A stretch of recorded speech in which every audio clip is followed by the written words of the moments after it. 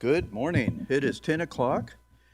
And so at this time, I call to order the Board of County Commissioners special meeting regarding the tentative budgets, March 31st, 2026. This is day 4 and the final day of tentative budgets. Not final budgets, but tentative budgets.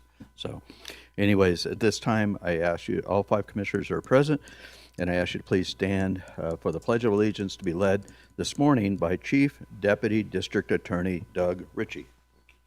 Could you please join me in a pledge to our flag? I pledge allegiance to the flag of the United States of America and to the republic for which it stands, one nation, under God, indivisible, with liberty and justice for all.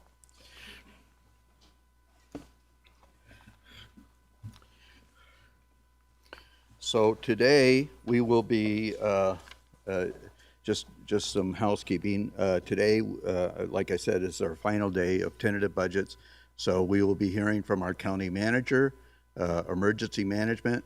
We'll be hearing from our courts, juvenile probation and JPO detention, our assessor, and then finally we'll wrap it up with finance. And hopefully we'll be somewhere in the 4 o'clock range. We will be very time specific in respect to the courts and their need for operations. We will be very time specific. At 1 o'clock, we will do those. So wherever we're at, we will delay the rest of that presentation so that we can entertain our courts at 1 o'clock. So hopefully we're going to figure out a lunch break somewhere in that 12 to 1 range.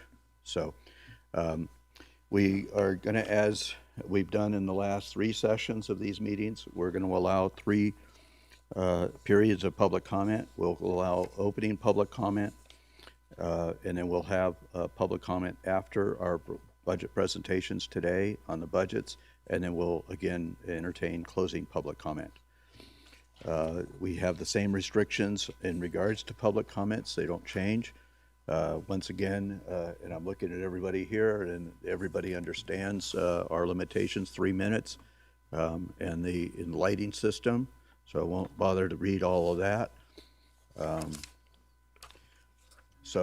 Public comment must be limited to matters that are within the jurisdiction and control of the Board of County Commissioners. So it's like yesterday we had a public comment that was in regards to the Tahoe Douglas Fire Department. That's not within our jurisdiction, quite frankly, or the East Fork Fire District, or the schools, or the courts, or the Sheriff's Department. So anyways, please keep your comments to within the jurisdiction and control of the Board of Commissioners. And address your comments to me and the board so that we can possibly, we may have future action that we need to take on some of your comments. So at this time, we will take public comment on those items that are within the jurisdiction and control of the Board of County Commissioners. Ms. Waller.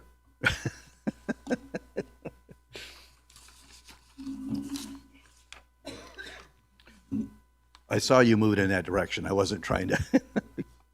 Good morning, Ellie Waller. With all due respect, Chairman, staff, County Manager, it has been mentioned by the Chair on several occasions that why don't people attend these budget meetings?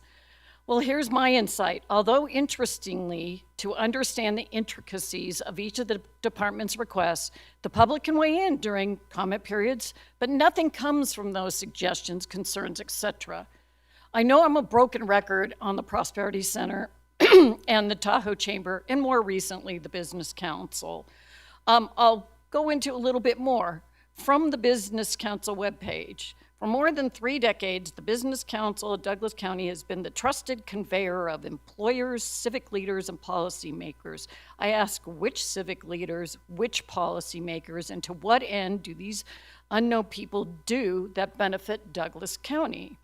Their mission is to advance responsible economic growth, strengthen our workforce, and safeguard the long-term prosperity of her community.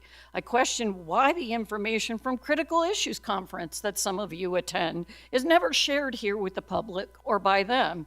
And the Spotlight Award should be funded by the Business Council, not Douglas County, much like the Tahoe Douglas Visitors Authority and the American Championship Golf event. I'll get back to the topic at hand. I'm always hopeful that community development comes forward requesting additional staff. I'm telling you that workload of theirs is so comprehensive and exhaustive. I don't really know how they do it. They do a fine job with in the confines of that staff. Known retirements during the fiscal budget planning cycle should be identified by each department. And onboarding or overlapping new staff, especially in community development, with the ambitious 2 to 5 year plan updates alone would be beneficial, in my opinion. Even with the utilization of consultants, I'd like to see one chart from community development that lays out all the 2 to 5 year plans on a chart, the master plan, area plans for Tahoe, Valley community plans within the master plan, the 2007 agriculture plan, Title 20 update. You get my point. What member of staff and what consultant team are assigned to each plan, and estimated time, I know that's hard to come forward with, and the amount of the contracts would be useful to the public. I'll say it again, as interesting as this is, we get no feedback provided. We've always done it this way, doesn't include public input and consideration. Thank you. Thank you. Do we have any additional public comment here today?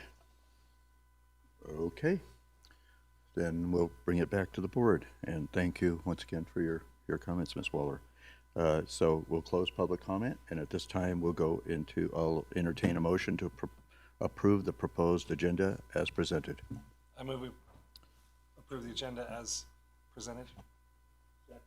Okay, motion by Commissioner Tolbert, seconded by Commissioner Rice to approve the proposed agenda as presented. All those in favor signify by saying aye. Aye. Motion passes 5-0. We'll now go into the administrative agenda. I'll read it into the record this fourth time. It's identical to previous days. For possible action, discussion to provide staff direction in the preparation of the fiscal year 26-27 budgets for all Douglas County and Douglas County Redevelopment Agency funds.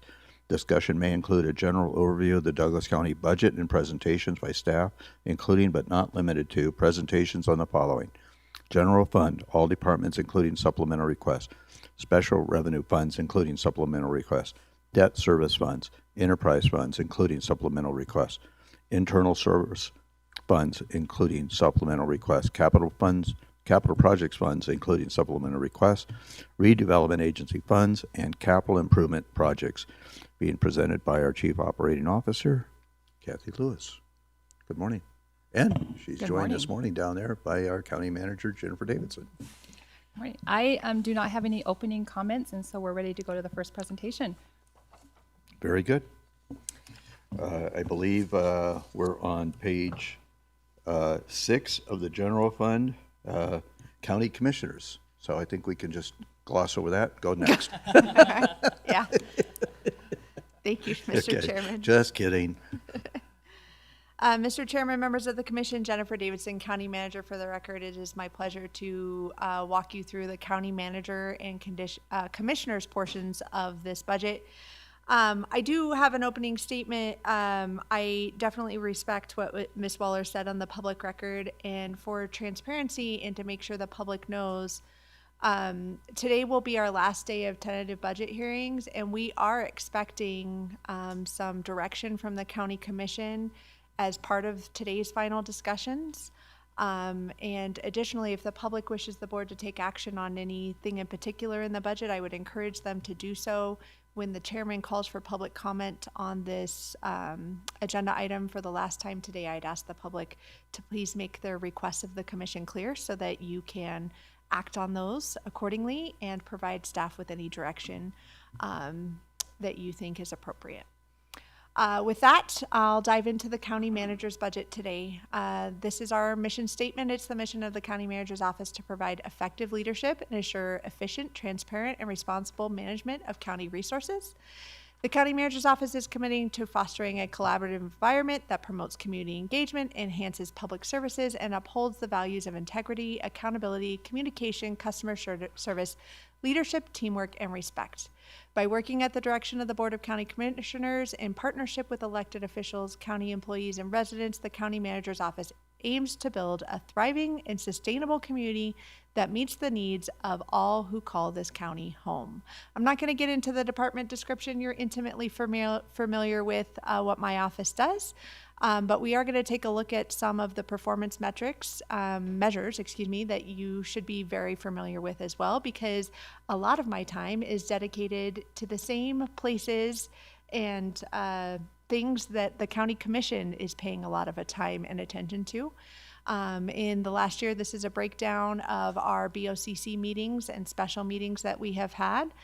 We are averaging around the same each year. We're staying very busy with an average 27 agenda items per meeting. And we're grateful for the work that we do and the public engagement that occurs as part of that process. Yeah, before you go on to that, yes, 22 regular board commissioner meetings, but what the public doesn't see, I don't think, and I think it needs to be called out, is that those require a tremendous amount of homework by the commissioners in advance of that. That's not included in those hours spent from Friday to the next Thursday, every other week, reviewing that information. So I think that's an important performance measure and workload also. Okay. Absolutely, sir. Thank you. I appreciate those comments. It's homework for all of us, including the commissioners. It's a heavy lift across this organization, lots of collaboration. But additionally, we have dedicated members of the public who also make that their homework and spend a lot of time and attention on that, and we thank them for their engagement. All right, goals and accomplishments. Take a deep breath. Are you tired? We've been busy. The county strategic plan, we are in, I cannot believe I'm saying this out loud. It feels like we've been doing this for 10 years and we're in year 2. Across the various objectives, we are averaging about a 30 to 40% completion rate, which means we're ahead of schedule. I did, in my State of the County presentation to the Chamber of Commerce, provide an extensive update on all the work we've done. We will also do a formal strategic plan update with the county commission, and I will engage more with the commissioners on the strategic plan as a general topic for our future planning efforts. So I'm not going to deep dive into all of that now. We have a lot of going on. I really want to take a moment to commend this board for your leadership on this. We are moving a lot of balls forward, a lot of things that had been in the pipeline, in the works for a number of years, are coming to fruition because of the work that you're doing, and I thank you for that. It's been an honor working with you on the strategic plan. All right, so county commissioners, there's 5 of you, no surprise there. This is the county commissioners' budget. Kathy, is there anything in particular you want to bring out for their attention? Nothing particular. We did make some small changes. Professional services was increase in contracts. And then also looking at, we have a software that we have budgeted for in the county manager and the commissioner budget that we want to put in there as a transcription service that we have. And so I'm trying to budget that within the budget. We have reduced meeting expenses looking over the past couple years, even with those offsite meetings. Rachel in our office has done a great job of keeping those costs at a minimum when we have to go offsite. So reduce the budget there and reduce the budget in small equipment to fund it.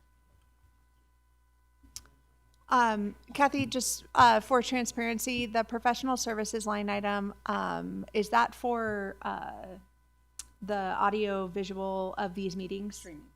So it's the streaming services related to these meetings. And then our lobbyist contracts are under county manager. So we'll talk about that under professional services under county manager in just a moment.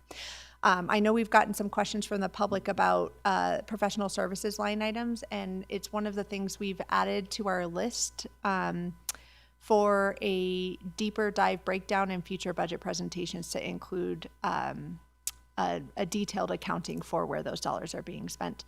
But on this one, it's for the live streaming of these meetings. I will also say the contributions of $50,000 we'll talk about in a little bit with a slide on that.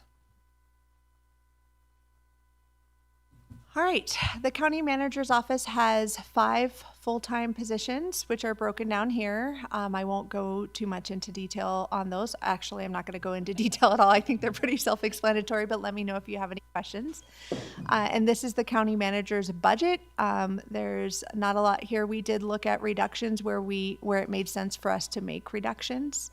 And I'm trying to see if there's anything in particular we want to bring attention to. I don't think so. Happy to answer any questions that you may have on this. We have 1 full-time project manager. We utilize this project manager position, for those who may not know, to manage the larger projects that we have going on. Currently, a giant bulk of his time is the Justice Center project. He also does work for the school district and the swimming district, and we direct bill for those services, so we do get reimbursement for his time and attention spent on those matters. But we really feel like that position is justified. It allows us to stay on time and come in under budget and come up with creative, innovative solutions when problems are encountered in the field on those multi-million-dollar projects. So we think his position pays for itself many times over. We're very grateful to have Scott on the team. This is a breakdown of his budget. It's not big. Most of the expenses associated with project management are directly allocated to the projects as they arise. This is our general services FTE. We have 1 individual in general services, Dennis. He's a rock star. He's our mail service delivery individual. Every member of the county manager's team is a rock star. Shout out to our team. I'm a little bit biased. I work with them every day, but they're really great. Dennis helps keep the county running with inter-service mail deliveries. This is a breakdown of the general services budget. A lot of the expenses that aren't particular to any one department fall under this, such as postage, countywide postage, and other miscellaneous expenses that can't be attributed to one particular function, but just our general and operations fall under this category. All right, now we're going to get into those contributions that we mentioned. And I wanted to see, I thought someone from the Historical Society was going to be here this morning, but I'm not seeing them. We had a request from the Douglas County Historical Society who's seeking to increase the county's contribution from $25,000 to $35,000 annually this year. We have historically, no pun intended, given the Historic Society $25,000 through a direct contribution to their operations for as far back as I can remember, to be perfectly honest. They mentioned that their expenses are increasing, and so they did submit a letter asking you to consider increasing this direct contribution to them. We have a variety of direct contributions that I want to chat with you about and seek some further direction on to see how you want to proceed. Because while I think the Historic Society does a wonderful job and there's a wonderful benefit to this community in having them, I think it's a board decision to determine whether or not it's appropriate to use taxpayer money in this way and at what level you want to fund them.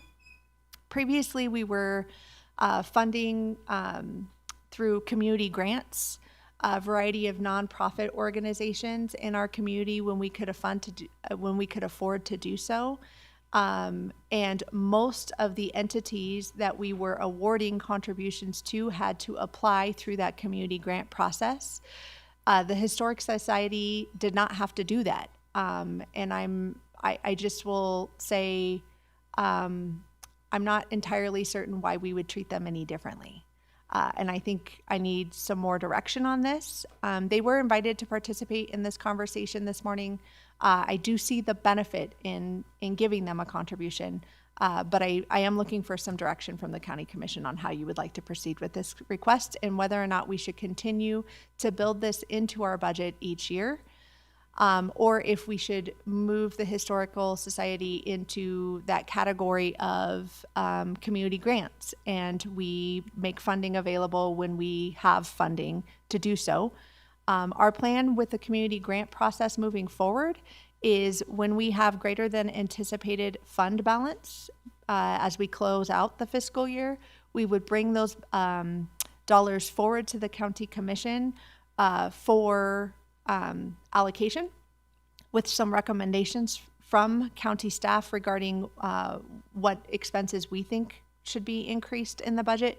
But additionally, that would be the county commission's opportunity to set aside some funding for community grants and to look at these types of allocations for operating expenses or other worthy programs that these wonderful nonprofits do in our community. I will make a quick grammatical update. I'm looking at this slide and I put operating expense increase. We actually classify this as a supplemental increase, a supplemental request, and not an operating increase. So if the commissioners or the public are looking for the details of this, it's in the supplemental increase section, not the operating increase section. Commissioners, the county managers asked us to weigh in on this. The first observation is when I saw this in the county commissioner's budget, I didn't understand why it was in the county commissioner's budget to begin with. Okay, I'm not sure that location is correct, but regardless of the location, if we had a balanced budget or an excess, perhaps an increase to them might be appropriate. But with this, difficult budget times, I'm not sure that the 10,000. I don't know that we can. I'm not inclined to. I guess I hate being an ogre, and I'm probably going to be painted an ogre a couple of times today with my comments. But I think the Historical Society and what they do for us is a great contribution. I just don't know that I can get the extra 10. That's all. I do have a question. Thinking about these types of entities, how do we treat the Dangberg Ranch? Is that part of community grants? I don't want to give any. I think I know the answer, but I'm going to let you do it. Kathy Lewis, for the record, it's in the Community Services Department, and I would have to look back at Brooke's presentation or the Community Services presentation yesterday to see how much we give to them. I don't believe we give anything to Friends of Dangberg. We take care of we have a budget to take care of the maintenance of the Dangberg ranch, home ranch. We can get you a definitive answer on that today. And Mr. Chairman, if I may, to answer your question, it's in the commissioner's budget because I believe it was directed by the commissioners for that these money be set aside for the Historic Society as part of the commissioner's budget at some point in the county's history. I can't figure out when that occurred. And without board direction, it's not appropriate for me to move it out of your budget or to reduce it. I will tell you that I do believe that there will be an opportunity for the county commission to look at community grant funding this year as part of a greater than anticipated fund conversation. And I guess I'll just stop talking there. You have a timeline on that. When would you expect that to possibly come before us? Thank you. Kathy Lewis for the record. Very soon. I'm hoping probably the first meeting in May. It is later than it should be, but working on the budget with the staff that we had, I didn't get it to you sooner. But hopefully that first meeting in May will come with that discussion.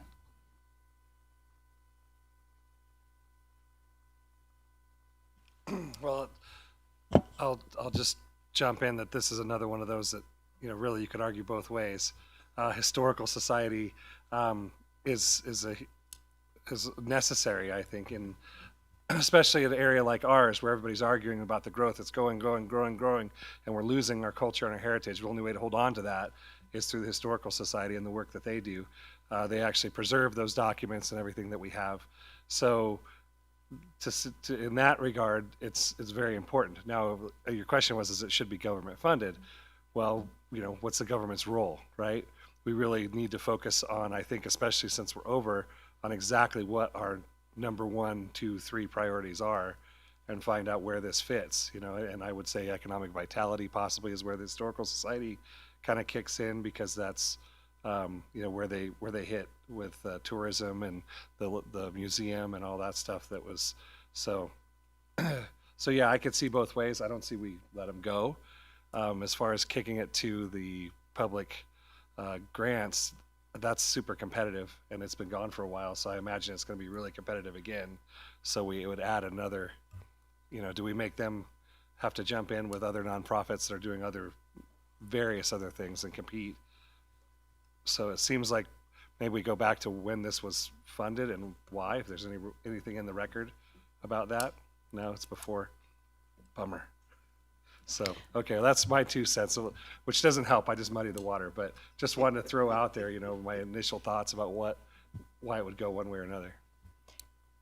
I agree with Commissioner Tolbert on the importance of the Historical Society. And just to interject a small anecdote, we go, we visit, we took our grandkids there. My 5-year-old granddaughter went in the jail portion of the Genoa, saw a mannequin on one of the cots and freaked out thinking there was a person in that cell in the bed. Anyway, they do a great job. I do agree it's important to maintain our heritage and our history, and it feels to me like they belong in the community grants. I do believe they're an economic driver, but I don't know how to quantify that. But one or the other. And I do like the idea of when we have a greater than anticipated opening fund balance, which is one-time money, which is not putting us behind in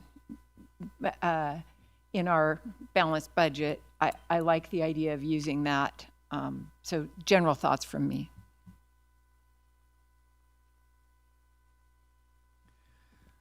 What did you say you were? An ogre. Okay, no, but I'm gonna sound. Because I'm gonna be worse. Because I'm just gonna be the Scrooge, you know. We don't have enough money to pay for roads, which is one of the most important things for all of Douglas County, for every county. We don't have enough money for stormwater. We're short in a budget. There's a number of things that came up here that I think we need to look at and figure out what's our priority. Is it filling potholes or adding 10 more thousand to the Historic Society, which I agree with you. I think it's, well, those are some of the most important things that you can have so that you can keep the history of your community alive. But you have to start prioritizing. It's only going to get worse, I believe, with the economy. The numbers are going to continue to go down, I believe. You know, I could be wrong, but if it is, how are we going to handle that if we're going to be given increases in these type of things? Okay, so I think what I'm hearing is from you, Ms. Davidson, is number one, does this belong in the, you would need a recommendation from us or a feeling from us as to whether or not it should remain in the commissioner's area on the budget. So that's the first question. Number two is, do we want to, the annual contribution has been 25. Do we want to keep that or raise it? And secondly, where and when do we want to try to fund that? Is that, so basically three things almost. Okay, so let's start with number one. Do we feel like, I need a consensus from this board, do we feel like this belongs in the county commissioner's budget area? Mr. Chairman. Yes. I'm sorry, I didn't ask your input, so go ahead. That's all right. I'm not shy. I have no idea when this got put in our budget. I don't think you have any idea when this got put in our budget. I don't understand the need for putting it in our budget. The Historical Society does a marvelous job, and in no way in impugning what they do. But we have a very generous community sometimes. And is this something that the community needs to step forward and fund? the additional money. As for the $25,000, we've been doing that for how many years? And I do believe that we've been getting bang for our buck. As to whether or not we remove it from our budget and put it in another budget, I don't have a clue. How to get here to begin with. And I don't think anybody can tell us that. It happened some time ago, and there was a reason at that time, and I have no idea what it was. So I have no objection to removing it from our budget and putting it in another budget. But I do believe that we need to continue with our contribution of $25,000.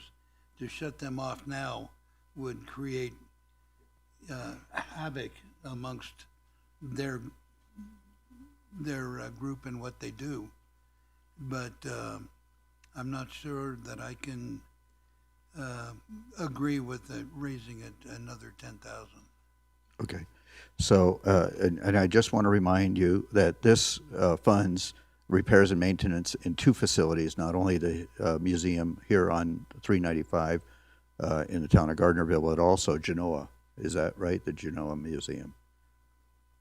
Yes. Okay. I'm going to suggest that we do take it out of the county commissioner's budget and put it over into economic vitality, where we seem to have agreement there that that's what it's going to actually do. Is so with concurrence out of the. Go ahead, Commissioner Hales. Did you? Does that make sense to you? Too? I just want to clarify. Thank you for the question, Commissioner Hales. Jennifer Davidson, County Manager, for the record. Moving it into economic vitality doesn't change where the dollars come from. It's still general fund dollars. It just changes the department who's going to have this conversation with you next year, which is fine. It's fine. We're looking for recommendations. Sure. I think that's what it was. What do you recommend? Okay, where do you feel like this is best addressed? Thank you for the question, Chairman. And now I'm the ogre. I think this is best addressed under community grants. I'm sorry. I don't understand, respectfully, I don't understand why the Historic Society is different. And maybe the nexus is Dangberg. Maybe. I'm picking up on nuggets of that, which is fine. You can also stew on this because we are going to open this up at the end of the day for public comment. And I'm sure the public would like to weigh in on this. And I'm gonna place a phone call on a break and see if I can't get a representative here, because I was really expecting them to be here. And I want to state very loudly that I see so much benefit from this community organization for our community. That's not what this conversation is about. I know you know that. So I think you've started the conversation. We're starting to noodle through this. We're going to open it up for public comment a little bit later. Let's take the temperature at the end of the day, maybe, because for additional context, we have more things like this to discuss, which is the next slide. And these things start adding up. And that's that's the punchline of this conversation, right? Okay. Yes, and so far I just, I want to make sure that we always have an opportunity before May 28th, when the final budget comes to us, to determine what we want to do with this, right? Okay, because we don't want to get caught in that process of trying to nail down a final budget and have this at right now it's budgeted for 25, and so I just want to be careful about that as well. Okay, thank you. Okay. So now you're going to get into this? Yes, sir.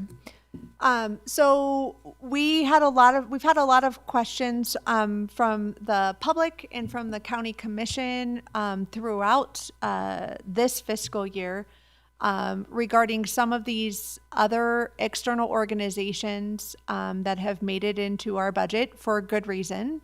over time. And so I want to be transparent with the public and with the county commission and call these things out for a discussion and possible direction by the county commission. So also within the county commission's budget is the Nevada Conservation District. We are contributing $25,000 there. I don't know if you have any questions on that one.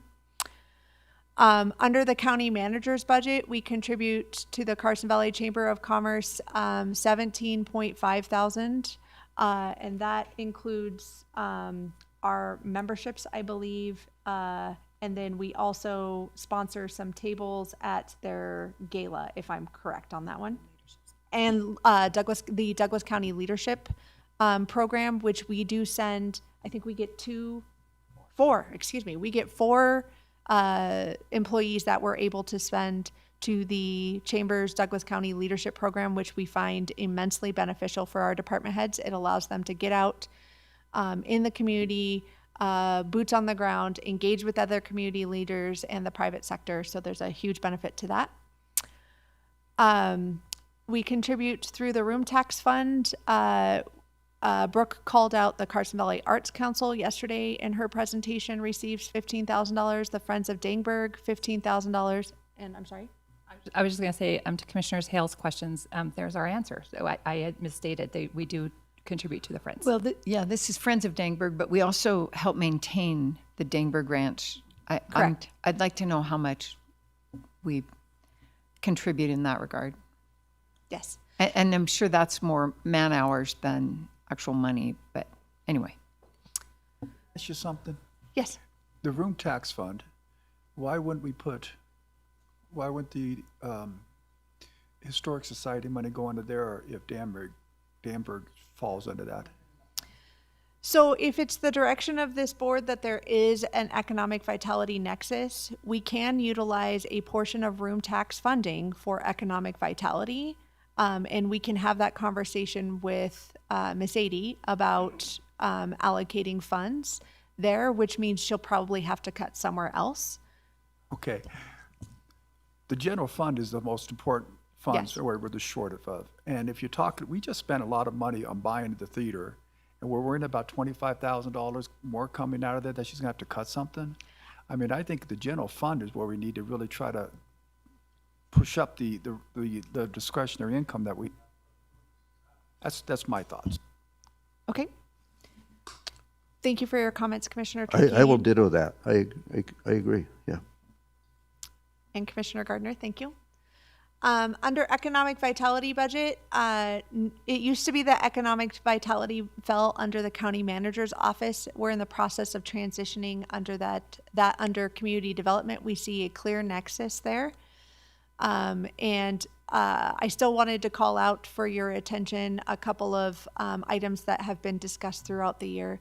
The Tahoe Prosperity contribution of $30,000. We received a presentation from them recently about the benefits to the community for the services that they provide, but the $30,000 is there. We also include. Before you leave that, can I ask you another question? Sure. Can't we put that under the TOT money that we have to use to promote tourism or promote economic activity up at the lake instead of having it coming out of our general fund? We can look at that if that is the desire of the county commission. I want to get the full dollar amount of money of TOT money that is specifically collected for economic vitality. It's not a large portion. I want to make sure that we're not going to exceed the total amount of that line item. There's also a $1,500 economic summit sponsorship that we pay to Tahoe Prosperity annually. The Business Council, there's been some questions raised, and so the Business Council, we pay $4,500 annually for oh my goodness, I'm totally drawing, Critical Issues Conference. Thank you. We sponsor 3 tables at the Critical Issues Conference. And then additionally, I believe we pay for the videography for the Spotlight Awards.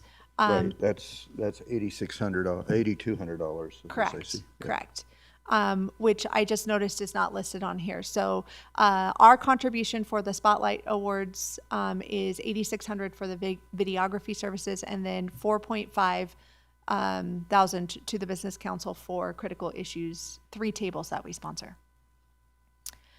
NNDA, as part of Tom's budget yesterday, we noted that there was a mistake, that I had spoken to Kathy about reducing the contribution from the county to NNDA by $10,000, and that line item got reduced to $10,000. It has historically been a $50,000 contribution.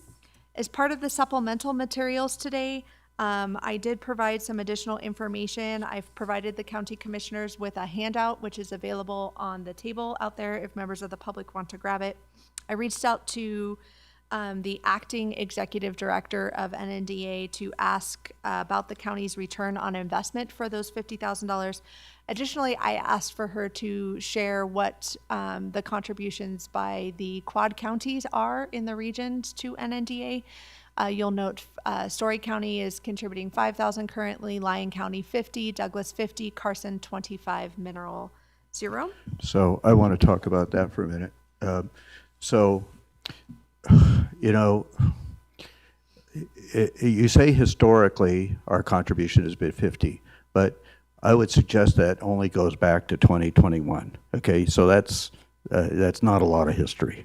Okay, historically it was 25,000, really, and it got when we did have the money available in our general fund, we raised that to 50,000 in 2021. But when I look at the activity that NNDA is involved in, the majority of that I see is happening in Lyon County, Fernley, the Trick process, and Story County, and yet I see 5,000 from Story County, and I'm going, whoa, wait a minute, folks. My fellow commissioners in Story County need to step up to the plate here, because maybe that should be reversed. Now I'm not suggesting we do that, but I would like to take us back to the historic level that is the same as Carson, and move that down to 25. And if they have a shortfall, maybe they need to go talk to Story County to pony up. So that's my attitude. And NDA has had a benefit to our county. There's no doubt about that. So don't. Once again, I'm being an ogre here, but I'm also trying to look at the general fund and justification. Okay, return on investment. So, other commissioners, please help me out. I concur, and I just want to mention, in case anyone doesn't know, Story County has a humongous industrial complex that NNDA has been very involved in, and so their population is small, but the amount of involvement by NNDA has been very, very high, much higher than what they're involved in here. And that's the reason Commissioner Gardner suggests that if these contributions are based on use of NNDA services, then a change needs to be made, and I support his suggestion. Just wanted to ask, what does NNDA do here in Douglas County, or recently has it done? Because okay, you gave us a pamphlet on it. Thank you. So I can briefly answer that question, Commissioner Gardner, just to make it part of the record. And I can tell you that there was an offer by the representatives of NNDA to give a presentation to you if desired. But on the first page of the document that I have provided as supplemental materials, because I received this late yesterday afternoon, because I asked for it yesterday, the return on investment at a glance notes that the total investment by the county for the last 2 years has been $100,000, $50,000 to each year. Total direct tax revenues generated, a 10-year value is $1.1 million plus. Total CapEx attracted, which is capital investments attracted to the county, is $133 million. Average wage of new jobs created, $32 per hour. Confirmed jobs, 184 new positions were added in the last 2 years. Return on investment direct tax revenue alone is 752% over 10 years, and a total breakdown of that information is provided in this document. Yeah, so I'm going to jump in on this one too. And I hope everybody knows that I love them. But we have turned away so much industry with our own processes. And we have, that image problem with development. Our community doesn't exactly want a bunch of development. So we're paying for a group to bring in development and industry, which I understand we need. But I personally feel that we could do a change of our own internal processes and draw a ton of industry back into Douglas County if we wanted to. So for me, dropping this back to 25,000 and working ourselves, if that's the direction we want to go, we could become more enticing to industry on our own accord, and then we wouldn't be losing some of these businesses. So, or not gaining them. I mean, we have commercial property that's sitting there ready to go, that are offers made and then they back out because of working with us, so, or not working with us, or whatever the reason they want to give. So I don't mean this as a statement as unsupportive of our existing staff, because I love our existing staff, but like I'm just saying, we could change our own internal measures if we wanted to gain this kind of response in our area. So I'm with you 100%. Is there, I guess I'm out looking, is there any objection to dropping this down to 25? Okay. You, well, and there can be an argument made for 10 because Western Nevada Development District gets 10 and is budgeted for 10. But what's the flavor here, folks? We need to give staff some direction, right, on where we are. Thank you, Mr. Chairman. I agree that I will need some direction. I just want to make sure we're only taking public comment at the end of the day today. So if you're building consensus, I'd encourage you, I will bring this up again at the end of the day, is what I'm trying to say. So I want to make sure the public has an opportunity to engage with you. Okay, as well. but I think you're hearing from us that It needs to change, is what I'm hearing. Yeah. Yeah. Okay. All right. You, Mr. Chairman, called out the WNND contribution of, which is Western Nevada, oh my gosh, I'm totally, I think it's Northern Development Authority. DD. Okay, I'm like, why is there a second N? So we had a typo. WNDD, Western Nevada Development District, is $10,000 annually. Join, we provide approximately $7,000 to. We work with them in furtherance of the county's strategic plan. We have some workforce initiatives identified in the county's strategic plan, and so we did some outreach to them to see we think they could provide those services and help us meet our objectives. Relatively inexpensively, but we can chat about that if you want to discuss it further. The Small Business Development Center, same amount. Main Street Gardnerville, $10,000 under Economic Vitality. So total for Main Street Gardnerville is $10,000 from Economic Vitality, and then $25,000, which is the facade program, by the way, under the room tax. And then last is weed control. We provide funding to the Carson Valley Conservation District for their weed control efforts. They do weed control in sensitive areas that we are unable to get into, the more complex areas, typically along the river. And I would tell you that $25,000 return in investment pays tenfold. And we're actually chatting about whether or not these dollars would make sense to move to the Stormwater Utility Fund if once the Stormwater Utility was created and we had a revenue source for that, because we see a direct nexus between open space, the work that the conservation is doing, and stormwater, because the capacity on the river is impacted by the weed control work that they do, which has a benefit for stormwater. So we're chatting about whether or not that would move.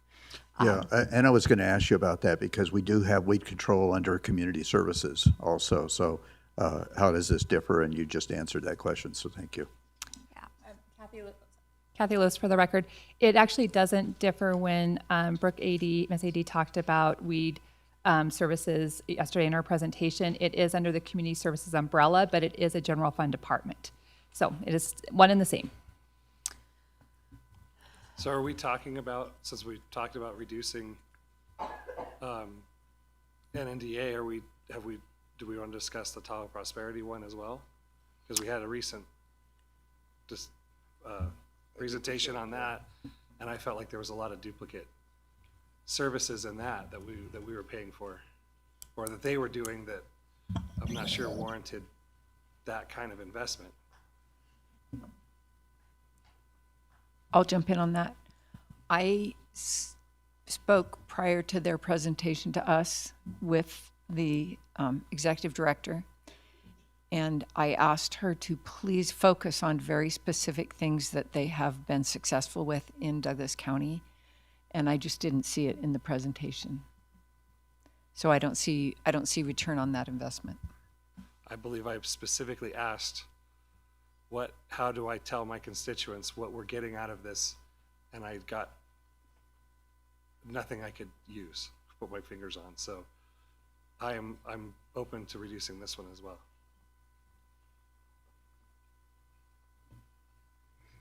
I ditto. You know, I think we when we had this discussion in January, right?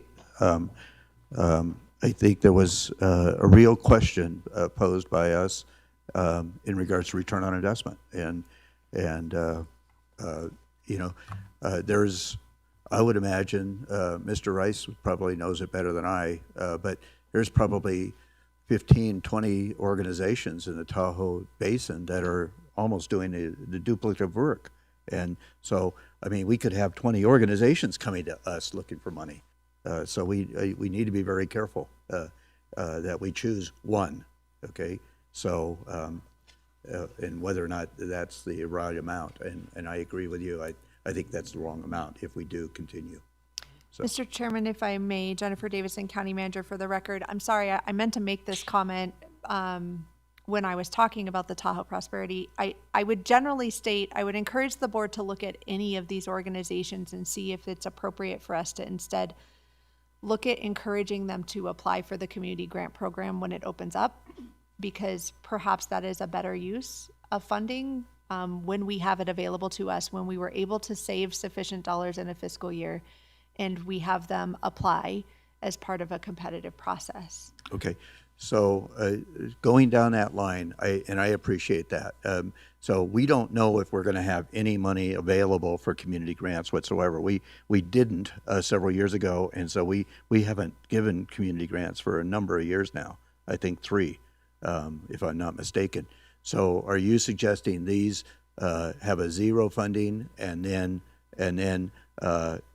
if we have money in a community grant program, suggest that they apply for participation in that program? Thank you, Mr. Chairman, for the question. Jennifer Davidson, County Manager for the record.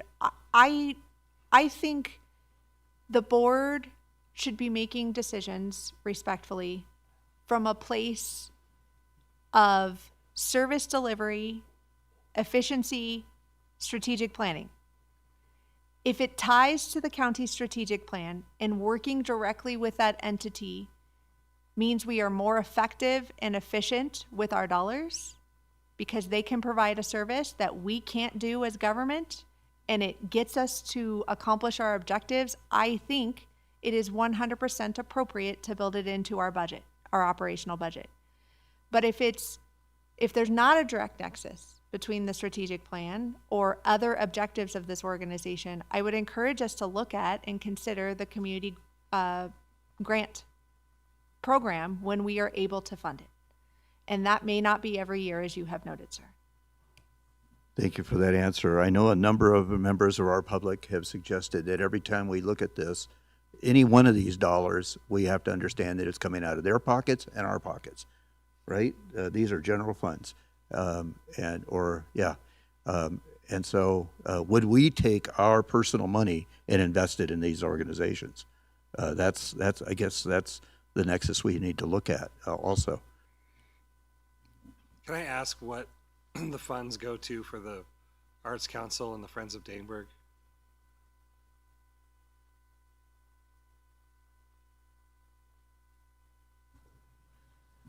Good question. I would like to get you a good answer for that, and I can bring that answer back this afternoon if that's okay. I'd like to bring Miss Adie back because she works most closely directly with those organizations, and I don't want to misspeak and I don't want to undersell the services that they do. Right, and I mean, like, you specifically stated Carson Valley Chamber goes to, we pay for specific things. So are we just propping up the Carson Valley Arts Council, who we just propped up again with the theater building? I mean, I didn't realize that we were funding the Arts Council, because now Mr. Jackson's nodding like, yeah, there's money right there that he's been saying all along that we've been putting into this. So I'm kind of surprised by that. I'm caught by surprise by that, and the Friends of the Daneburg, since we facilitate the facility, and now we're also contributing to the operating costs if we're donating or whatever we're doing with that fund. So I would like to, know how we're doing that. Absolutely. I'll see if Miss Adie's available this afternoon and have her come back. If not, I'll have answers for you. Okay, thanks. And I apologize, I wasn't prepared for those questions. They do fall under the room tax, so I'm not as intimately familiar with what they do, and I don't want to misspeak. So all of this is subject to continuing discussion. Absolutely, sir. Yeah. So with that, I think we planted some seeds awkwardly, and I feel like we Debbie Downered at the end of my presentation. But I am going to segue into the last member of my team, who is a small but mighty member of my team. Eric Cachenero's in the audience, and he's going to briefly go through our community relations budget, which is a small portion, but it has a big tie to our strategic plan. So he's going to chat with you about that if you don't have any further questions on what I've just presented to you. All right. Any Great. other questions, commissioners? Okay. I don't have any question, but I do have a concern. In looking at the list of funded programs, the only one that I see up there, and correct me if I'm wrong, most of that money comes from the TOT at the lake for the Tahoe Prosperity. That was the only group that I saw that has anything to do with Lake Tahoe that's in that particular list of organizations. Am I correct? From that list of contributions, yes, but we do make significant, sir, that we make significant contributions to other lake organizations, including the Chamber of Commerce at the lake, TDVA, and LTVA. Now, is that coming out of our general budget, or is that coming out of the TOT? So those are coming out of the TOT contributions. That's what I thought. Thank you. Yes. Okay, Eric, do you mind stepping up? Great, thanks, Kathy. All right. Eric said he wanted to present to y'all, so I'm going to back him up today. I'll turn the mic over to Eric. All right. Well, good morning, everyone. For the record, my name is Eric Cacheneiro. I'm the Community Relations Manager with the Community Relations Department. Mr. Chairman, members of the Commission, thank you so much for allowing me time to speak today. I'm really excited to kind of go through the budget, give you a look at our mission, a broad scope of work we deliver, major accomplishments during the last year, and strategic priorities. My department has a very big responsibility, and that's to keep our residents informed, engaged, and confident in their county government. So the mission statement, our Community Relations and Public Information Department aligns with the county's mission to deliver timely, informative, engaging, meaningful, and transparent communications. We strive for effective and strategic outreach, fostering trust and connection within the community. In short, this department is a bridge. It bridges the gap between county government and the people we serve, with the goal of ensuring that every resident feels heard, informed, and connected. So just to start a little bit, going through some of the department functions, this list is by no means exhaustive, but this is kind of just some of the day-to-day functions and some other special functions in there as well. So external communications, this is kind of the umbrella upon which everything else in this department kind of falls. Sorry, I'm hitting the mouse here. So external communications, this includes everything from social media to media relations, press releases, that sort of thing, and I'll kind of get into each one of these as we go along. Photography and videography, this is a really fun part of the job. We love to get out there and take pictures of the county, show off the amazing views and things we have to offer here, and videos, and show that to our public. County communications, this is a little bit more of like the internal communications, just making sure that our employees are in constant communication, updating them on any new initiatives, different policies, that sort of thing.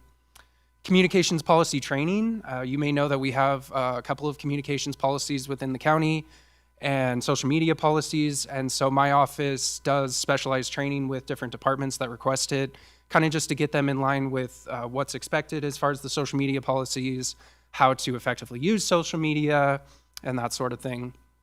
Special events, as you'll see the one below here, this was taken at the Justice Center groundbreaking last August. My department attends special events, takes photos, ensures that if there are members of the media present at these special events, that they are accommodated and have everything they need. Media relations, kind of along with that, I stay in constant communication with national, regional, and local members of the media and reporters, just to make sure that, again, they have the information in a timely and accurate fashion, and that Douglas County is well represented in the media. Brand consistency, for those who don't know, we have an awesome branding and style guide, and it's kind of the document that we base all of our communication and flyers and things like that. It has different colors and logos. It's just kind of a guiding document that we hope that, we follow it with all of our communications, just to ensure that when someone sees a Douglas County product, it's recognizable as a Douglas County product. We want people, when they see our logo or see a post from us or see a flyer from us, we want them to be able to recognize that as the county.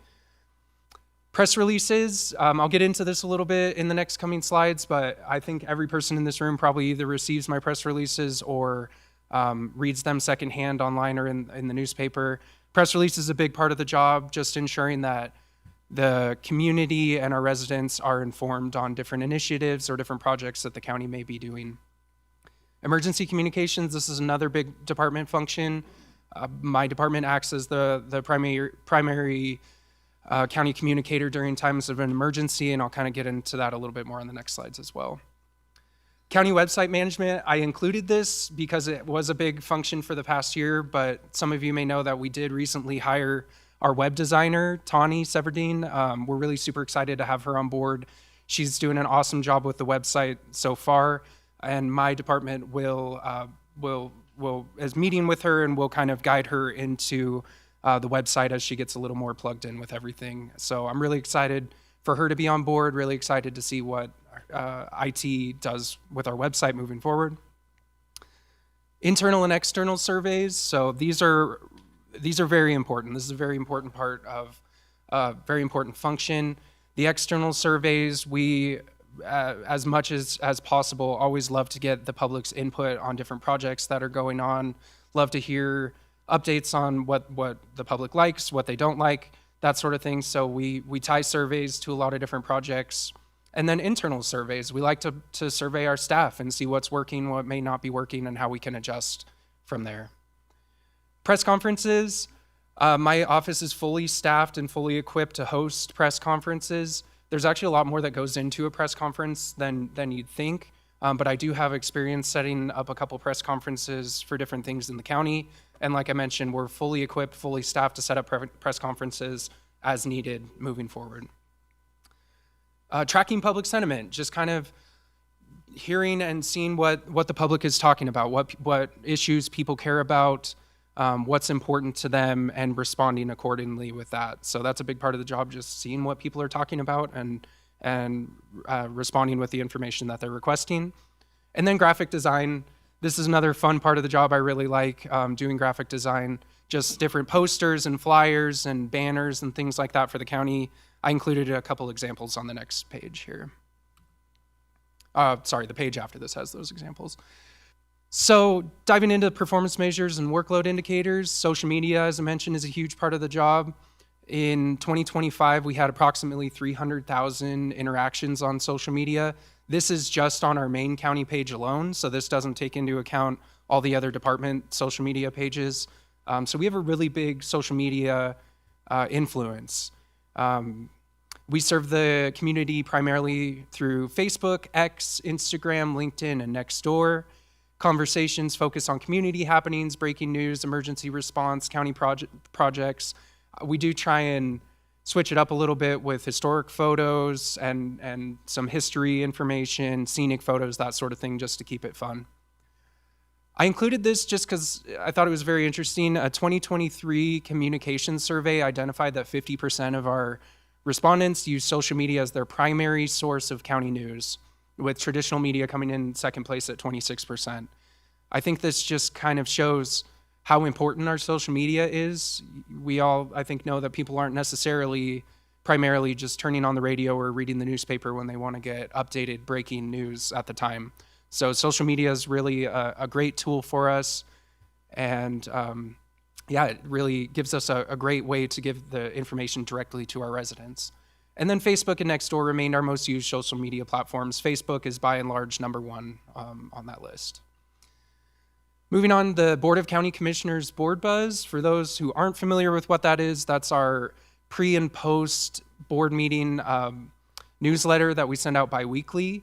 And for anyone who's not signed up that's interested in signing up for this, you can sign up on the homepage of Douglas County homepage. And this is just distills down the information that the commission discusses during board meetings and kind of makes it a little bit more of a easier to digest format, and hopefully, again, keeps our residents updated there. We had almost 150,000 sends in 2025. We had a 58% open rate. As I mentioned during this presentation last year, that's really, really good. It's 23% above the industry average.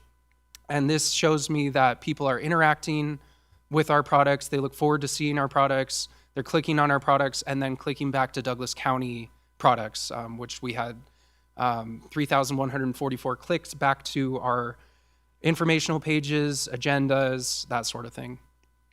And then press releases.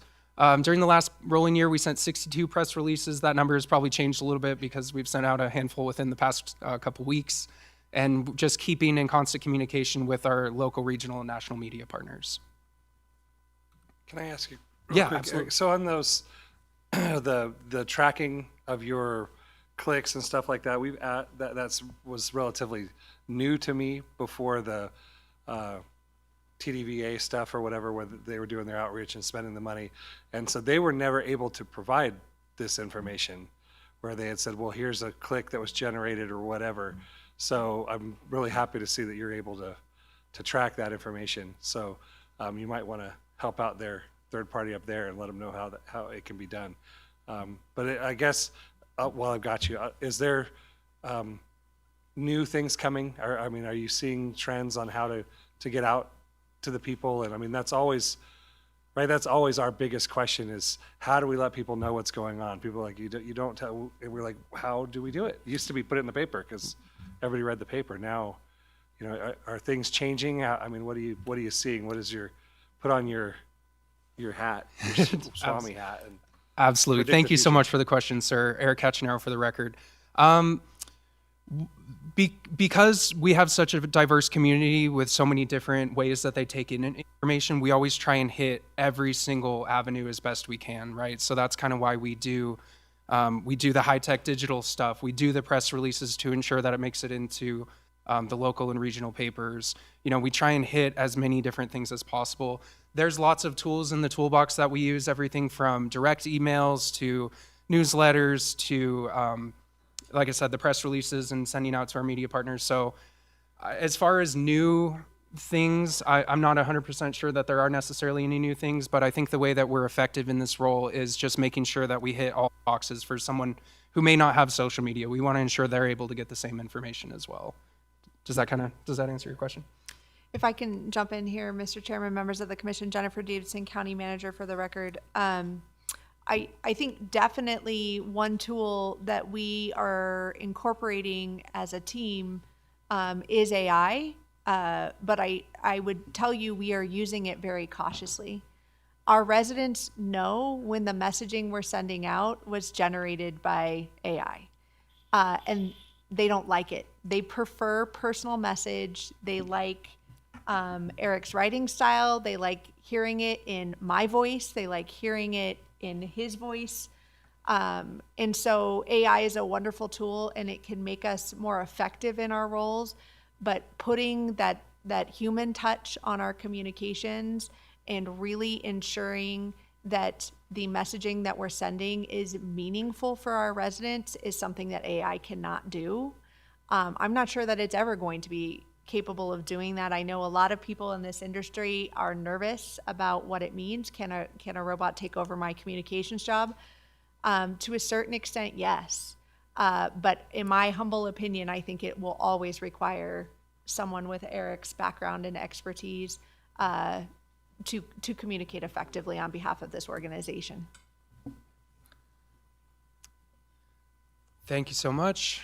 All right, moving on to our goals and accomplishments. I'll run through these really quick. Emergency communications, as I mentioned, this is a very important part of the position. My office provided key updates during the Connor fire, the Ruinstraw flood, and other weather-related incidents.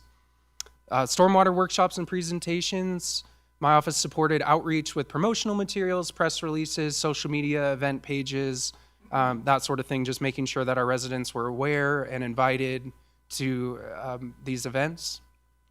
Web page development, designed to maintain pages for major county initiatives.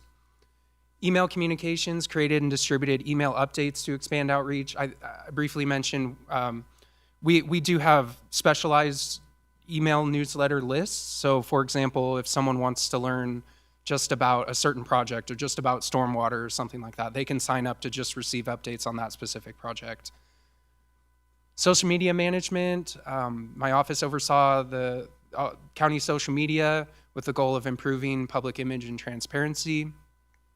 Website management, I kind of mentioned that briefly, but again, really super excited to have Tawny and IT on board with the website.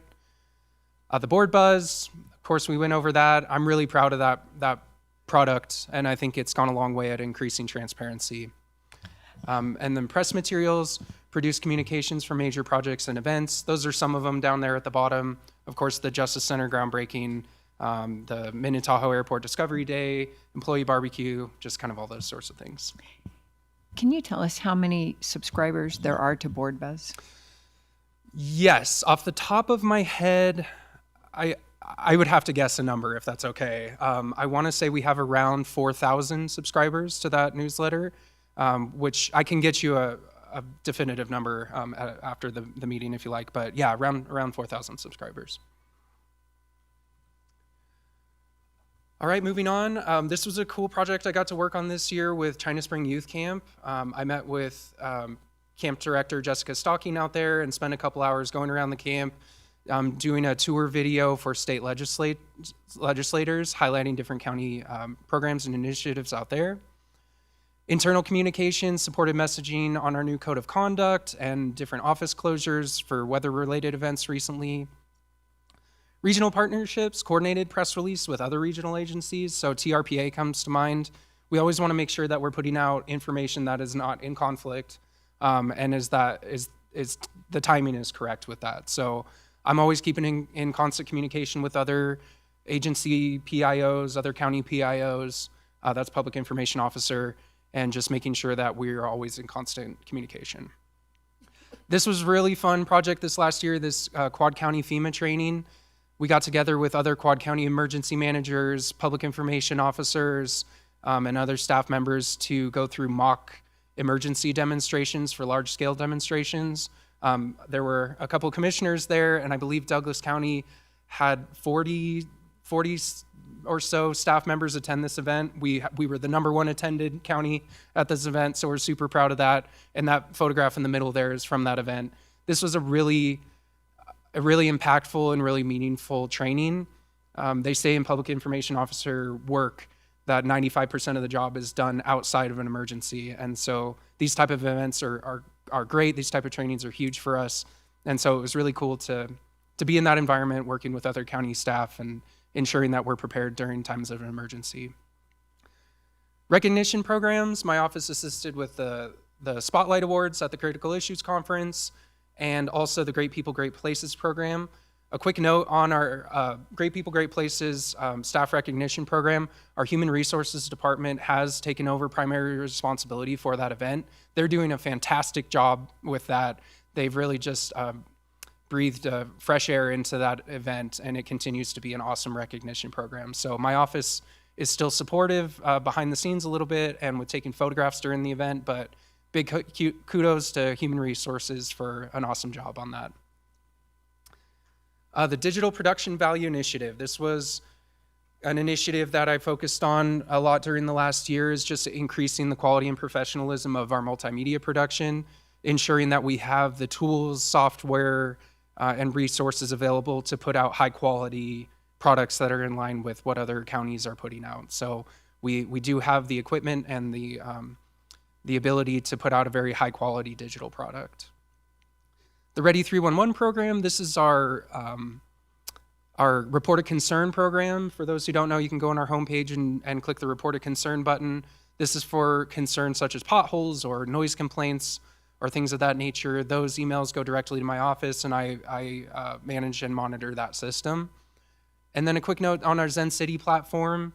This is our allows us to, again, kind of understand what conversations are happening out there in the public, what things may be important to people, and just keeping a pulse on what people are talking about and the important things so we can respond accordingly.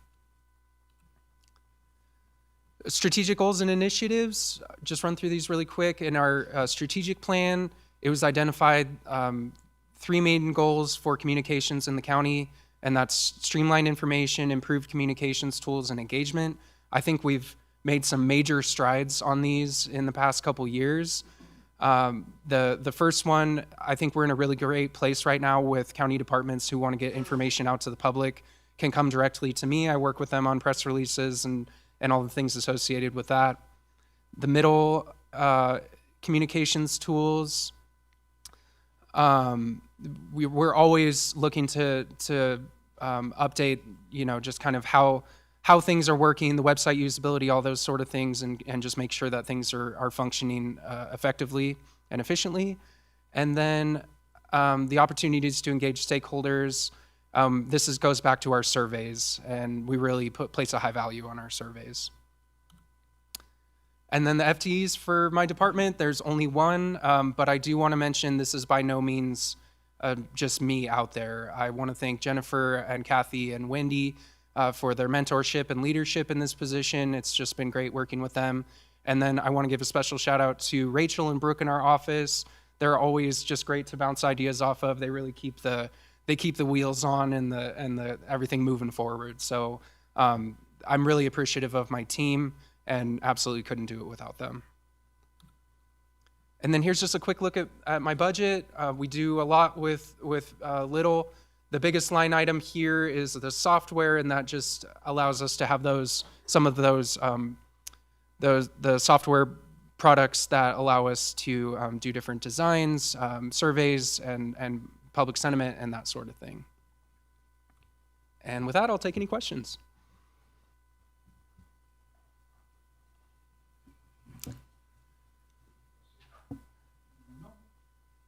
All right. I have no questions. I will say that I have been very impressed with the output from your office. Thank you, sir. There are so many people out there trying to tear this county down, and you help to bring the truth to those that live here. And I appreciate your putting yourself out there. Thank you. Thank you, sir. I appreciate that. Yeah, I am going to echo the same. I love you, man. So, go ahead. On the record. Okay, here you go. Here we go. Thank you. I'm gonna have to hold on to it. Yeah. No, in full disclosure, Eric and I met in leadership because the county employees were allowed to put into leadership, and I also went through it through Kiwanis. So that's how we got to meet up, and we found out we have a lot of interests in common, and previous and current friends that were just like our two circles were like really close to each other. We had no idea. So. anyway, no, I do appreciate what you're doing, and I appreciate Jennifer saying that about the voice, because it does make a difference. And a lot of times I say the same thing. When you read an email from me, please try to hear me say it so that I'm not offending you, because I'm not trying to. So a lot of times when I can hear you write those, and it does make it a little more personal. So yeah, it's good. I like you putting that into words, because it was like, yeah, it's one of those things but you don't realize till somebody says it. So thank you. Thank you, sir. Thank you. Other commissioners? No questions? Okay. Thank you so much. Appreciate you. Your work and being here today, and I think that wraps up the county manager's portion. So thank you. I guess I do want to jump in. Eric and I recently worked on a project together, privately funded with donations. All 5 board members, Jim Jackson and Debbie Swickard, contributed. Behind us we have the mountains, but we don't have any pictures of Lake Tahoe in our boardroom, and we don't have any pictures of Topaz Lake in our boardroom. So through our efforts, we have found local photographers who donated artwork, photos, and we're going to have photos of the lakes on the back wall coming soon. So Eric did great work on that, and it was fun to work with him, and I think it's going to be a nice addition. Thank you so much. And I really, that's a great segue. I have some exciting news. They're actually sitting in my office currently. So I haven't opened them yet. I'm waiting until after this presentation, but they are here. So they should be ready to go here soon. So thank you so much. Thank you. Thank you very much. Appreciate it. The reason for my walk a few minutes ago was to talk with our emergency management team, because we have a hard time that we need to work with the courts at 1 o'clock, and we need to take an hour break for lunch. They assure me that they can finish by noon. Okay, so that's good. But Did you confer with the rest of us? I did not. They told me we're a the lot of ones it's that drag it dependent out. upon questions by Commissioner Tolbert. Okay, so anyways, thank you. So with that, we have our emergency management team. That's Special Revenue Fund 55, page 55 and 60, with a 911 surcharge, and then General Fund Emergency Operations, General, page 45. Thank you. Kara Easton, and is it Brent? Brent, yes. Okay, good. You're on. Good morning, Mr. Chair, members of the commission. Kara Easton for the record. Thank you for hearing our budget presentation, and we aim to please, so we'll try to get done before noon, but it depends on your questions. We're doing a lot of exciting things, so we'll see how it goes. So we're going to start with the Emergency Operations Fund. That's Fund 101281. It is a general fund department, and I've already broken this thing.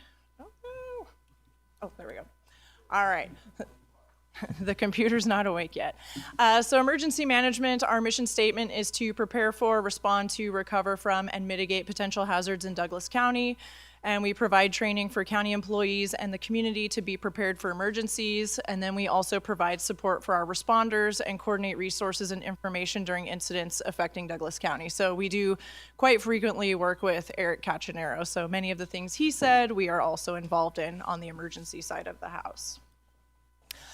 So our performance measures and workload indicators, this should really say maintenance of the emergency operations plan. We are continually reviewing that to see if we need to update based on best practices, as well as continuity of operations plans for all of our county departments. So continuity of operations planning is really how we continue government if there's a disruption.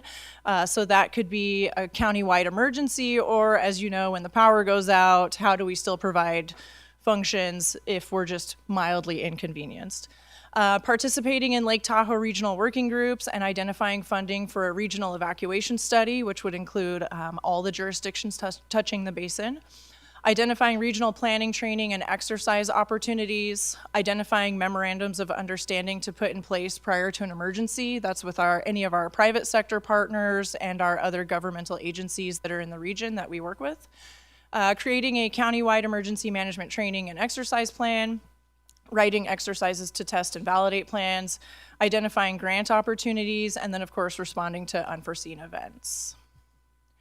Wow, this is really small on that screen. So some of our goals or accomplishments over the past year, we did initiate updating our countywide continuity of operations plans. We had 2 online trainings with the vendor who manages our COOP plans. And then we had 3 internal training meetings with departments to help them understand how the program works and what information is needed for those plans. We did participate in multiple public outreach events. We did 2 up at Lake Tahoe in front of fire season. We met with the Sheridan Acres community to also talk about evacuations and wildfire preparedness. And then not up there, we did also participate in the Flood Awareness Week with our stormwater crew and talking about flood preparedness. We are continually growing our CERT, or Community Emergency Response Team. That's our volunteer group that helps augment when an emergency happens. Typically, they work in our shelters or temporary evacuation points. They did get activated for both the Connor fire and the Pollen Court fire, so they did help out with that. Luckily, we didn't have to shelter anybody, but they did show up to help receive those that were evacuated. We continued work on the Lake Tahoe regional evacuation planning efforts. And we do have a Lake Tahoe emergency management group that meets quarterly to discuss any ongoings in the basin and how we may have to change our needs or whatever the case may be. We collaborated on the completion of the Douglas County Behavioral Health Emergency Operations Plan that was spearheaded through Partnership Douglas County, but it involved multiple healthcare partners, emergency management, as well as community services. We responded to the Connor fire in June of 2025. The Pollen Court fire in December of 25, also the Ruinstrath flooding. I forgot to put that up there. I did speak at the Nevada Emergency Preparedness Association Summit this past February. We are planning a joint evacuation drill of the Old Clear Creek and Clear Creek Tahoe area with Carson City. That's next month. Since that area crosses jurisdictional boundaries, depending on which road you're in, we decided it would be best to do a multi-jurisdictional evacuation event. DCSO will be the lead law enforcement agency on that. So those are just some of the accomplishments we did. And then our goals for this coming year are to complete those continuity of operations plans for our county departments, continue our efforts at the Lake Tahoe Basin, identify funding or grant opportunities. Grants are pretty thin right now with our continual off and on shutdowns, so we don't know what that outlook looks like, but we're trying to be positive about it. And then continue providing preparedness education and training to the public, whether that's outreach events or getting more people to join CERT. Work on those MOUs with Alpine and El Dorado counties and the city of South Lake Tahoe. As you know, the fire usually starts in California and comes our way, so we really want to be prepared to collect folks from California and figure out what that looks like, because if they're coming from those counties or jurisdictions, they should also be helping us receive those folks and help work that incident. We are working on updating our emergency operations plan. That's kind of a work in progress every year, but we want to do a major rehaul of that. And then one of my big goals is to increase signups for our emergency notifications or our reverse 911 system to make sure that we are getting that emergency messaging out to our public when necessary. Yes. I recently did a town hall in Lake Tahoe, and there's a lot of concern about the evacuation routes and how people know what to do in an evacuation. So, and I made a note to ask during budget hearings if you needed anything to do that work. That's really important work for our residents at the lake. So I'd like a little more detail. Several people up there said, why can't we do a drill? So maybe explain further about what you're going to do on that. For sure. Thank you for the question. Kara Easton for the record. So we'll start with the how do we know what to do question. So there's multiple ways we try to notify people. So the reverse 911 is just one method. It's you sign up, it's totally voluntary. And if something happens, we can send you that notification. It's a one-way communication. The sheriff's office also commits to going through every neighborhood we plan to evacuate. So if cell phone towers are down or power's out or whatever the case may be, there will be another mechanism to let people know that we are evacuating and what direction we want them to go. We also try to point people to the county website and any of our social media. We also use the Perimeter platform, where we can highlight zones that are being evacuated, zones we may consider evacuating, and then also putting evacuation routes on that. And perimetermap.com is live 100% of the time, so it's the same website every time. In regard to doing drills up there, And that's that's a also, phone app, is it not? Karen? it's just on the internet. You can use it on Yeah, your okay, phone, so you can get it computer, on- okay. wherever, yeah. Anywhere you have internet connectivity, yes. In regard to drills up there, that is something I would like to do. One of my other goals that's not up there is spending more time with our lake community to really, make sure that they're being heard. Because we do hear a lot of times, oh, no one thinks about us, it's just the valley. So really getting more face time at the lake. Does that help? I would encourage you to, the list you ticked off, they can't tick off to me. Okay. So I think there's a gap. So educating them about this list and then considering a drill, I think those would be great things to do because that's a real area of concern. It would bring them some peace of mind. And if there were an emergency, it could go fast. Yes. Okay, that's something we'll work on. Thank you.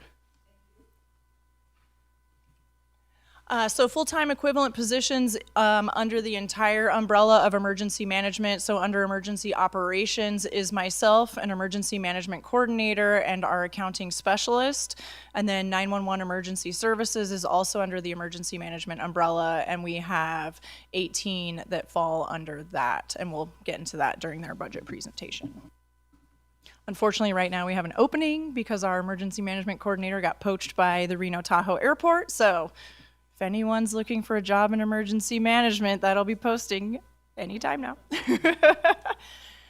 So here's our budget. It's a flat budget. We didn't ask for any more money. The one thing I would like to call out is the emergency operations line. We kind of use that as a catch-all for things that could come up throughout the fiscal year. So I don't want to call it a contingency fund, but we do use it for unforeseen things that could happen. This fiscal year, we will be helping fund Wi-Fi at the fairgrounds. The fairgrounds is often used as an incident command post or an evacuation site for our large animals. And so having internet connectivity out there is very vital to those operations. So that fund or that line item is helping fund that because it is a collaborative effort. It's not just owned by community services or myself or the fire districts. So that's just an example of what we've used that money for. And that's it for emergency management. Do you have any questions on that? I think they got asked, so thank you. All right, you guys are trying to make the noon deadline, I see. So now we're going to get into our emergency communications center. There are two funds that fall under this division. So we'll start with 255, which is our main dispatch budget. So our mission statement is first to respond, first on scene, continually striving to provide and ensure professional service with equality, respect, and dignity. Our standard is excellence, and our model of success is teamwork. We like to provide a public safety emergency communications center that processes emergency and non-emergency calls from the public and dispatches the appropriate law enforcement, fire, and/or emergency medical services responders. So these are our performance measures and workload indicators over the last calendar year for 2025. We had 19,716 911 emergency calls and 91,000 non-emergency calls. So basically that's either over 911 or over our admin line. That's not to say that every call that came through 911 was an emergency, just like anything on the non-emergency line could end up being an emergency. It just depends which number they call. Calls for service, our sheriff's office had the lion's share of calls for service. A call for service means that a responder actually went out and touched the public. So they had 64% of those calls for service. Animal service was 2%, East Forks 15%, Tahoe Douglas 5%, Washoe Tribal Police is 5%, and Alpine, which is their sheriff's office and their fire district, is 6.7%. So we had 51,767 calls for service through our emergency communications center this past calendar year, which was a 1% increase from the year prior. So Luckily, it's not a huge increase, which means, I guess, less crime, I don't know, or stagnant crime. We'll have to talk to Coverly about that. So some goals and accomplishments, continue to provide excellent public safety dispatch services. This isn't up there because we got the email after this was due, but we just got our notification that we were reaccredited for the third time in emergency fire dispatching. We use protocols which ensure a standard quality when you call 911, so we get the right responder to you. And so that's our third reaccreditation in emergency fire dispatch, which is no small feat to get. And so we're incredibly proud of our staff on accomplishing that. So very exciting stuff. And then continue efforts to stabilize our center with staffing. We will be fully staffed, knock on wood, in the next month or so. We have 3 folks going through the background process right now, and we have 3 vacancies, so we will be filling those in the next month. Improve the training program. We're always looking at ways to improve our services in the communication center, as well as provide continuing education and growth opportunities for our personnel. Review and revise our department policies and procedures. We started this the beginning of this fiscal year, and it's still in progress. It's quite a beast because each fire district and sheriff's office and our Alpine partners and tribe partners all have different ways they like to do things. So it's not just a cut and dry, we will do X. We have to engage all of our stakeholders in rewriting those policies and procedures. And then something that we did do in June, July of last year is replace our workstation furniture and replenish some of our technology. Technology is ever changing, and of course we want a dispatch center that can function well. And so we wanted to make sure our staff was also comfortable. Our consoles were very old and falling apart. So this just ensures that those folks who are basically married to a desk for 10 plus hours a day are comfortable and able to do their jobs. So that was something we did and incredibly proud of. So revenue summary, we do get ad valorem tax as well as dispatch user fees. The user fees are dependent upon calls for service. So there's a whole formula that I'm not going to talk about right now because it's a lot to manage. But ultimately, the way it's charged is based on calls for service. So it looks like up there, Alpine County went down in fees. It's just because their calls for service were less this past year. And then our expenditures, our budget is pretty stagnant. It looks like we reduced it by about $1,800. Again, this is not a general fund department, but we are always looking for cost savings, so we use our tax dollars appropriately. Do you have any questions about that? Commissioners? I have no questions, but having been in law enforcement for a week or two, I know that dispatchers are very special people. They have to keep track of everything that's going on.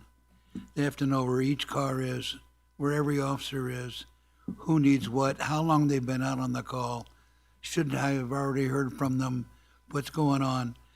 And they do a marvelous job. And I told my wife, don't even think about it. Well, thank you for the kudos, sir. We'll let the team know. So yeah, and I'll just bounce on that because, you know, I pulled out of the program, so I have a lot of respect for dispatch and what they do. But I guess I just have my one question is if you have just a wish list in there of what is something that you wish could happen that could make it more effective, more, you know, with your, because you have to deal with a lot of different entities. And I don't know if there's a, you know, super thing out there, but when you're constantly dealing with everybody trying to keep everybody happy, is there one thing that you'd say, man, I wish we could just do this, and then, you know, is there something that you'd like to just float out there? Thanks for the question. Do you have a magic wand that makes everybody get along?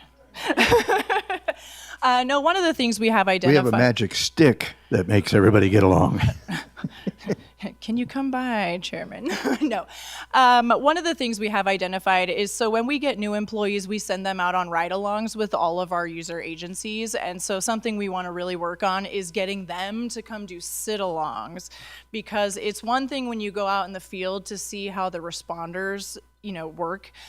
They don't always understand what it's like on the other side of the phone or the radio, and they think they do, but once you're in the building, now we do have what's called a sit-along or ride-along killer, where you come in and absolutely nothing happens for the 2 to 4 hours that you're there, but it's still important to be in the building and feel the energy of what is going on, and sometimes things do get very crazy, so that's something we are working on. I don't know that there's a magic answer, though, unfortunately. No, that's a really good idea. So yeah, because like I said, I had no idea. Hollywood, makes it what it is, and it's not really reality.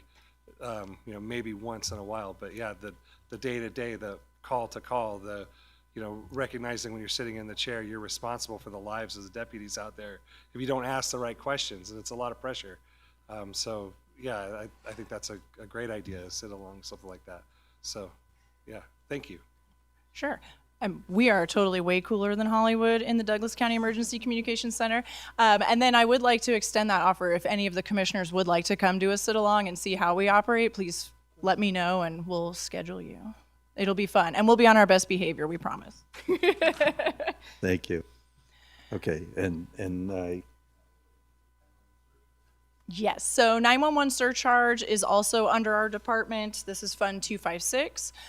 So the mission statement is to enhance and improve the telephone system for reporting emergencies in Douglas County and to make recommendations for 911 surcharge expenditures. In accordance with Douglas County Ordinances 2018-1517, 2025-1653, and 2025-1658, Nevada Revised Statute, and FCC regulations to receive a surcharge from landline and wireless phones and to provide funding for 911 and other appropriate expenditures related to emergency dispatch. So this basically looks at all of our phone calls that come in. If you have questions on this, I'm going to let Brent answer it because I don't quite understand this slide. But it basically tracks all of our telephone communications that come in and out of the dispatch center. So we do get abandoned calls. Sometimes you get the emergency call, basically a butt dial. We get pinged from other jurisdictions randomly. We do get text messages. So that's what this is tracking. We did get a decrease of 5.4% calls from 2024, but that doesn't necessarily mean our calls for service were less. that number of incoming, what is it? Non-emergency incoming. That's over our admin lines. Okay, it just seems extraordinarily large. But So we do get phone calls for our sheriff's office quite frequently for admin lines, records, jail. So those do filter through the dispatch center first, and we will then farm them to DCSO. Is that what you were going to say? Okay. So our goals and accomplishments, we are required to hold 4 quarterly meetings. We held 3 in 2025. 1 meeting was combined for 2 quarters. We vetted that through the DA, so we're good. We provide an annual report to the county manager and the BOCC. We typically provide that in January of every calendar year. Ensure that all expenditures are allowed by ordinance, NRS, and the FCC. We do have a 5-year master plan. I believe we created that last year. So we're just in year 1 of our 5-year master plan. We did increase our 911 surcharge fee to the maximum allowed per NRS, which is $10 per trunk line and $1 per individual line. We did give some funding to the public safety radio upgrade project, and if you recall from our surcharge fee increase, that increase will also go towards the public safety radio upgrade. And then this fund is actually what funded the workstation console refresh. So that is our accomplishments from the 911 surcharge budget. And then our goals for this year are the same top 3 from last year. So holding our meetings, providing our report, and then ensuring that we are following all rules as it relates to funding. or purchasing. We do have a 911 surcharge advisory committee that provides leadership by establishing the tone and direction for success and motivating and inspiring others to accomplish a shared vision. So any purchases we do make out of this fund goes through that 911 surcharge advisory committee first prior to making any purchases, other than regular maintenance type stuff like our AT&T bill. Here's our revenue summary. We're looking at a $60,000 increase. The surcharge increase was in the middle of the fiscal year, so we had estimated approximately $180,000 extra per year. That is variable, just to keep in mind, because the way that they charge that is tied to your phone bill address. So if your phone bill goes to somewhere outside of Douglas County, even if you live here, that surcharge is not going to our jurisdiction. And if, people move here or leave, it can fluctuate. So just keep that in mind. Although we estimated 180,000 increase per year, that is not a solid number. So, Kara, that doesn't mean that if you have a non-775 exchange, if your bill still comes into Douglas County or your address, it still comes to us. Correct. So I have a 702 number, which I probably shouldn't say on public record, but if my bill comes to my address here in Douglas County, it doesn't matter what your area code is. Yes. And then here's our expenditure summary. It's staying flat. Most of our funding goes to the telephone communications, which of course is our bill to fund 911 and, make sure it works. So that's all I have on that front. Do you have any questions about that? Wow, that was good. Okay. Any questions, commissioners? No? Okay. Wow. All right. You have an extra 14 minutes. I didn't want you to feel pressured though. But I think you covered everything, right? I mean, okay. Well, that's good. I think you did a wonderful job, and everybody who's speaking should follow you and emulate your action. Well, thank you very much. Thank you so much. We Thank appreciate you. it. And you're kind of hidden, but so it's good to see you every once in a while. Well, thank you very much. So, thank you. So I thank you. So I have noticed that we have been joined by Matt Bernard, right?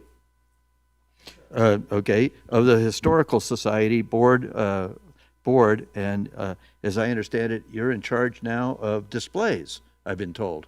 So I'm gonna regress back up our agenda a little bit so we can hear from a board member of the Historical Society regarding the budget item. So, thank you, Matt, for joining us. Thank you, Mr. Chairman. I didn't mean to interrupt I just got a text that said, can you get down there? So I apologize if you've already heard our item. But yeah, I'm happy to answer any questions I can. I'm new, being the last year at the Historical Society, so I can't answer some of them, but I'm happy to try.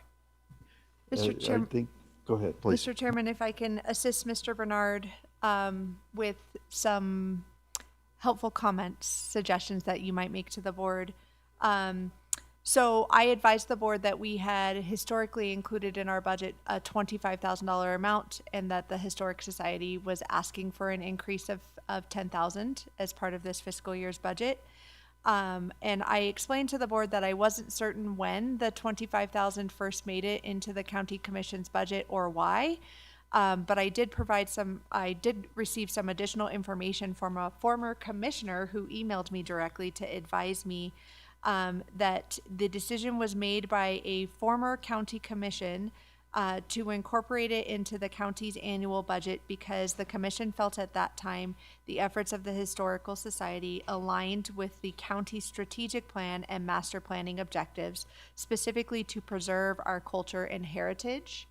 And I do note that those strategic planning objectives remain in our strategic plan today. Mr. Bernard, I'm curious if you have some additional insights to share as to how the Historical Society's efforts align with the Douglas County's master plan or strategic plan, and then any indication that you can help this board with as to why the increase is needed and how your organization would put those dollars to maximum effect to benefit the community. That would be helpful. You bet, Jennifer. Thank you, and Jennifer's been helpful meeting with me before. So the history of it all, I'm not sure I can I can fill in the blanks. I guess I would just tell you from a resident standpoint and a new historical society guy that we have quite a jewel, I feel, in our town. I should probably, some of these comments I'll save for the school board meetings, but that building is lucky to be there as a community. If you go back into the late 1980s, it was condemned and there was nothing honestly left. The inside was skeletal, and it was actually approved for a multifamily project, which we could be looking at every day. So the Historical Society, in my mind, has done wonderful things to preserve that building, which I went to school in, as did many of the old timers here in our valley. And if you ever get a chance to go down there, I don't know that I appreciated it enough until I got on that board and started walking through. And you might also know that we have the Genoa Museum, which is a 100-year-old building. It's also part of the Historical Society. So, Jen, exactly drawing the parallels with the master plan, I'm probably not the greatest at that, although I will note that for the last 35 years, we have had an arts center. There were many performing arts activities that occurred there before it just kind of outsized that building, and then came to the CBIC Hall, where we hosted them much in Minden. And I'll be honest with you, it seems as if we have a renewed interest in arts and the cultural aspect of our community. And again, that's maybe the reason, Jen, being honest, that we asked for a little bit more money this year is we are a nonprofit. We have 8 board members, hundreds of volunteers, and 1 part-time employee, right? Works 20 hours a week. So we're operating at a budget deficit, frankly, and any help we could get from the commission to help bolster our budget would help mostly with actual operating costs, being people and services and supplies. But I don't know. I appreciate the question, Jen, but I'm not familiar enough maybe with the master plan to hit all the elements of the master plan and tick them off for you. I think we tried to include some in our request letter. Mr. Chairman, if I may, just to help Mr. Bernard along. So the former Commissioner Smallwood highlighted for me and reminded me of the tie to preserving our culture and heritage as a community. That is a strategic planning objective, which I think the Historic Society does every day. I don't know if you have some additional comments to add to that. No, it's really what we do, Jen. Thank you. So what I'll indicate is, in what I'm going to try to paraphrase, but if I get off base here with the commission, please draw me back in. I think we appreciate what the Historical Society and that building brings to the community. And I will recognize the fact that, it has a map in there of different ranches, our wild horses, and a lot of, and our heritage in regards to the Basque community, and also recognition of our Washoe tribe. So, and then that's just on the upstairs. That's not even going downstairs. So I get into the building several times a month. So under no means do I want you or your board or anybody associated with the Historical Society or that building think that we're targeting or we have no desire to fund it. It's just a question of, we're in a very, very tight budget cycle right now, as you know. So you're stretching for dollars, we're stretching for dollars. And so any increase, we have to really take a serious look at and see whether or not those funds are best raised perhaps in the private sector versus in the government sector. But am I stating that? Did anybody else want to add anything to that? It's helpful knowing the strategic plan context for preserving history, so that is going to weigh on me when we pick it up this afternoon in a little different way.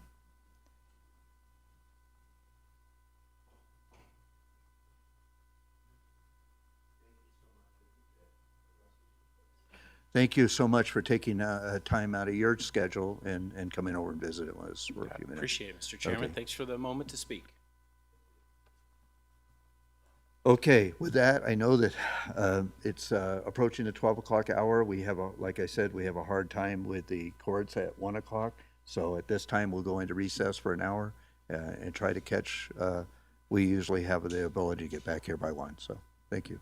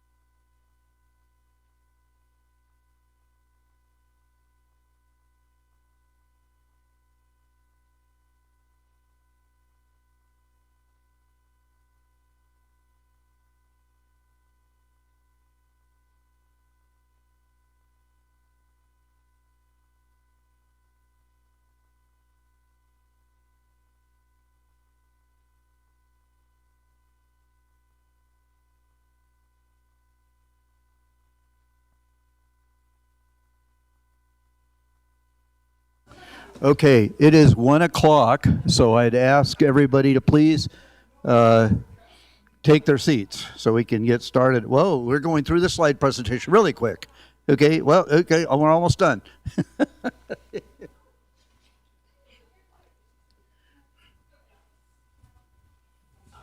Okay, and I'm gonna give us a couple of minutes to let Commissioner Tolbert join us.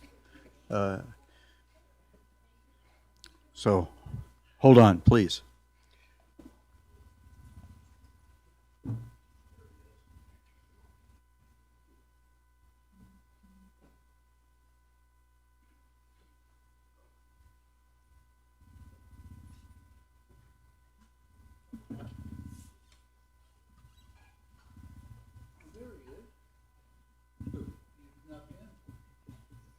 Oops. Okay, we have all 5 commissioners back in. It's 1 o'clock, 1:01, and we would like to welcome our 3 judges here today. Judge Gregory. There's 4. Oh. 4. My mistake. Judge Gregory, Judge Young, Judge Johnson, and Judge Trotter. So thank you and welcome. And we look forward to your presentations today. For those of you following along, most of this is in the general fund. And starting on page, looks like page 46. So welcome. Thank you. We look forward to your presentation. Thank you. Yep, go ahead. Judge Young is going to start us off. And I've said this a number of times, and last week, and I'll say it this week. Apparently, you have no opposition, so congratulations on your reelection. Thank you very much. Thank you. I am honored to serve the people of Douglas County. I wanted to start our presentation today with a few, what I promise will be very brief comments, but to let you have a bit of a foundation for what you're going to hear from our wonderful staff. The judicial branch of government in Douglas County, I want to let you know, is running extremely well. And I want to lay out a little bit of what I mean by that. First, we recognize that in our budget presentation, we're requesting some positions that I know it's a struggle for the county to finance. So we all, 4 of us, want to acknowledge we respect the difficulty that you have with the funds that the county has and with what can be done with them. So we want you to know we understand. We wouldn't ask for positions that we didn't feel were absolutely necessary. And also, we're willing to work with the county staff on trying to find creative ways to finance those positions. We'll work with you. We didn't come here to demand anything. We came to just present to you and talk to you about this. But I want to let you know where our judiciary is. If you look at our budget, and one of the things that Ms. Edwards will say to you is that other than those couple of positions that we're hoping to get, and other than the state mandates, unfunded mandates that we're forced to put in our budget, including an accounting that we have to do that's required by the Supreme Court, and extra expenses associated with parole and probation, which we're mandated to pay, we would be coming in with a request for $20,000 less than we worked on last year because of cuts and because of trying to watch our budget and the recognition that it's not our money, that it's the people's money, and we are respectful of that. I will also tell you that, that I serve on any number of different committees and commissions that have been appointed to by the Supreme Court, and and I know Judge Gregory does too. But one of them that I work with is a new commission the Supreme Court has come up with to redesign the judicial districts of the state of Nevada. What counties are going to be in what judicial districts? And there's a movement to change some of those. The 9th is not going to change. We're not going to add another county or anything like that. There are a lot of monetary issues and other issues that go with that. But as I sit on that committee, I'm also aware, and I'm also on the Nevada, the Supreme Court's Judicial Leadership Legislative Planning Committee. And I will tell you that both the 10th, which is Churchill, the 1st, which is Carson City, and the 3rd, which is Lyon, all say that they need new or more district court judges. The addition of a district court judge to any judicial district is expensive. You guys know, because you deal with our budget, we've gone through all of this so many times, but the staffing, the physical facility, the number of attorneys then that you have who go either through the PD's office or the DA's office or anywhere else expands. And it's a huge expense. Judge Gregory and I are not seeking another district court judge, and we don't have plans to do so for the next many years. I will tell you, we don't have a lot of, we probably actually, when we looked at it, we think we have more cases than Lyon County. But I will tell you what we do, instead of each one of those judicial districts, they have a juvenile, they used to be called court masters. The statute changed, you're not allowed to call them masters anymore, so they're hearing officers, but they have a juvenile hearing officer that they pay for, and then have a staff for that person. There's a whole different building in Carson City for the juvenile proceedings and the juvenile master. But there are juvenile masters there. That's an expense to the county. We hear our own juvenile cases. They have other masters. We do have a hearing officer for child support cases, but that expense comes out of the judicial funds that you don't fund. So we work really hard to keep our budget in line and to work hard to make sure that we don't need to add another judge. What we have been able to do beyond that is we had at the end of the year, I know that in my department, and I think Judge Gregory also, we had no ripe motions that were unresolved. We don't have a stack of things that we're not getting to. We work. Drive by the courthouse on a Saturday afternoon and see Judge Gregory's truck out there. Almost every weekend. We work the evenings. I tell attorneys, be here on Saturday. We get the cases done. I want you to know that this judicial district, thanks to these people who are about to speak to you, we are the only judicial district in the state, the first and the only, to be certified by the Supreme Court for minimum accounting standards. Nobody else in the state. People can brag about, how smart they are in Las Vegas or Reno or wherever else, they're not certified. Our staff, the people who work for you, the people who work for this county, we're the only ones to have that certification. We were also, and I've presented on this before and let you know that we were the first to be certified in our statistics that the Supreme Court required. We're just ahead of, and quite frankly, we operate better than, and I don't mind saying this in front of other judges too, who aren't from here, than the other judicial districts. We're efficient, we're aware of what needs to be done, and we do the work.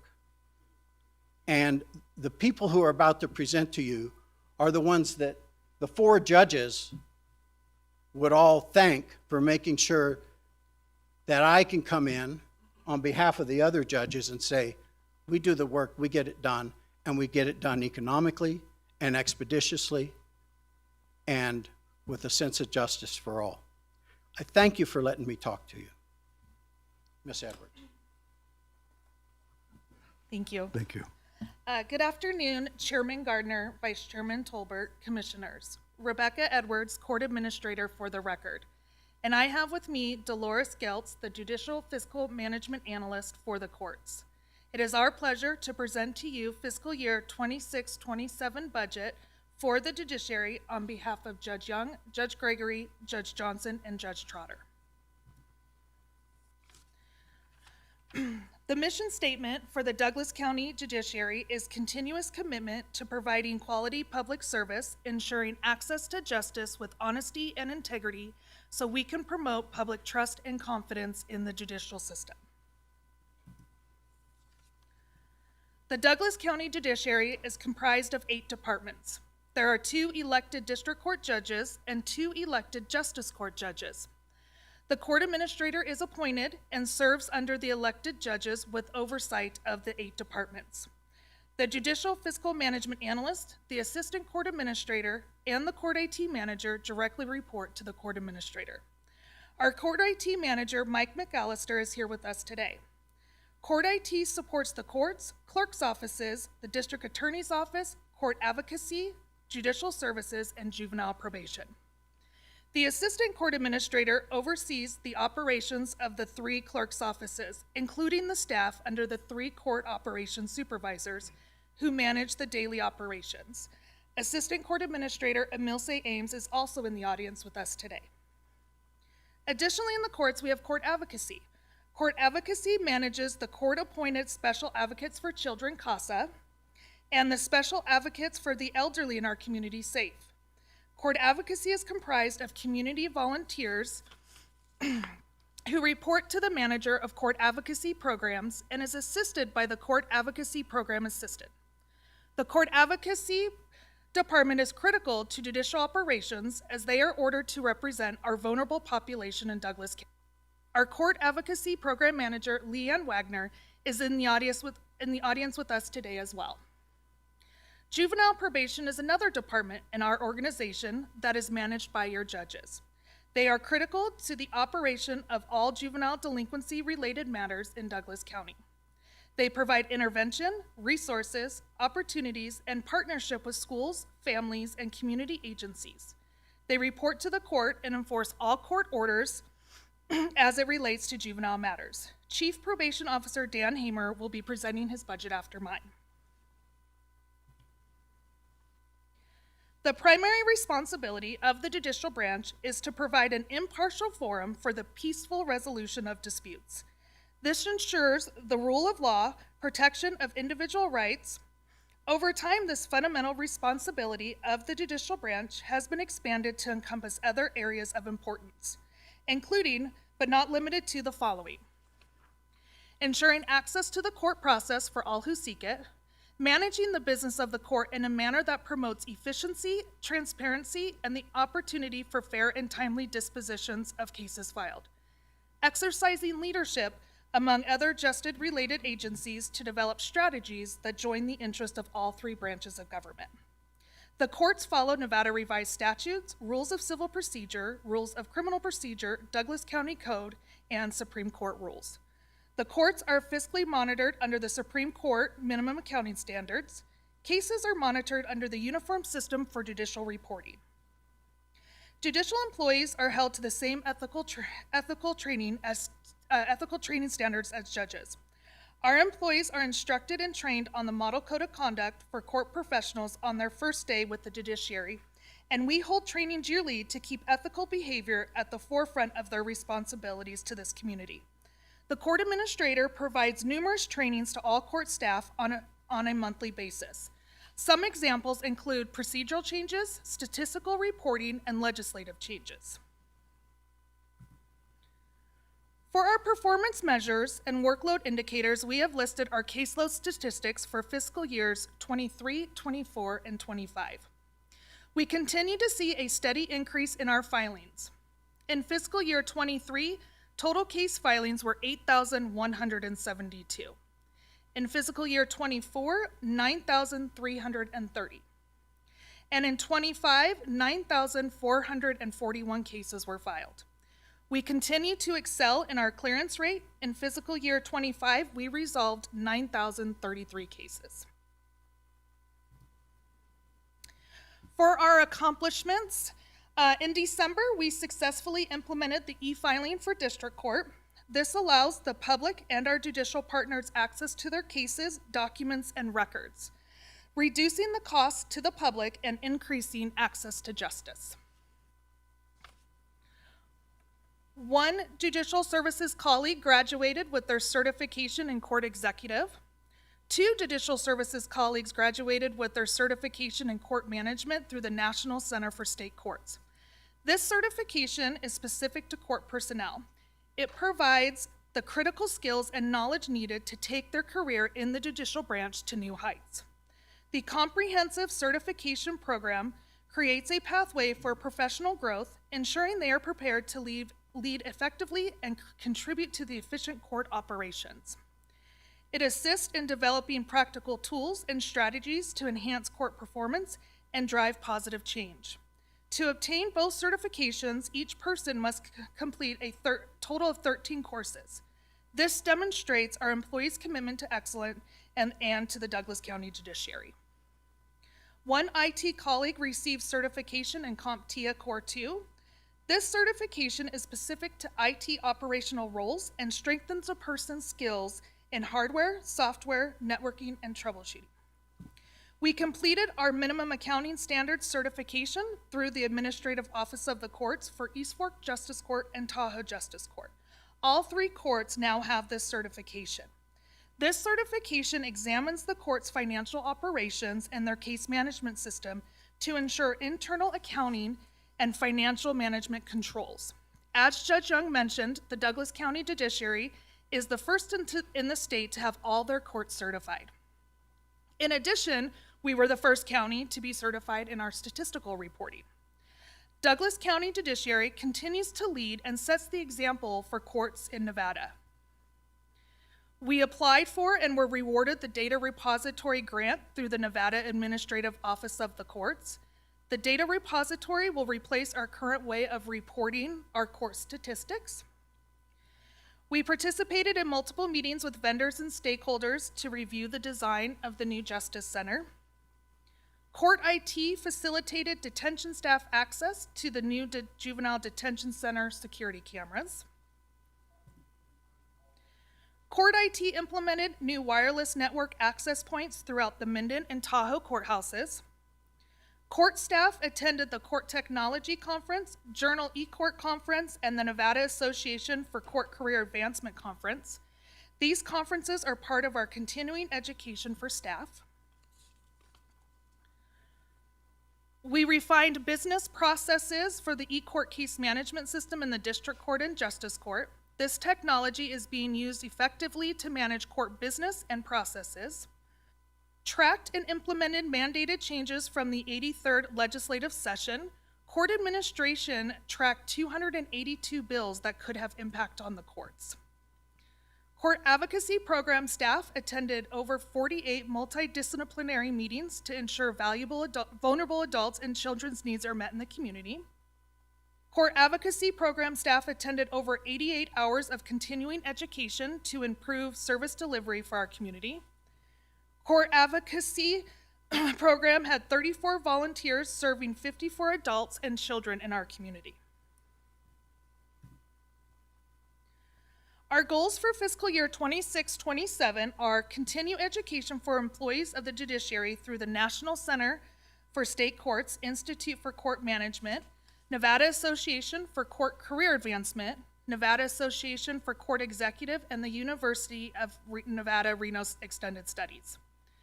2 judicial services colleagues will graduate with their court executive certification. This certification is specific to court personnel and will allow them to continue education and apply for fellowship where they will graduate at the United States Supreme Court in Washington, D.C. 1 judicial services colleague will graduate with their court management certification, which will allow them to continue education with court executive certification. Develop and work towards implementation of e-filing for East Fork Justice Court and Tahoe Justice Court.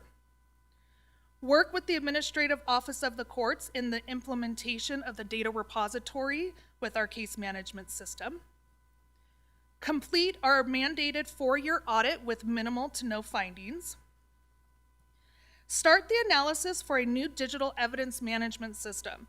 Digital evidence is essential to securely store, organize, and share growing volume of digital data, like body cam video, photos, and files, in a single centralized location. It ensures evidence integrity via automated chain of custody tracking, reduces manual labor, and accelerates case resolution through efficient, secure sharing measures. We will continue to collaborate with the county, vendors, stakeholders on the new Justice Center.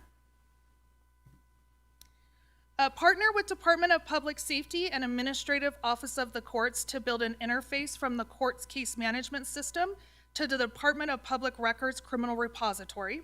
This goal has continued from last year as we are waiting on the Administrative Office of the Courts and Department of Public Safety to be ready, and maintain a robust court advocacy program. I have included a screenshot of the organization chart, and it lists our full-time, part-time, and on-call positions. We have a total of 28 full-time equivalent positions.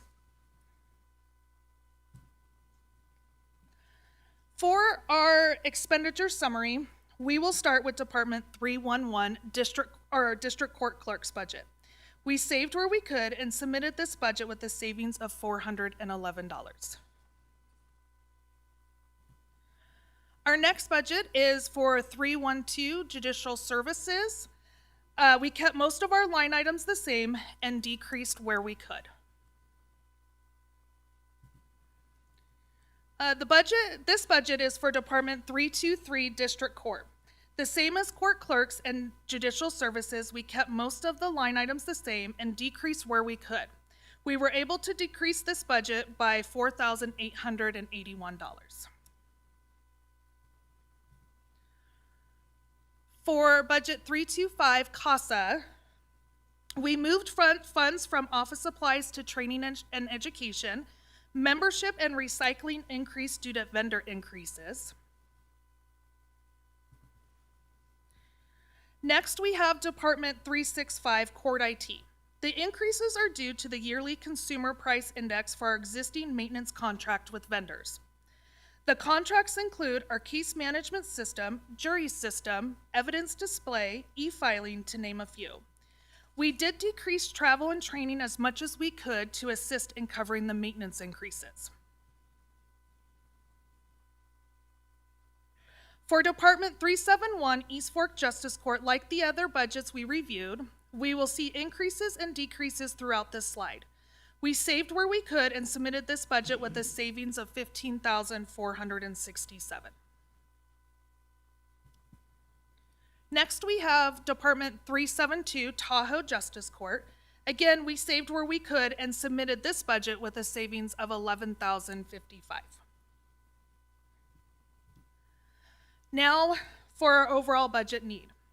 Without the state of Nevada mandates on the courts for pre-sentence investigation increases and capital reporter increases, our overall budget would show a savings of $20,081.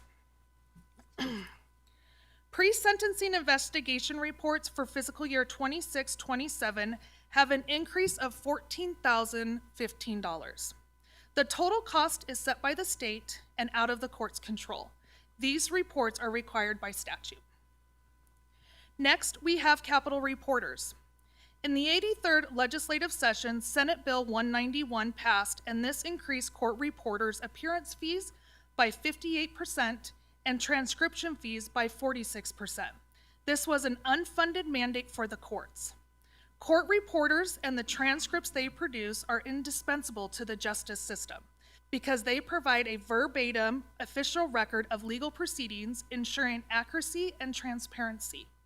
Court reporters are used instead of digital tools like AI because they provide a guaranteed accuracy, legal accountability, and the ability to interpret complex speech, ensuring a reliable record that AI cannot currently match. Court reporters handle overlapping dialogue, diverse accents, and specialized legal terminology, whereas AI often fails in these high-stake legal environments. Total increase for capital reporters is $67,055. Our overall increase to our operating budget for 8 departments is $60,989. This is a screenshot of the worksheet completed for our overall budget need that we went over in the last slide. We do have one non-personnel supplemental request. Every 4 years, the Nevada Supreme Court mandates all courts to complete an audit by external auditors. Courts are required to use one of the audit companies approved by the Nevada Supreme Court. We did complete a review of the list to try and find the least expensive company. After the audit, the report is sent to the Nevada Supreme Court. Total cost for the audit for District Court, East Fork Justice Court, and Tahoe Justice Court is $36,250.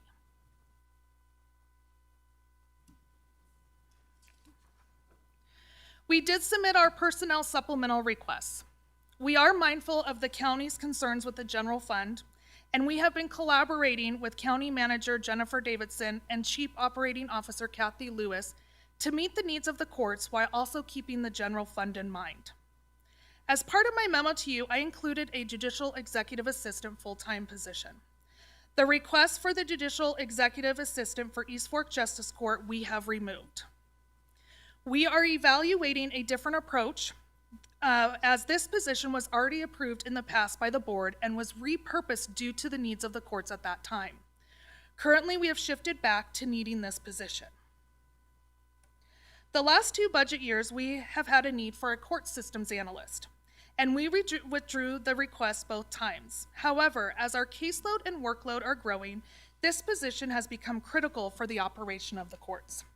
While multiple courts in the state with similar or lower population and caseload are requesting for more judges to assist in the growing caseload, we are not requesting more judges at this time. We need staff to support the judges we have. Douglas County Judiciary continues to strive in the modernization of the courts. The shift towards modern digital courts is viewed as essential for maintaining public trust and ensuring timely and fair justice. For the court systems analyst, as stated in my memo to you, the court systems analyst position is necessary and would provide value to the Douglas County Judiciary. Courts today face the growing challenge of adapting to rising caseload, increasing demands, and keeping up with rapidly evolving technology. Adding a court systems analyst would provide expert assistance and needed resources to navigate these challenges, therefore driving efficiency, accessibility, and maximizing the flow of daily operations. The court system analyst would oversee and maintain court applications, assist in court technology projects and implementation, and assist in training of staff on new technology. Due to the challenge mentioned above, other courts in the state have a similar position: Carson City, Lyon County, and Washoe County, to name a few. This position would not only support the courts, but could assist the Juvenile Probation Office and the District Attorney's Office where needed, as these 2 departments are under Court IT. Our current Court IT consists of 1 Court IT manager and 1 Court IT technician. Court administration is completing projects and analysis work in addition to their court administration workload. The current court administrator is also the jury commissioner. And with the rise in demands for a jury trial, this has increased the workload of assisting the public with their jury questionnaires and excusal requests.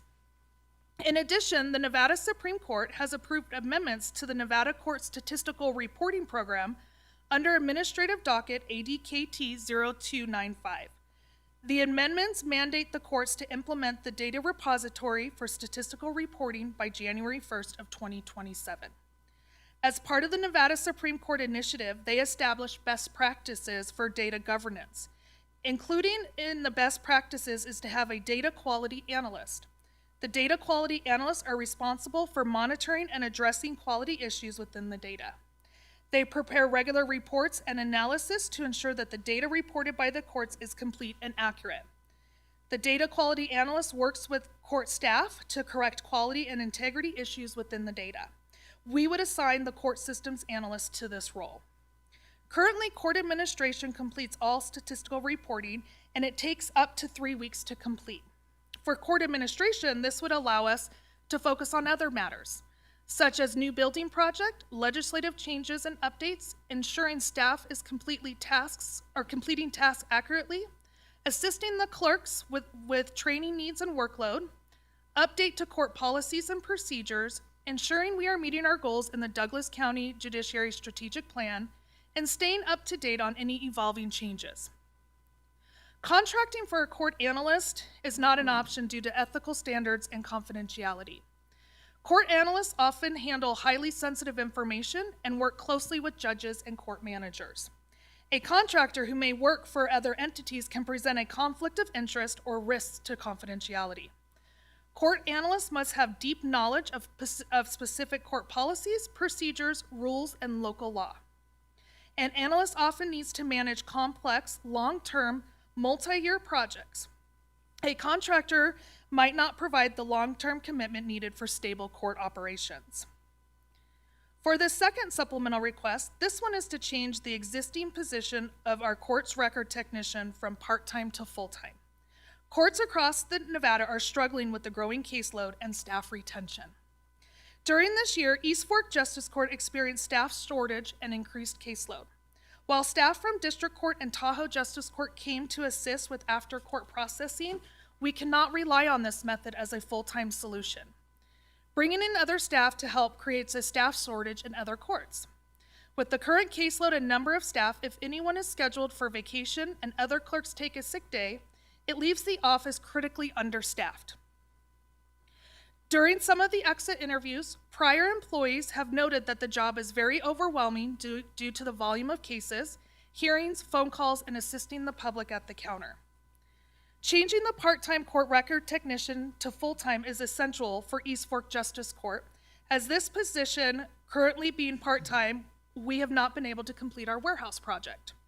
The warehouse has 200 boxes that need to be reviewed for case destruction per record retention. In the recorder's past budget presentation, she has mentioned the space issue. Changing this position would allow us to complete this project.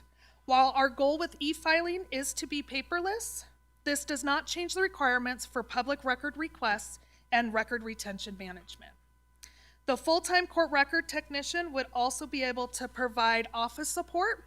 This would include assisting the public at the counter and answering the phones. In the last 6 months, the court has received 5,096 phone calls, an average of 849 per month. That is an average of 42 calls a day. This would allow the in-court clerk to focus on after-court case processing without constantly being interrupted. Leaving courts understaffed while their caseload is increasing creates a bottleneck effect that severely cripples the administration of justice. Shortages lead to postponed trials and prolonged appeals. Operational and staff consequences include burnout and turnover, as existing staff are forced to work excessive overtime to manage the caseload. The departure of experienced staff results in a loss of institutional knowledge, making it harder to train new employees, which becomes expensive as we have to continue to send staff to training. Overburdened staff are more likely to make mistakes in data entry and case processing. Neither one of these positions will include costs for workspace equipment, as the courts already have phones and computers. I would like to thank you for the opportunity to present to you today. If there are any changes made to our budget or further reductions to our budget are needed, we would like the opportunity to discuss this with you. Thank you. Okay. All right, this is your entire presentation, though, for everything, or you have more today? Okay. Commissioners? I mean, I have a statement, but go ahead. Well, okay, so, and Judge Young, I really appreciate your comments, okay? And so I have some also, okay? And so, and I just penciled these out just a few minutes ago as we were going through this with some of my thoughts. And I want to thank all four of you, Judge Young, yourself, Judge Gregory, Judge Johnson, and Ms. Trotter, for your recognition of our budget constraints. Okay, that is, and we've heard that, and we've heard that recognition from all of our departments so far. We have, but I believe one, maybe two more presentations during this process. You mentioned unfunded mandates, and I want to assure you that we are very watchful of those when they come before because it's not just the courts, it's all other aspects. And so I want you to know that we are very watchful on trying to prevent those from occurring. I've spoken directly with my counterparts in Lyon County, Elko County, Story County, Carson, who were mandated in this last legislative session of adding district judges, okay?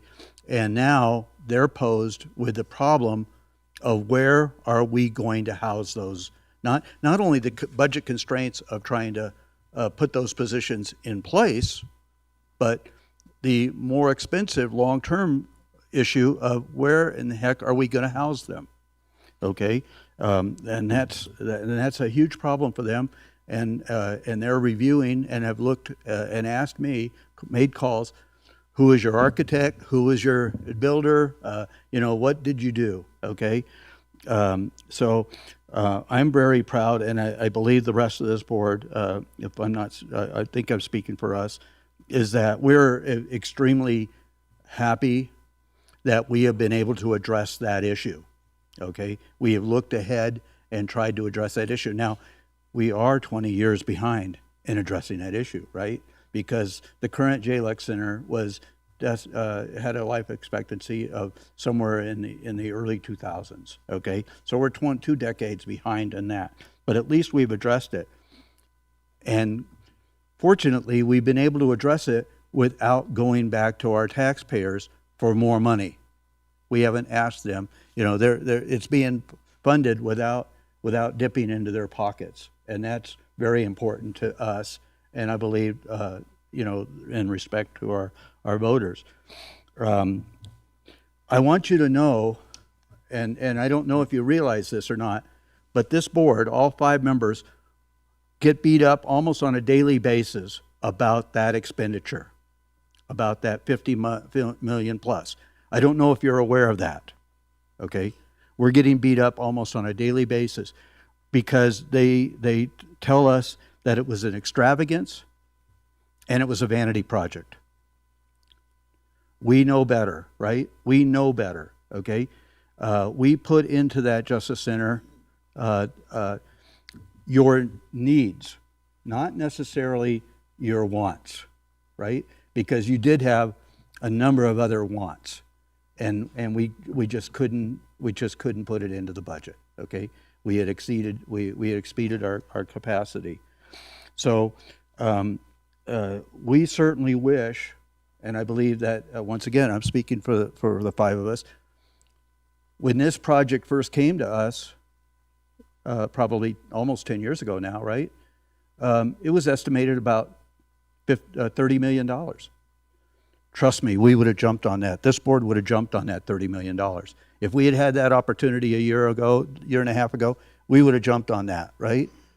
We would have gladly spent 30 million versus 50 million plus. That's the cost of doing business, and the cost of waiting also. Because if we had not pulled that trigger last year, that Justice Center wouldn't be going up right now, right? Because the costs are going up on a daily basis. So we got very lucky. We pulled the trigger when we needed to, and it's happening. But I would, and we're looking forward to the opening, and and this weather has actually allowed us to go vertical earlier than we had anticipated. So I think we're looking now at around late spring of 27, somewhere in that range. Maybe I'm being aggressive, but anyways, we're so looking forward to your occupation of that building, and I think that you are doing so as well. So we look forward to that. But I need this one thing from you. I need you to be louder in the public domain in advocacy of this building. We need your voices out there backing us up that this was not a frivolity, this was not an extravagance, this was it was not a vanity project by this board. This was a critical need for the long-term justice of this county. This center, in my estimation, I'm looking around the room, and I believe that this center will outlast every last one of those people, us in this room. That's the benefit to this county. So we won't have to do this again in our lifetimes, and probably not in our children's lifetimes. Maybe Mr. Tolbert's taken exception with me. Maybe he'll be around, okay?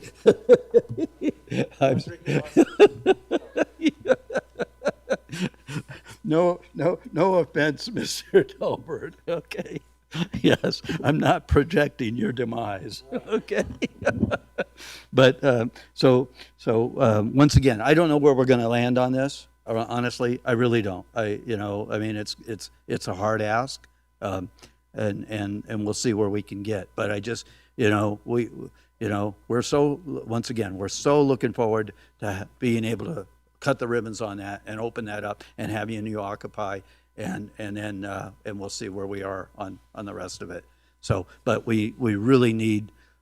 I implore upon you, please. We need your vocal advocacy for this building. And it's lovely. It looks like it's going up really well, and we're so looking forward to it. So, thank you. I appreciate it. So, commissioners now, Commissioner Hales. I agree. I have a couple of questions. One is, I'd like to hear again what the court systems analyst duties would be. The reason I want to hone in on this is it sounded like some of them might be one and done kind of things. And I don't know. I want to hear the list again. And then my second question is, with all the technological advances we have, are there any pieces of labor that are being decreased? Thank you for the question. Rebecca Edwards, Court Administrator for the record. So the first part of your question, a court systems analyst could really help with our court technology and moving it forward. So some of the duties that they would be assigned is assisting with some projects. So for example, right now we just implemented e-filing with district court. The court administrator did all the training, all the documentation, all the training videos, is answering questions and all the calls. Now, while that may slowly, decrease in volume, the need is always going to be there as new attorneys enter or pass the bar. A court analyst could take on a lot of that stuff, and as well as looking at newer technology. Like, there's been a lot of talk about AI coming into the courts, and while you can see it's coming for sure in the future, it's just not quite there yet, as I gave examples for the court reporters. So that is something that a court analyst could look at, as well as some of the mandates that are coming down on us from the Supreme Court. So one of them is this whole data repository. And what that project is instead of just running a report monthly, they go through all of your data. So which means we need to review all of our caseload and all of our entry points before we even send it up to the Supreme Court. And when you have that many cases filed a year, that's a huge task to be able to take on. But we have to be able to report it monthly now to the Supreme Court. So part of their initiative was that courts and their IT department get a court analyst to help maintain the integrity of the court's data. Yeah. I don't mean to step on Ms. Edwards' toes, but Judge Young, for your record, I'd also like to expand on that. As I indicated to you, I have the privilege of serving on a number of commissions that the Supreme Court has appointed me to, and I can tell you that the requirements that the Supreme Court has, that they haven't made public yet as to what courts are going to be required to do regarding their case management systems, their reporting systems, their electronic data recovery systems, the digital evidentiary systems, and a number I won't bore you with all of them, but I will tell you, in the pipeline, the current Supreme Court or the Administrative Office of the Court's Administrator has a flood coming at us as far as requirements of what we have to report and turn in. I will also tell you that we are required, our what are called 432B cases, which are the child dependency cases when a child is removed from their parents for abuse or neglect. As a result of another commission I'm on, I found out that the feds in San Francisco audit our files.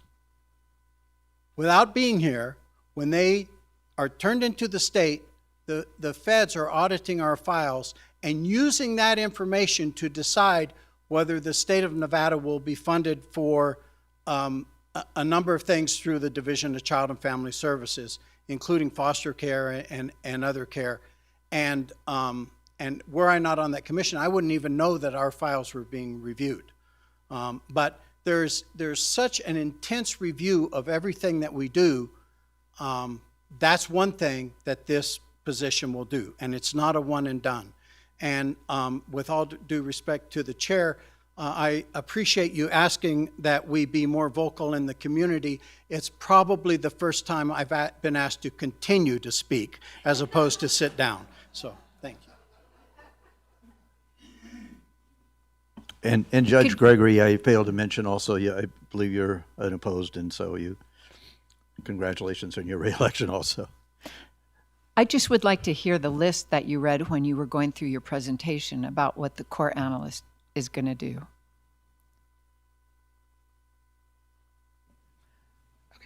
So Rebecca Edwards, Court Administrator, for the record. So for the court analyst, let me get back to that page because I have to have my notes. So adding a court system analyst would provide expert assistance and needed resources to navigate the challenges, therefore driving efficiency, accessibility, and maximizing the flow of daily operations. The court systems analyst would oversee and maintain court applications, assist in court technology projects and implementation, and assist in the training of new staff for new technology. Here.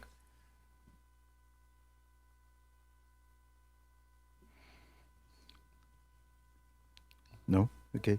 Who could top what you said?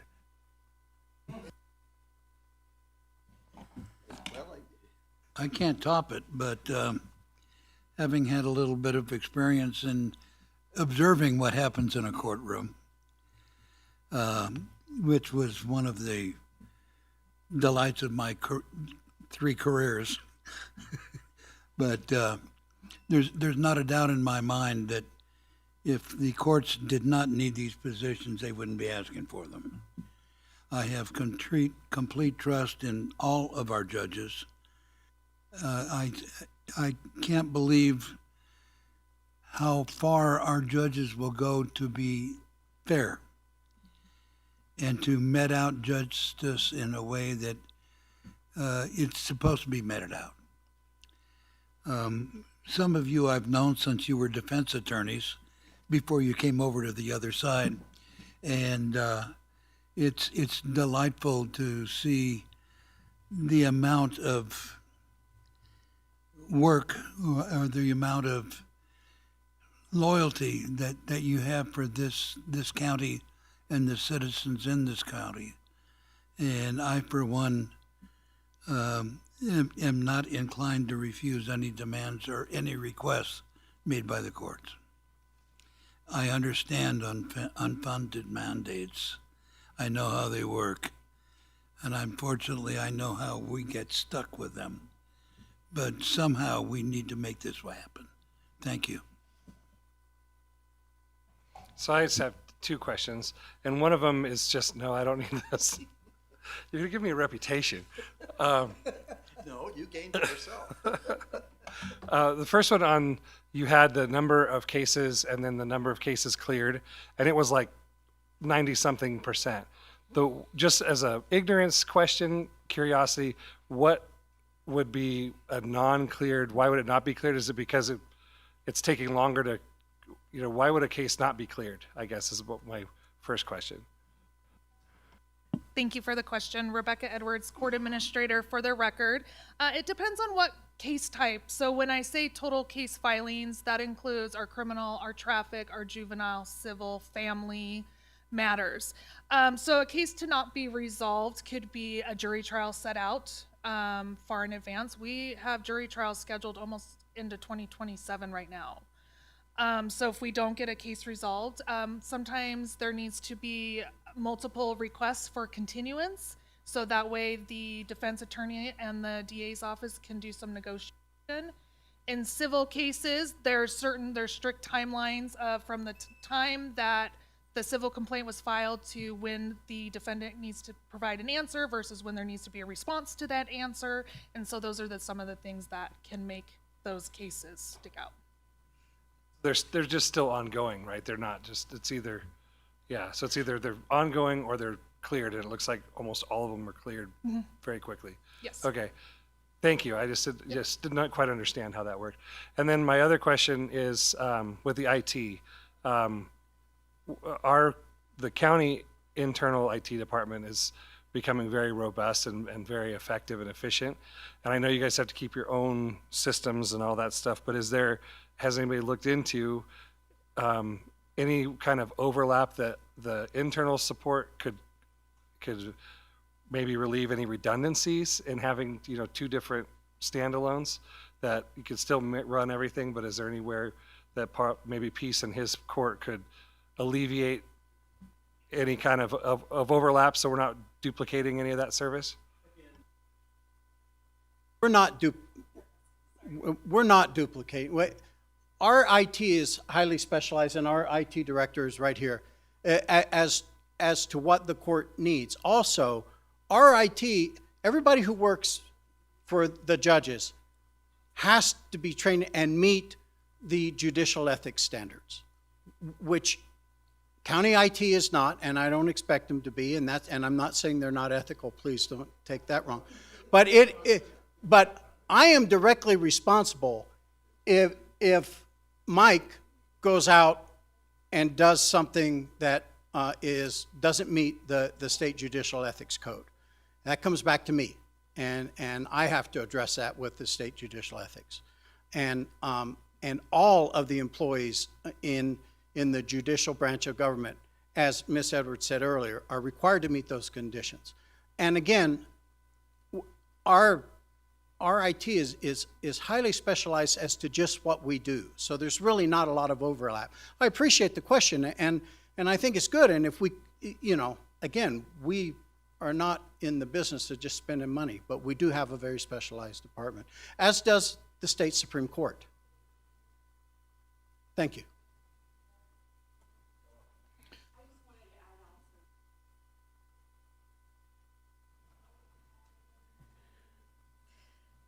So I'm Justice of the Peace Lori Trotter from the East Fork Justice Court.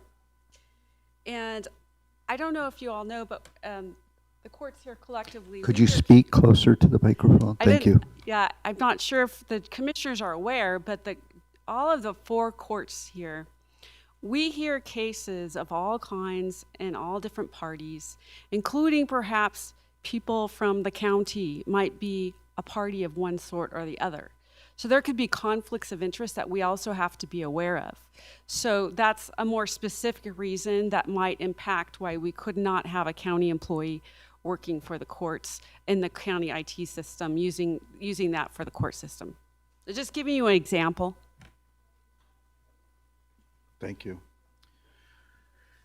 Any additional? I want to know who the lobbyist is for the court reporters.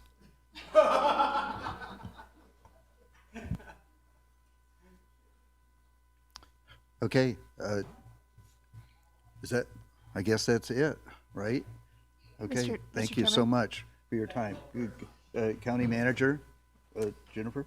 Thank you, Mr. Chairman, members of the commission. Jennifer Davidson, County Manager for the record. I did just want to chime in as the judiciary concludes their presentation and acknowledge that my office will continue to work with them. We understand these are important priorities for the courts in achieving your strategic objectives, which aligns with our strategic plan. We've been talking a lot about that today.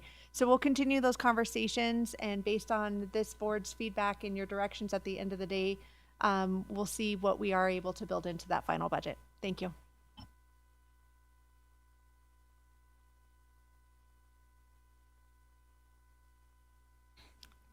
Thank you for visiting with us today. It's very much appreciated. Okay, everybody good? We don't need to take a break? Oh, you want to take a quick break? We can take a quick break, 5 minutes. Okay, we won't. Okay, the next item we're going into is juvenile probation, and that's in your general budget, page 63. Good afternoon, Mr. Chairman. Thank you very much. Dan Hamer, Chief Juvenile Probation Officer, for the record. Thank you. New Chief Probation Officer, right? Yes, sir. Yeah, thank Yes. you. Congratulations. Thank you very much. I'm Okay. honored I and know you privileged served the county in a number of other roles, but thank you. I have. Thank you very much, sir. I'm here to present on behalf of the Juvenile Probation Department for this fiscal year 26-27. As I said, I'm honored and privileged to serve this department. We have an incredible staff, both at juvenile probation and at detention, and I could not be more proud of what they accomplish and the manner in which they accomplish their duties. So with that, what is the mission? What is our goal at juvenile probation? And that is to reduce delinquent behavior. We try to meet kids where they're at. We try to find out what factors, what impacts, challenges they have in their life, and how can we address those. We try to use as many non-government and community resources as possible to do that. And so we do. We meet them where they're at, and our goal is to eliminate those unwanted and delinquent behaviors. So we work under the purview of the 9th Judicial District. We are known for, our bread and butter really is enforcing terms and conditions of informal and formal probation. So when kids go through the formal process of going through the courts, people see juvenile probation and they assume that is largely what we do. And that is our priority, and it is what we do extremely well. We do have many other services that we provide, which I'll be talking with you about in a minute. The goal ultimately is to reduce recidivism and to keep kids out of the courts. So at probation, we have 10 full-time employees. There's the Chief Juvenile Probation Officer, our Deputy Chief, who's here today, Kelly Cady, our 3 senior officers, our 3 officers, an admin assistant, and an office specialist. The office specialist and admin assistant are fantastic. They are the face of our office, and when kids come to our office, they are welcomed. We really try to reduce stigmatism, and that is the stigma of being in our courthouse, being associated with delinquent behavior. They do a great job of that. We did try this past year. Interrupt you real quick, Dan. Yes, please. Usually if you brought staff with you, this is a chance we give you to introduce them if they're in the audience. Kelly, would you like to stand up? Deputy Chief Cady, thank you, ma'am. I'll introduce here in a moment our detention manager and, well, I might as well now. So, detention manager, Chris Aaron, as well as supervisor Christian De Leon, they're both here as well. So thank you, I apologize. Thank you for keeping me on track, sir. So we are currently operating with 9 of these positions. We did not fill the senior position that I vacated for cost savings in order to pay out the former chief. And just because during the budget kickoff, we were reminded that we are counting pennies, not dollars. And so with that in mind, we have all stepped up to the plate. Deputy Chief Cady and I have both taken cases to court and are working with those families just to sort of mitigate the impact that a heavy caseload can have on our other officers. So at our JPO Detention Center, which Chris are here, we also have an incredible staff there. It's important to understand why detention gets utilized. Detention is not utilized for the sake of incarceration, or punishment. When a child is engaging in unsafe, delinquent behaviors and they are not safe in their own home or in the community, we elect to use the detention center for that purpose. So it is often utilized for between arraignment or petition, as it is in the juvenile process, and disposition or sentencing, which we call it disposition. We try to remove those, again, kind of criminal stigma that are associated with the criminal language. So we try to keep them out of detention. It's our goal to keep them out of the courts. But ultimately, when they go to detention, they are well serviced by the staff there. We have 11 full-time employees, the detention manager, and detention supervisor that I've introduced you to. Thank you, Mr. Tolbert. 2 detention counselor seniors and 7 youth detention counselors. We also have 7 on-call staff positions. We are currently utilizing 5 of them. We don't intend to fill the other 2 at this time. We're doing a great job of minimizing the time that they need to work. However, this year we did have an on-call staff that had to fill. We used different on-call staff to fill for an unexpected and extended staff absence. Nonetheless, I want to reassure the commission that when these on-call staff are on duty, there's no interruption of services. They do a fantastic job, and they're trained to deal with difficult situations. So, performance measures and workload indicators. It's fun looking at everything that we do, and we've chosen a couple here. We are trying to divert as many cases from formal court proceedings as we possibly can. There's a ton of evidence that suggests that the more contact juveniles have with law enforcement, the more with the courts, the longer and more likely it is that that could continue into adulthood. And that's exactly what we're trying to prevent. So we do a lot of diversion hearings. So when a juvenile has been determined that the nature of the offense wasn't significant enough to go to court, or they haven't arrived at that level, we do have some juveniles that we get to know pretty well before they're ever in court, because we see them multiple times.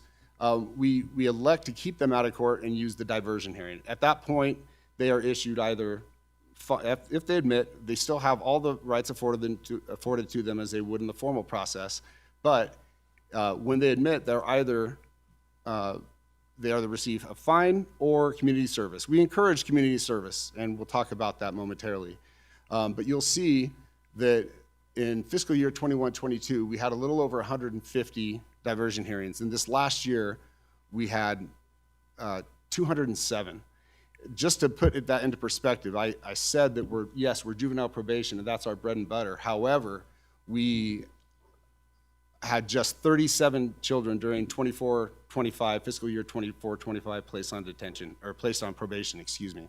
So that shows you just how many kids that we're keeping out of the court process and trying to divert.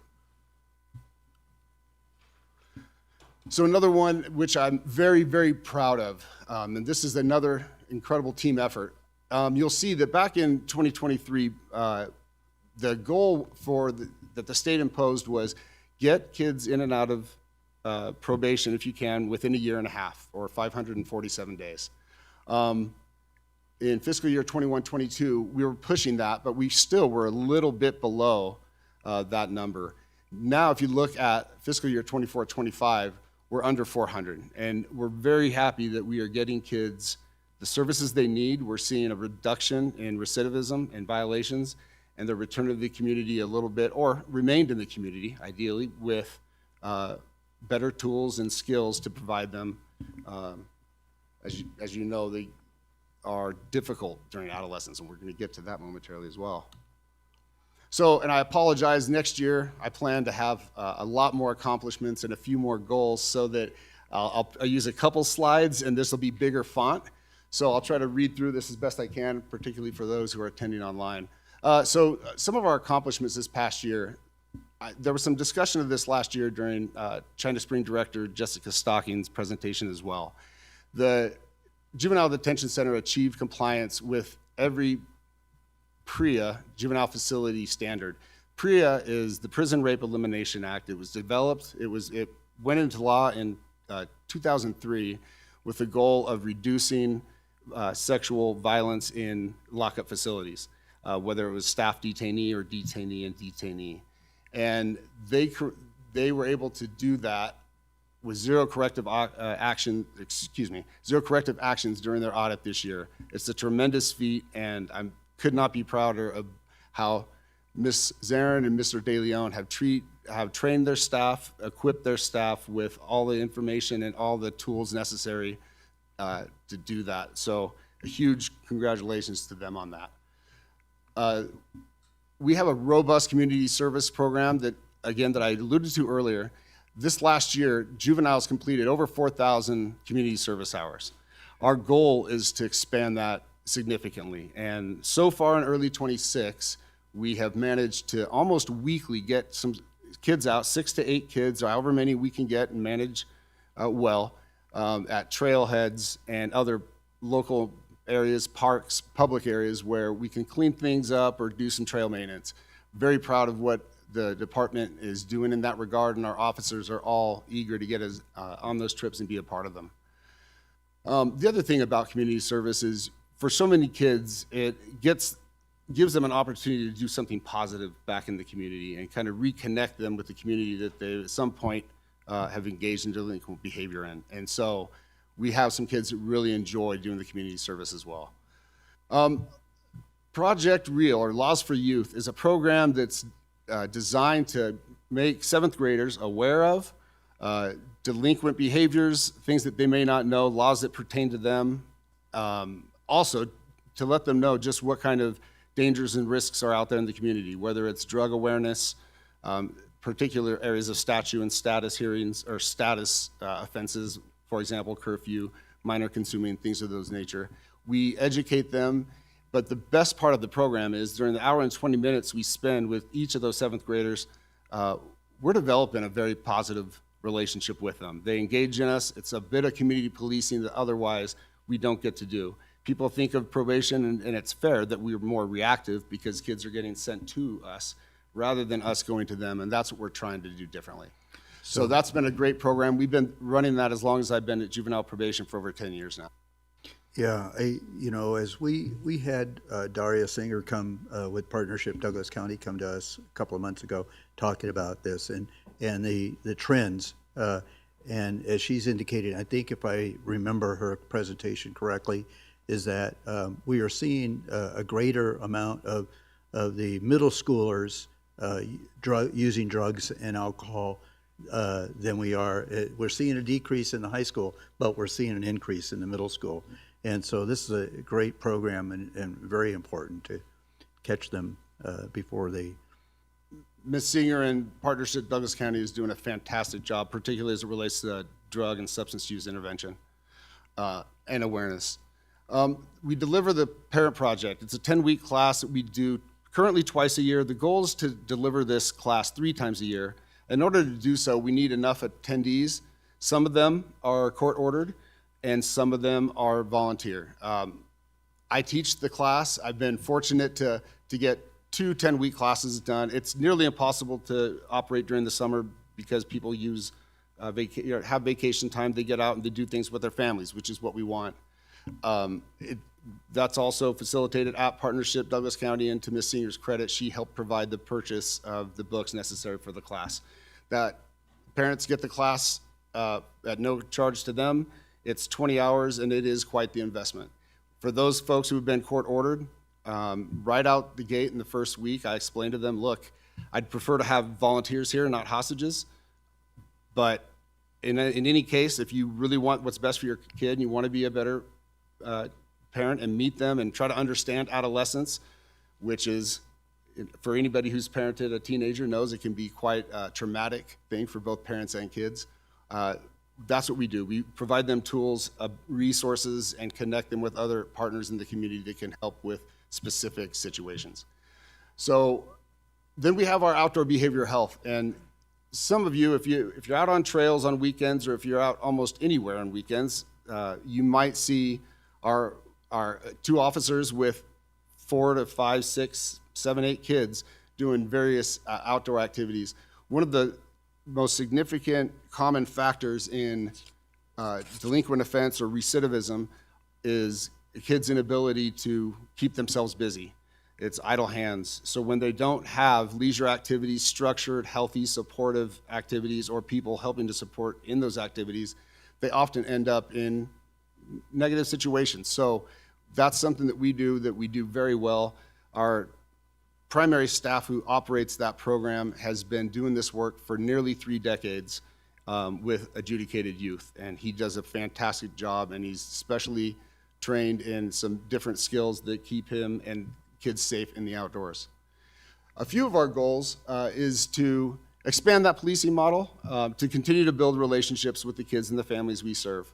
So part of what we intend to do is be out at some of the other different events that this community sponsors, whether it's the Carson Valley Days Carnival, more of the bigger and more attended high school events, different events that we can be a part of, particularly where there are a lot of kids and family at. We don't want to step outside of our role, and we don't intend to. However, one of the things I found, and this is a testament to the officers and the commitment with which they do their work, is that kids don't run the other way when they see us. Generally, they come to us. Generally, we're getting texts or phone calls, hey, are you coming to the school today? Can you come to the school today? And that's a pretty remarkable, I think, relationship that develops, particularly when kids don't want to be working with our department. So we want to expand that because we're very good at it. And I just to say one more thing about that. Our department is small.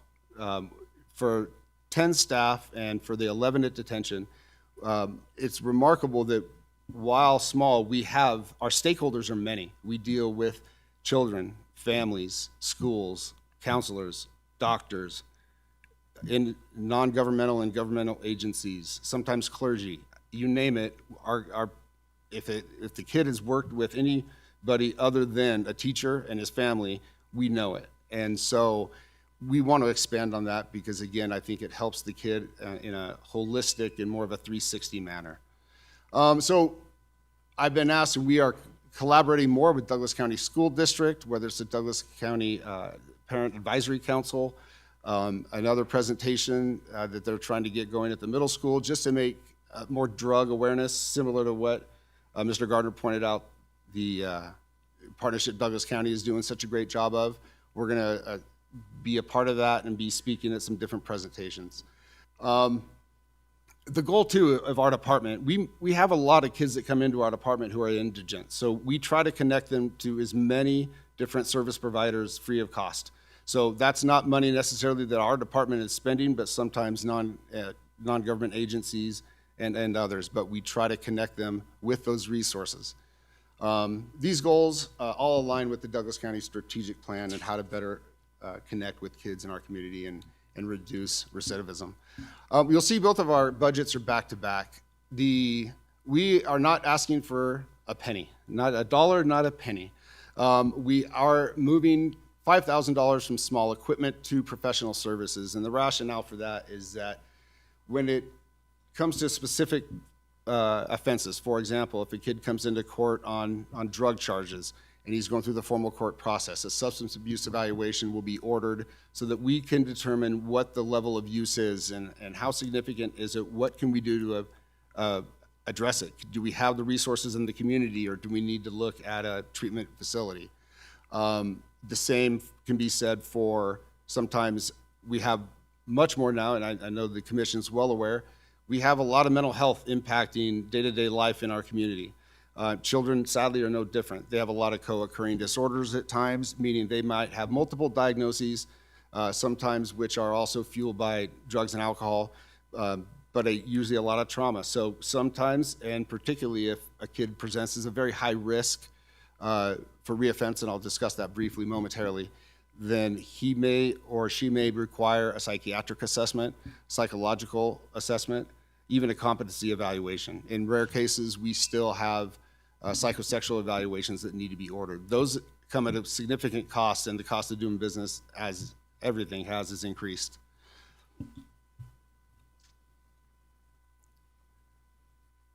So, and then you'll see here, we're not increasing anything.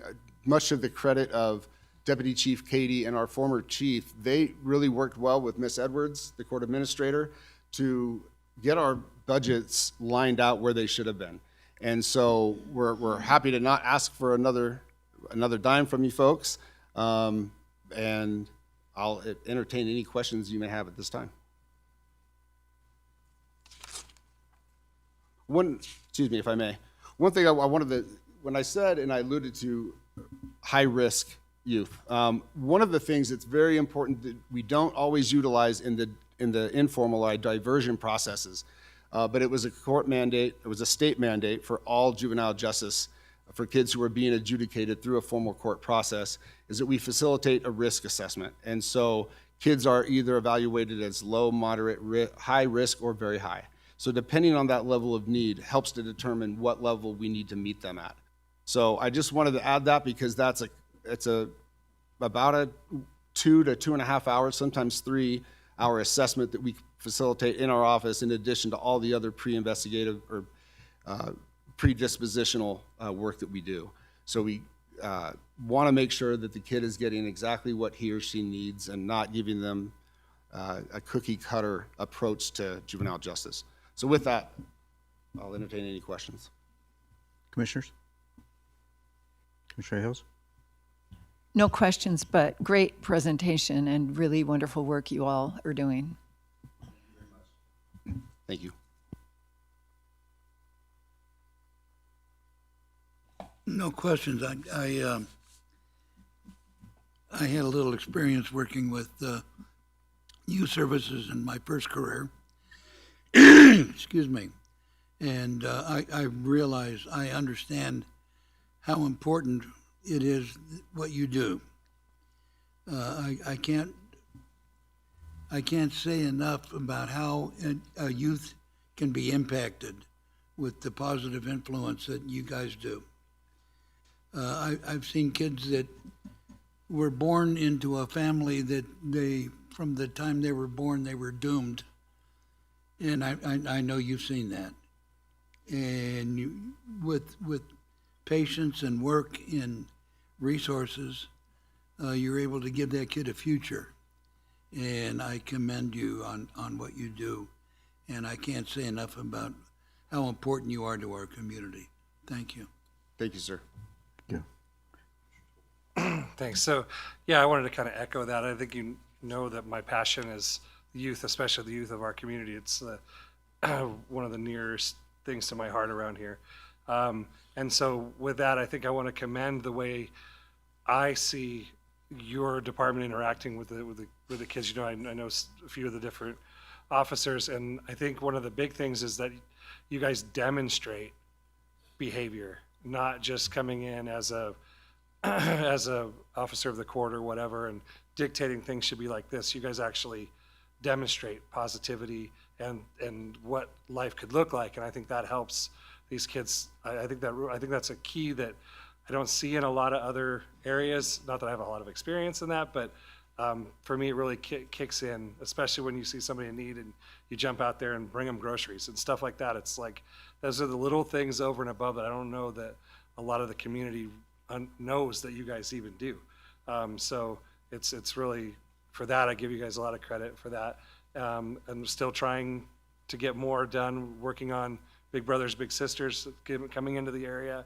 We have national approval. We just need to find some, again, funding for them that's consistent so that they can move in and actually become effective as well. So all that being said, is there, again, pie in the sky, wish list? It would really be great if, is there something that you would just like to see happen that could improve your outcomes for the youth of our area? You know, when you talk about outcomes, we're always striving to find more services. Which kid aren't we reaching? You just said it. I think kind of the underlying mantra of each of our officers is that they want no different for the kids that they're serving than they do for their own. They want these kids to be safe. They want them to be secure, nourished, loved, educated, right? And so we're fortunate that we live in the community we do because there are a lot of agencies providing some of those services. If you're asking financially down the road, I'll wait until next year's budget to request anything. Good luck. Yeah, it could be tough, but we'll continue to do with what we have and continue to reach for more. And I'll make that known next year. Ask noticed. I will indicate, and we appreciate the job you do for our community. I would note that one of the asks, the desires, the wants of the judges was to have the JPO system be adjacent to the new Justice Center. And we tried hard to accommodate that, and yet we just couldn't fit it into the budget. So you're faced with the inconvenience of being about a mile away, okay? But we appreciate that, and maybe someday we'll be able to accommodate that in the budget. But yeah, so anyways, thank you again for your presentation. Thank you, sir. We have anticipated some changes that will be required. Many folks may not understand that our detention facility is actually located at State Line. It's not in our building, so that also presents unique challenges when it comes to both scheduling court at the new building and how we go about that. The goal, particularly for in custodies, for kids who are in detention, are not supposed to have any other line of sight contact with adults who are in jail. So that's something that we're going to have to work through when we figure out whether court calendar changes are necessary so that we can keep these kids separate. And that gets into the conundrum that we have with the non-ability to open China Spring at a full capacity, right, Commissioner Ailes?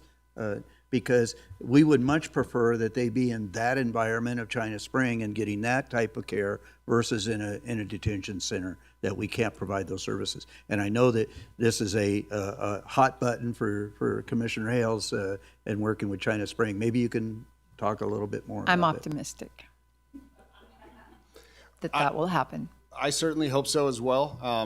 5 of our officers, Deputy Chief Katie and myself included, also worked at the camp. We value the camp. We partner closely with the camp.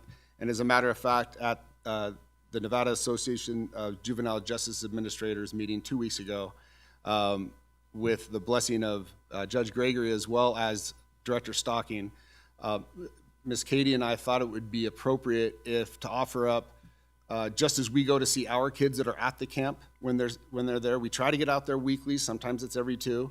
For some of the more distant counties, for example, Nye County, White Pine, Elko, a lot of those JPOs don't have the means to get to and from camp to visit their kids. So everybody was in agreement. We've offered just check in on those kids if they'd like it, if they'd like someone from the outside to kind of weigh in. We also know some of the good work that those other officers in those jurisdictions do. So we wouldn't be giving them any mixed messages. It'd be the same as they get from their courts and from their JPOs. And I know that NACO created a task force a couple years ago, mostly JPOs, right, that are serving on that. Are you involved with that? Not at this time, Your Honor. Or, Okay. Your Honor, sorry, Mr. Commissioner. My boss is back there. I have to. His See honor your is hand back go there. up? So, no, sir, I'm not. Okay, thank you so much. If no other questions, then I guess we can conclude that presentation. And we have a couple of minutes here before, so we can take a 5-minute break and go to our, before we go to our assessor. So thank Thank you for you your time. again, and thank you, the department. We appreciate what you do for our youth.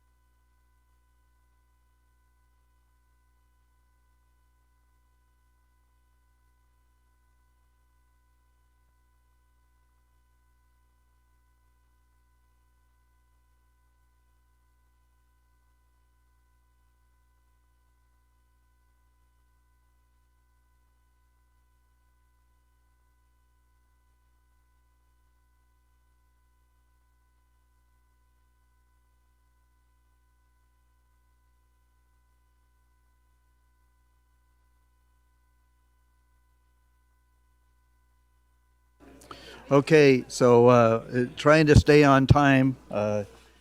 It's 2:30, and I'd like to call this back into order.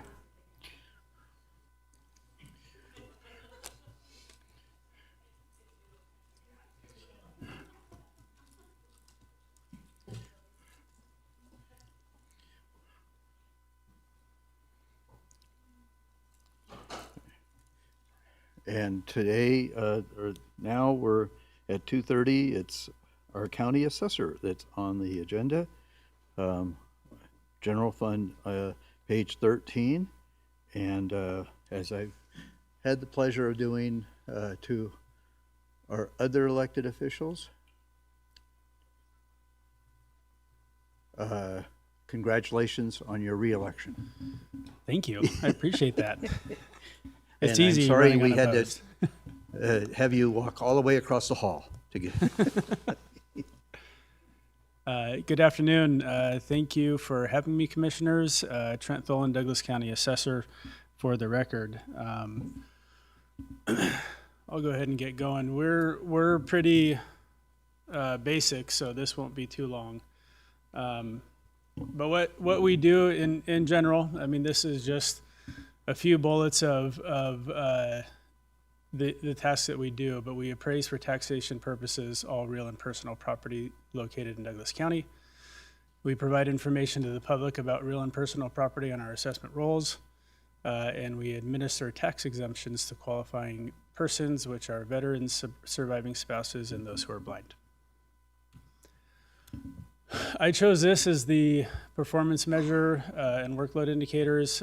These are the annual building permits that we actually complete. You can see it's a four-year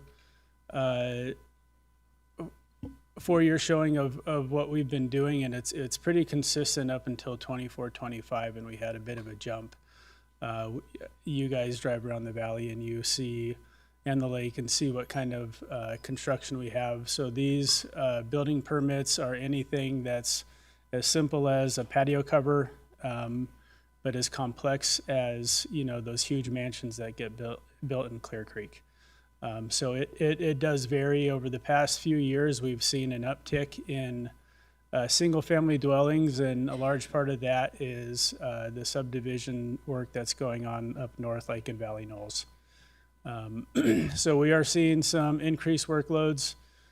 Fortunately, I have a very, very, very hardworking staff who they're still able to take on this work and get it done in a timely manner. So before we go beyond that, Trent, I hope you don't mind, but when our public looks at this type of a number, they see this as evidence of overgrowth in our community. And we both know, by, you know, with the community development department is reporting to us, probably 300, maybe the 300 number is more consistent with the amount of real residences that are actually going up versus, in fact, I don't even think it's the 309. I think that would be a high number. But most of this is other types of building permits that are additions to houses and things of that nature. So maybe sometime we can break that down a little bit better to identify how many real new homes are going up in the community. Oh, sure. And we actually get all of our information from the building department. So their permits come to us, and then I divvy them out to the appraisers. So either department really can break that down. But yes, a majority of this, I wouldn't say are single-family dwellings. It's the other stuff like patio covers and detached garages, stuff like that. Goals and accomplishments. We're a statute-driven office, so our goals and our achievements are also related to the statutes that govern us. The goals for 26-27 continue to meet the statutory requirement of completing the assessment roll on time. That one's very important. It has to be done by January 1st of every year. Complete the assessment roll with a high level of accuracy and in accordance with applicable laws and appraisal procedures.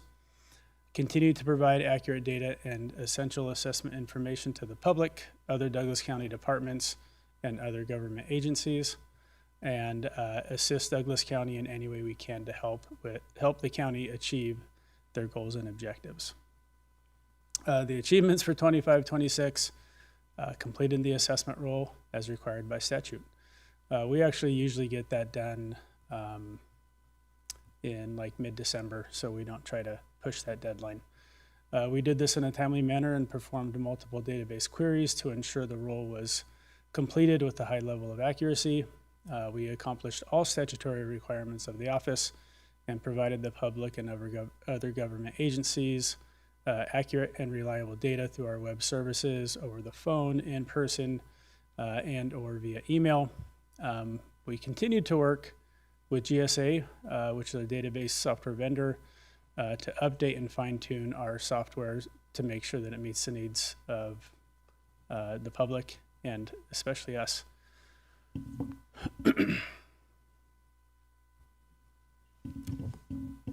Full-time equivalent positions.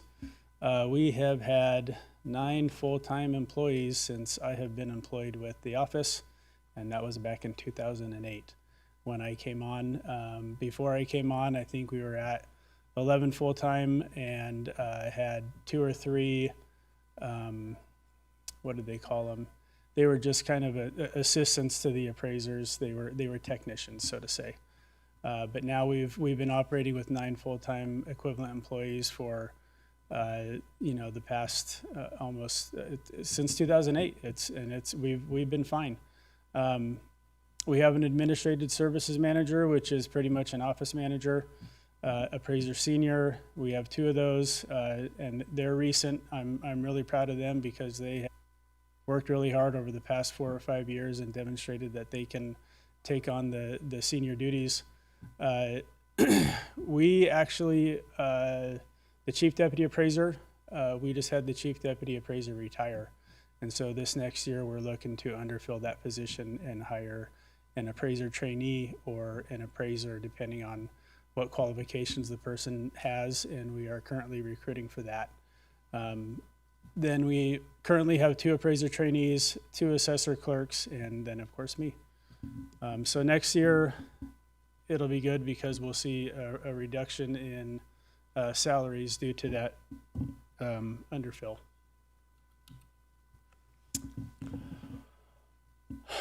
This is pretty basic, not a whole lot to say.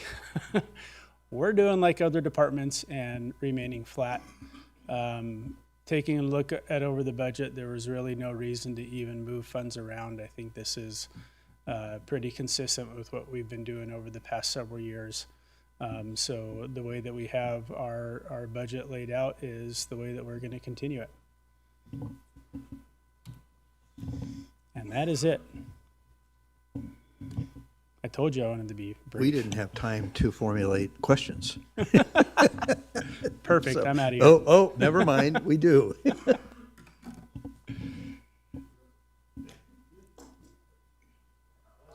I just have a quick, I'm looking at slide 3 of 7, the bar graph.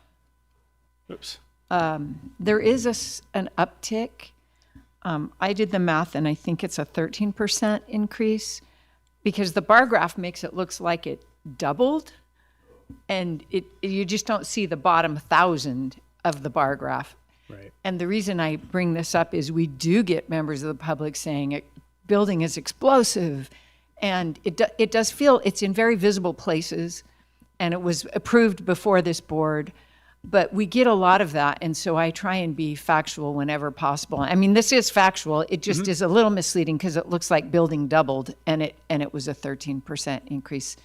Does that make sense? Yeah, maybe I should have just lowered the bottom side there. No, it's fine. I just wanted to clarify.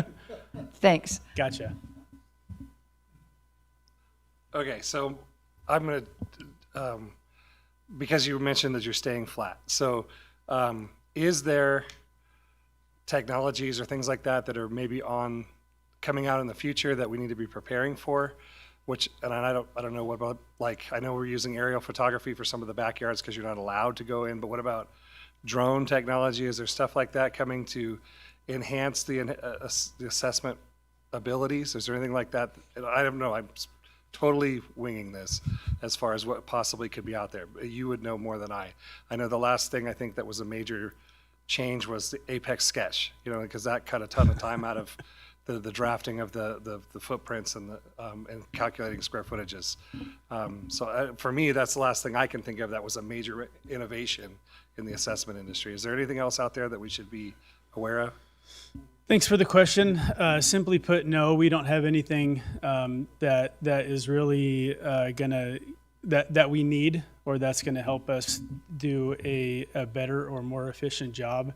I get emails probably weekly about AI and AI, them helping us out with our assessments, but you cannot take away the human element. You really can't. When it comes to assessments, you've got to have human eyes on sales data, and you've got to have human eyes on the buildings that are out there that we're picking up. We actually have a really good procedure. A lot of our workload, it consists of reappraisal, where we actually analyze sales and make sure that the numbers that we're putting out there are good. And then the other part of it is new construction, which has to deal with these permits. And new construction, we typically take a look at the plans that are provided by the building department, and we draw stuff out, and then we go out and we verify the measurements with the tape. So the human actually goes out there, does the measurement, and then we check the boxes. Yes, this dimension's good, this dimension's good. We do get sometimes where a plan says that a wall goes out 35 feet and we go out and measure and it's 40. So it's important to go out there and pick that up. Never, right? And there are times where it goes the other way too, where something says it's going to be 30 feet and it's 25. So we just want to make sure that we do get out there and we get a tape on things, so we make sure that it's as accurate as possible. But as far as technologies, I mean, we have our newer software. I think we went live in May, June or so of 2022. And that was a big expense for us, but also it's pretty much the reason why we're able to stay at our current staffing levels. And we're actually even pushing to the point, I ask staff every single year, how you guys doing? Is this too much? Do I need to go to the commissioners and perhaps ask for another position? And every year they say, no, we got this. And every year we complete the workload with the people we have, and it's amazing. It's incredible. The staff in the assessor's office is fantastic. Right, I agree. But okay, so let's push that. You mentioned reappraisal. So what's your cycle? Your yearly cycle? Are you 3 years? No, so we've actually gone to annual reappraisal. So every year we, in some way, shape, or form, look at every single property in Douglas County. And we have a little over 30,000 parcels now. So the ones that pull a permit, we go and actually do a physical inspection. The other parcels, we do recost their improvements every single year because we're required by law to calculate the improvements, the replacement cost new less depreciation. They depreciate at 1.5% per year over 50 years. So we do push the button, so to say, to recalculate the improvements on every parcel. And then during the fall period, summer and fall, so it's pretty much July 1st is when the new fiscal year starts. So July 1st all the way up until about mid-November, we're analyzing sales and we're looking at pocket areas and making sure that, subdivisions have the right land values and that commercial properties have the right land values. And that's all based on sales and trends that are out there. So every year we actually look at the entire Douglas County. Okay, I think, and that's good. I think it's beneficial from the old system where you could be flat and then bump a huge amount and then be flat again. So a lot of those surprise tax bills just don't happen anymore. Yeah, and the way they used to do it was we would take 1/5 of the county and we would rotate. Every year we would rotate to a certain area of the county and reappraise that. And I think folks who worked in the assessor's office got tired of having like guns pulled on them when we would just show up and say, we're gonna go around your property and make sure that our sketch is right and that our assessment roll is right. No, it's not really that. We just didn't have time. And it's much more efficient, and honestly, we're not missing out on anything because we do have the aerial photography too, to be able to look at and make sure that we have everything that's on a property. And it's very easy to take a measuring tool and measure out a new pad of concrete that somebody has versus going in their backyard and having to measure it up. We are allowed to go in backyards, but we don't do it if somebody's not home. Right. Okay, and then another one, I know that they're looking at, the legislature, they're always talking about the values and how it's working and not working, especially when you could have a house that was brand new next to a house that's 30 years old that's getting its depreciation, and they're basically serving the same amount of and getting the same amount of services from the county, but they're paying drastically different taxes. Is there any talk about maybe since in the explosion of HGTV, with everybody renovating their houses and they're not getting permits for that? I mean, in theory, aren't they basically upgrading their interior so like their average age actually is being improved when they're buying an old house, gutting it, putting in all new appliances, even though the bones are the same? But I don't know how. I'm not asking you to go inside every house. I don't know how you would actually know if that happened.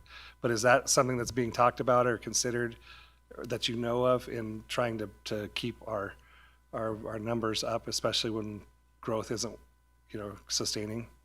And that was it. Tough one. There you go. Yeah. Well, the softballs are over. I'm hoping I'm understanding the question right. But if somebody does a renovation to the interior of their house without pulling a permit, you're wondering if and how we're capturing that. Yeah. So that's actually a really good question. We don't catch everything, and that's just a fact. Because if somebody doesn't pull a permit, then it doesn't come through our office.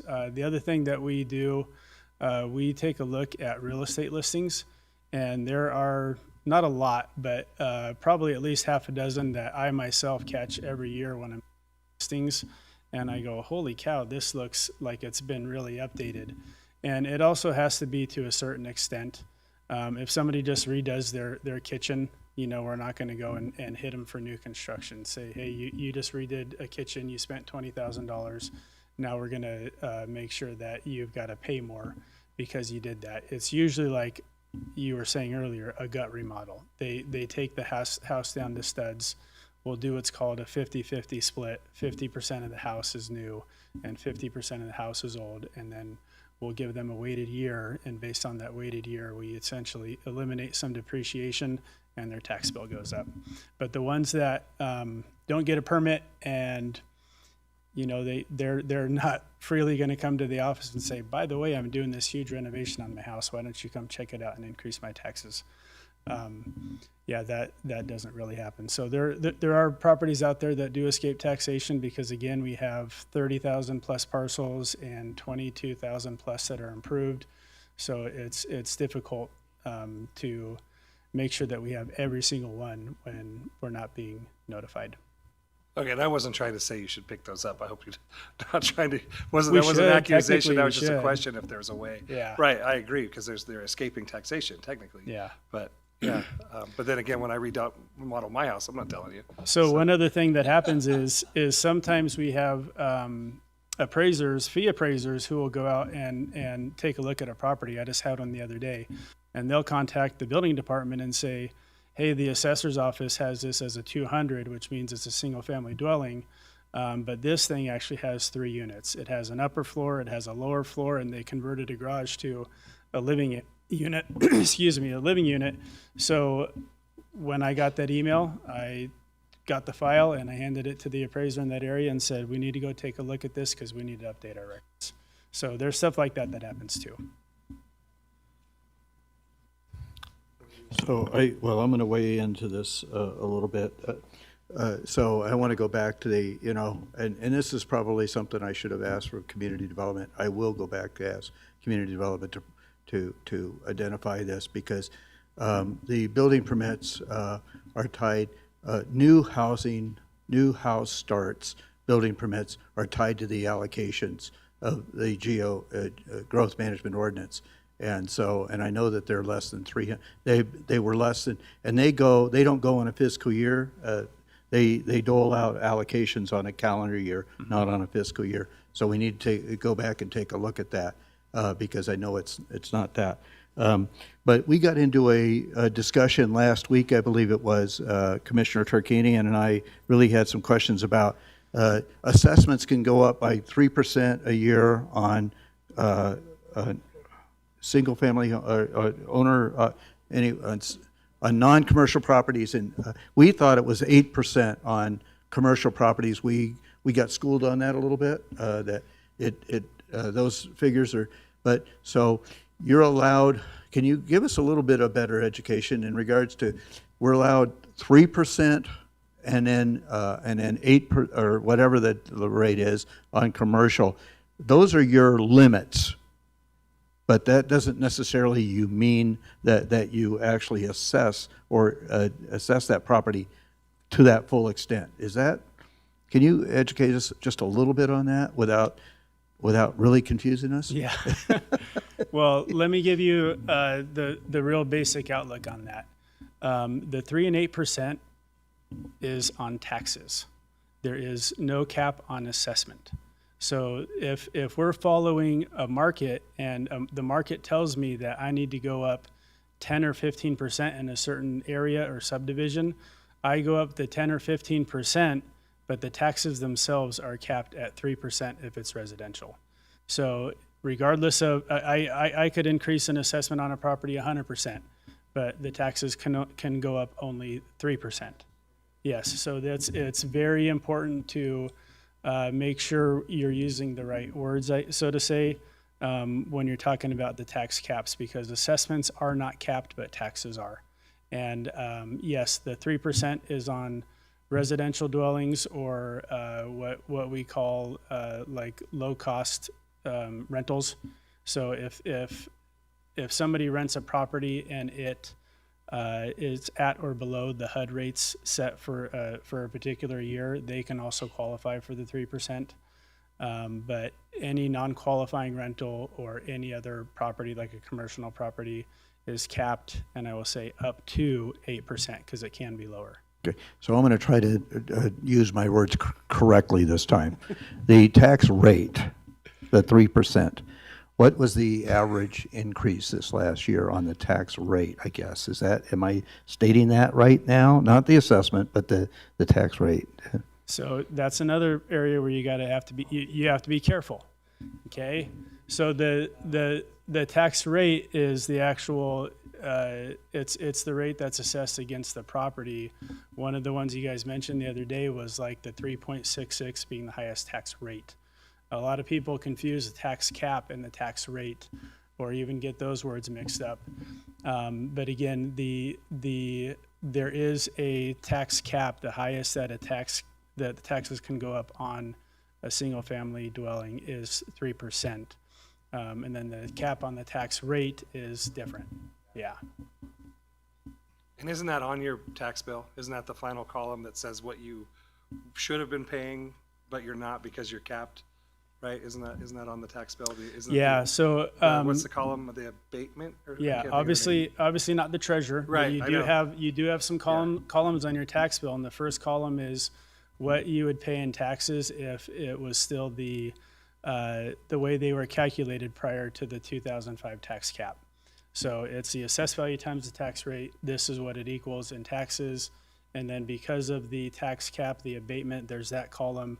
So you take what you should pay minus what the abatement is, and then what you're actually paying. I'm glad my escrow company takes care of that.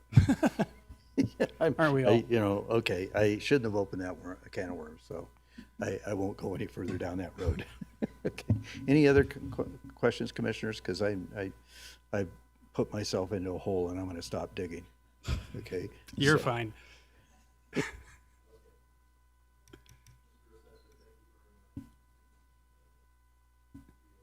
Thank you, and thanks for having me.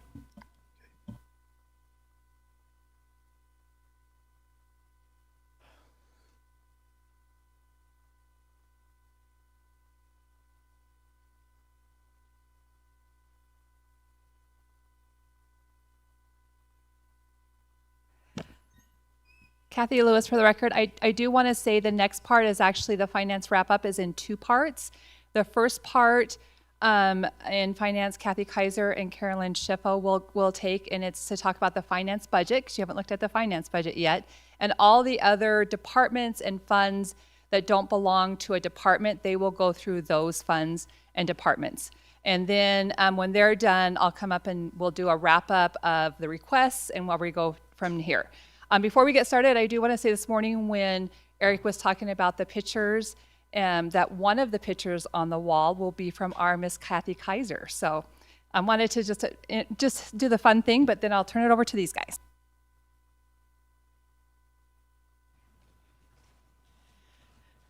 Good afternoon. Can you hear me okay? Thank you. Chairman Gardner, Commissioners, good afternoon. My name is Kathy Kaiser, Accounting Manager for Finance. To my right is Carolyn Schiffo. She is our acting Finance Manager, who will also be presenting with me today.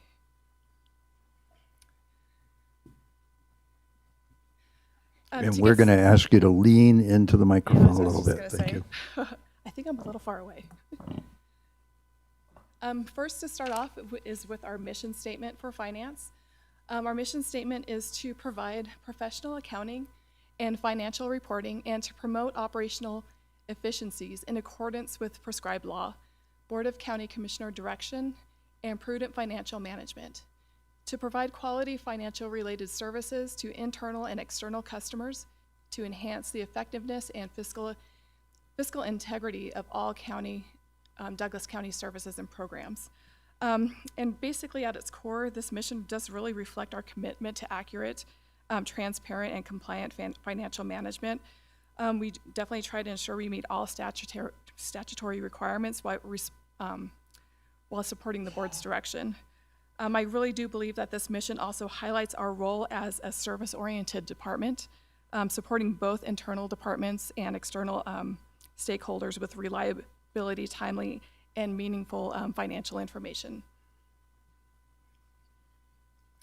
So our department description for finance, the finance department provides fiscal administration and financial management through budget development, monitoring, financial reporting, capital project financing, accounts payable, debt management, payroll, grant management, capital and asset inventory accounting, revenue projections, and monitoring, general accounting, and room tax management. So the finance department really does serve as the county's central hub for fiscal administration, ensuring accountability, transparency, and compliance with NRS and GASB standards. Some of our performance measures and workload indicators. First, we have the number of purchase orders issued. This number, on average, has been about 350 purchase orders issued over the last 5 years. Sarah Marino is our purchasing specialist, and she is the one that has taken this on and has issued every single one of our purchase orders over the years. So she definitely does work hard making sure that that is getting done and that it does adhere to our purchasing policy. Another performance indicator is our number of electronic payments. These are our payables that we issue every Friday for accounts payable, and these are the payments instead of getting a check. They would be an electronic deposit into that vendor's account. Those numbers have gone up quite steadily over the last 5 years. We do believe that it is a way to make sure that our payments are being processed more efficiently and our customers are receiving payments much faster instead of having to wait for a check in the mail. So it is really our intent to see if we can get more of our vendors on board with electronic payments. Now on to some of the fun stuff. We have goals and accomplishments. During the last, this fiscal year, 25-26, some of our major accomplishments that our department is pretty proud of, I would say, is first is the implementation of GASB Statement 101, which is our compensated absences. And compensated absences are just making sure that our financial reporting is compliant with current standards and accurately reflects long-term liabilities. It reinforces transparency and aligns with best practices in governmental accounting. And this standard really updated how local governments recognize and measure liabilities for employee leave. So that would be vacation and sick. The standard ensures liabilities are reported when they are actually more than likely not to be paid, improving the accuracy of reporting. Our next goal from this past year is our external audit was completed with no findings or reportable deficiencies. I do just want to make a comment here that I know this was just a long time goal for the finance department. I know over the years they've really worked hard to see this through, and everybody, I mean every individual in that department, whether it's payroll, accounts payable, grants, all played a role in accomplishing this goal. So I just want to give a quick shout out to everybody in the finance department, those who are online too and not here today as well. Working with staff to provide training opportunities through GFOA and other organizations. We do have a lot of training opportunities within the department. I would also just like to name a few of those trainings. Andrea Kent, who is our payroll coordinator, she completed the 2025 Foundations of Payroll Analytics this year. Debbie Swickard, who is our grants administrator, she is about to complete her grant management certified specialist training that she has been taking over the last couple of months. We do have Candy Boomaat in the audience and Debbie Carter, who by the end, I believe in June, will be attending GFOA, which is our Government Finance Officers Association conference, which is an annual conference. This is really, I think, an important training as well because it does provide a platform of different topics, regulations that may change over time, especially with maybe debt management, internal controls, things of that nature. So you can basically pick what classes you want to take or what you maybe want to learn more about. So it's really a great opportunity for our staff to be able to attend that conference. And we try to rotate it every year too, so everybody kind of has an opportunity to attend. There is one goal that I did skip, and I skipped it for a good reason. The implementation of our contract module through DebtBook. So this actually goes live tomorrow, and this is basically a centralized platform for all of our county contracts. So we're very excited about this. Carolyn Sheffo and staff have been working very hard to get this online. So tomorrow is the big day, so if you have any questions, please feel free to reach out to Carolyn or myself. So we're very excited about this. Moving into fiscal year 25-26, and this should really say 25-26 through 26-27 goals. The first goal would be to review and update financial policies, including our procurement, grant administration, and fixed assets. This is a goal that I hope to maybe accomplish by the end of the year, taking a look at some of these policies that we've been working on lately. Some of them need to be updated. They haven't been reviewed maybe in the last couple of years. So we're hoping to bring that forward by the end of the fiscal year end. We also want to continue to maintain audit excellence by ensuring accurate financial reporting and maintaining. We also are going to continue to work with departments and our elected officials to improve the budget development process, including performance measures and long-term planning.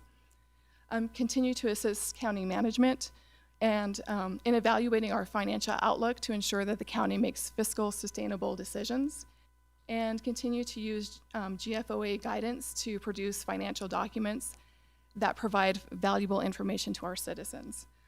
And our final goal, which I just wanted to say that as all the other departments have some fun, we also have a little bit of fun too, which is our GASB standards that we get to implement. We have 3 upcoming this year, which is GASB 103, GASB 104, and GASB 105. We will be working with our external auditors, Eide Bailey, in conversations coming up in May to see what the lay of the land looks like for those 3 implementations. The first is GASB 103 that improves how we present financial information, making it clearer and more consistent and more useful in decision making. And this is particularly with the management discussion and analysis, which is included in the, our annual ACFR. So we will be having those discussions and seeing what that looks like for this upcoming audit year.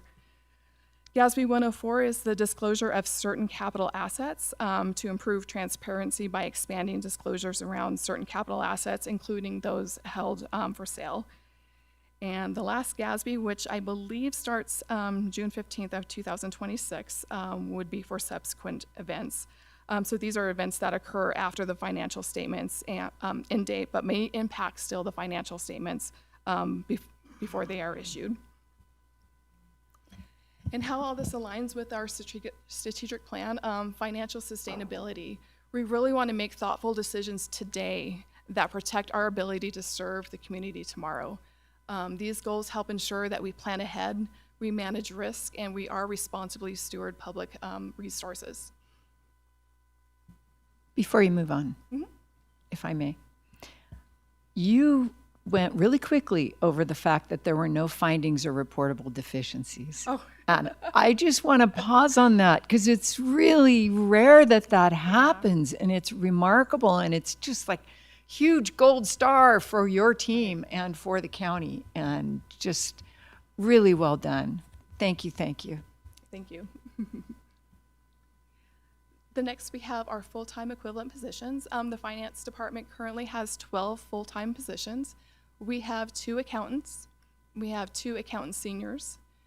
We have 2 accounting clerk seniors. We have 1 accounting manager, 1 accounting purchasing specialist, 1 chief financial officer, 1 finance manager, 1 grant administrator, and 1 payroll coordinator. And finally, this is a snapshot of our budget. So if you take a look here, FY26 versus FY27, we did reduce our budget by approximately $34,000. Basically, we shifted some funds, we realigned our travel, and we put that more towards training and education. Also, too, some of the big ticket items are auditing. That is our contract with Eide Bailly for our annual external audit. And our professional services line item does include our contract that we do have with Mahoney and Associates for our cost plan. We do have McLeod, I believe, for our actuary contract, and we do have a little bit of money in there as well if we need temporary assistance that we would use Robert Half for a contract employee and things of that nature. So with that, I am going to turn it over for the remainder of the presentation to Carolyn Sheffo. Hello. I'm going to be reviewing the non-finance department revenues and expenditures, and we're going to start with the Western Nevada Regional Youth Department, and this is our payments to the Western Nevada Regional Youth Facility in Lyon County, and this is supported by... We're going to need you to lean into the microphone also, please. Sorry. This is... So this expense is supported by a tax rate. And then we can go to the next one. Okay. Department 197 is our cost allocation department, and this represents the amount that we, if you'll notice, it's in parentheses because this is what we charge other funds in the county for the services that they receive from the general fund. So like the finance department is part of that allocation, and IT and whatever, and this is where we record what we've transferred in from those other funds. And Fund 997 is our non-departmental fund, and most of what is in this fund, as you can see, is where we transfer out from the general fund to our other departments. And there's a list there of the different transfers that we have scheduled for the upcoming year, as well as our contingency. So the stabilization fund is governed by NRS 354.6115. These funds are reserved for emergencies. We don't currently have any, the only revenue in this fund at the moment is just investment income on the outstanding balance that's in that fund. Carolyn, do you mind? Mr. Chairman, members of the commission, Jennifer Davidson, County Manager. I'm sorry, if we can back up to 2 slides. I think I'm looking to highlight the judicial center bond. There it is.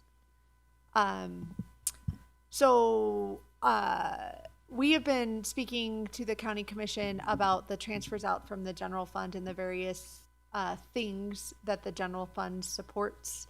And we've been working for years to get these numbers down as best as we can. A couple of call outs on this particular fund. The library program is still being supported by the general fund of by about $500,000 annually. So in addition to the PALS taxes that they receive, they do receive a transfer out from the general fund of about $500,000. And then additionally, I had a question from a member of the public who asked me where in our budget the bond payment for the judicial center is. And so it is a transfer out. We handle that out of our debt service, I believe. So it goes from this to being transferred out to this into another fund. Correct. And I think you're going to go through Yep. that later. We'll get there. Yep. So that is a portion of the bond payment, and there's another portion which I think is going to be in another section you're going to highlight. So please pause there when you get to that too, so Okay. that we can show the county commission and the public the total amount of the Justice Center payments. I'd appreciate that. Thank you. That's it, Mr. Chairman.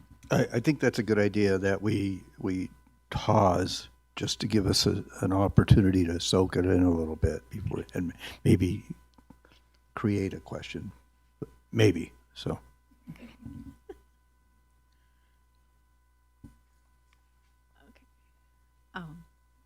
Maybe go to the next. Okay. So this is the expenses that for the stabilization fund, and mostly these are just in case unanticipated projects come up during the year. Excuse me. I'm an introverted accountant. We're just really excited to be here. Thank you. We let them out of their office. We have some accountant jokes if you want any. Mr. Chairman and members of the commission, Jennifer Davidson, County Manager, for the record, if we can go back to the stabilization fund, thank you. Stabilization, we have a couple of funds that we've created, which Kathy can jump in on if you want. Extraordinary maintenance and rate stabilization funds were created through prudent fiscal policy and leadership of the county commission. The stabilization fund has specific limitations for what we can utilize it for, and it has to do with, and Kathy, feel free to jump in, it has to do with if during the fiscal year our revenues are not meeting our projections, we have available to us the ability to dip in to this fund balance that we have set aside. It's currently 1.7 million. To help us make ends meet in that fiscal year. Kathy, is there anything you wanted to add onto this? I would say thank you. Kathy Liz, for the record.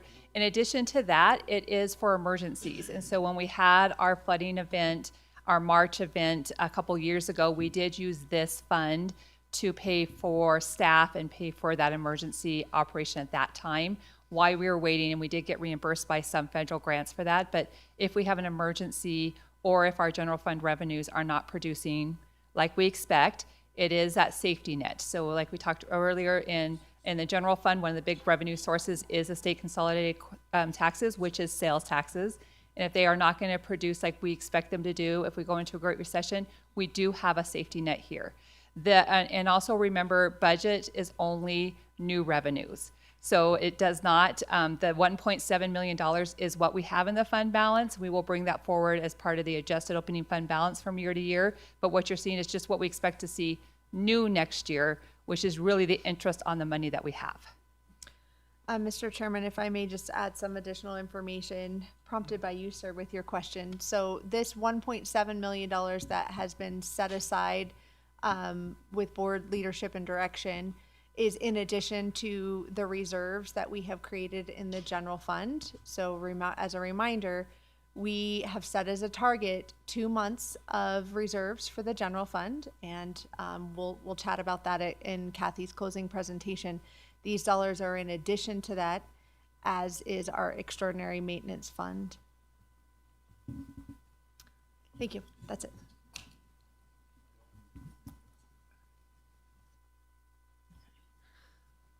So Fund 202 is the Nevada Cooperative Extension Special Revenue Fund.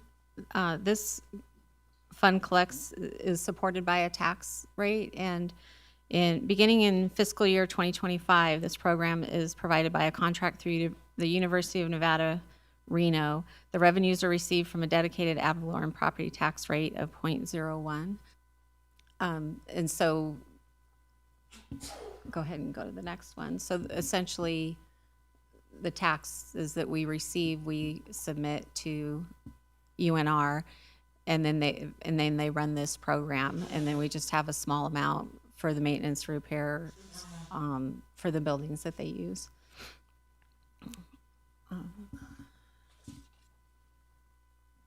And then the PALS Sales Tax Fund, I think we were discussing this yesterday. This is a special revenue fund. The purpose of this is to collect the sales tax, the county option sales tax, and then distribute it to the to parks, library, and the senior center, which is our next slide. So essentially, everything that gets collected in there gets transferred out to those other funds. Okay. Fund 222 is the law library. The Law Library Fund is used to enhance and maintain the county's legal library. This fund is authorized under NRS 380.110. Revenue comes in from dedicated judicial clerk fees. And then the expenses most of the expenses in this fund is for the software, the legal software. Okay, and this is the Extraordinary Maintenance Fund 401. This is a capital projects fund, and this is what Ms. Davidson was talking about. I was going to say, I do not have the balance on here, but when we come back with the adjustable main fund balance, we'll have the balance on what the balance currently is there.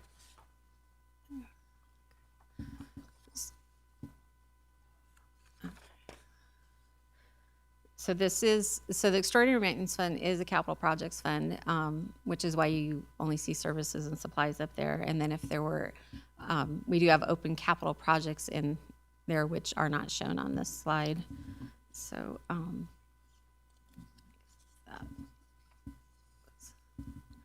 okay, so the Ad Valorem Capital Projects Fund, this was established under NRS 354.59815, and the revenues are received from the dedicated ad valorem property tax rate of 0.05. And these, so this revenue, so mostly we just have the tax revenue and then the interest earnings in this fund. And if you go to the next slide, I can't read that. So this fund funds capital projects, and it also funds, as you can see, the transfers out. You see the transfer out to the 2025 Judicial Medium-Term Bond Fund to Fund 541, which is the debt service fund. So this is the second piece. When we issued the judicial bonds, we have the medium-term bond, which is this one, which is a 10-year bond, and then the 2025A coming out of the general fund is a 20-year bond. And then this fund also transfers some of the taxes go to the towns. The town of Gardnerville receives 3.66, Genoa receives 0.13%, and Minden receives 3.52%. Mr. Chairman, if I may, Jennifer Davidson, County Manager for the record. The reason why we looked at medium-term bonds for this to be paid out of this particular line item for a variety of reasons is the funds collected through this portion of tax rates are required to be spent within 10 years of them being collected, and our midterm bonds are 10-year bonds. So it aligned perfectly with what we were looking to do. Previously, it's my understanding, we were paying a portion of the community center bonds off with this particular line item, and I think those community center bonds are due to be paid off entirely here shortly in the next 5-year window. But we were able to shift any remaining payments on the community center to the room tax budget, working with Brooke and her team to accomplish that so that we could do the heavy lifting of paying for the Justice Center moving forward, that bond. So there's been, what I'm trying to communicate to the public is to demonstrate where we were able to put together the funding for the Justice Center and to show how strategic and fiscally conservative this board has been in making sure that we're identifying sustainable funding sources for the decisions that you're making when you work with us to put together our budget. Thank you.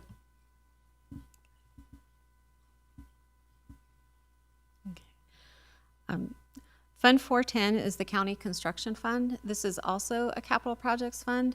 This does not have a dedicated source of revenue. It's when capital projects are approved, we move money into this fund and pay for them out of this fund. So that's the revenue in this fund comes from interest income on our outstanding balances and then transfers in when appropriate, as projects are approved. And then the expenses are if we have banking and checking.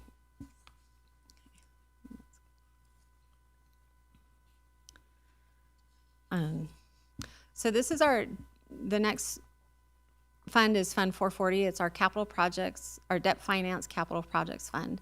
So this fund is where we placed all of the bond money for the Judicial Center. And this is where all of the expenses for the Judicial Center come out of. The revenue that's in there right now is the investment earnings on the funds we haven't spent yet. You can go to the next one. And then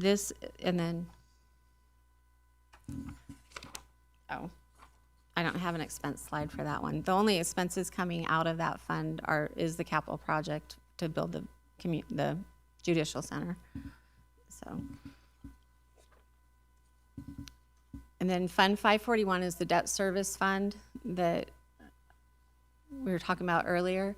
And the revenue for this fund is all transfers in for the funds that are paying for the different governmental debt, not the enterprise funds pay their debt out of their own funds, but any of the governmental funds, all the debt gets paid out of the debt service fund.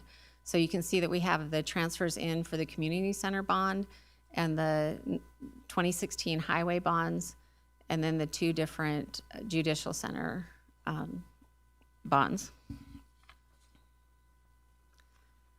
And the expenses in this, the services and supplies expenses in here are just the fiscal agent charges that we pay for those three bonds that are listed. And then the debt service gets paid out of here, the principal and interest on the bonds.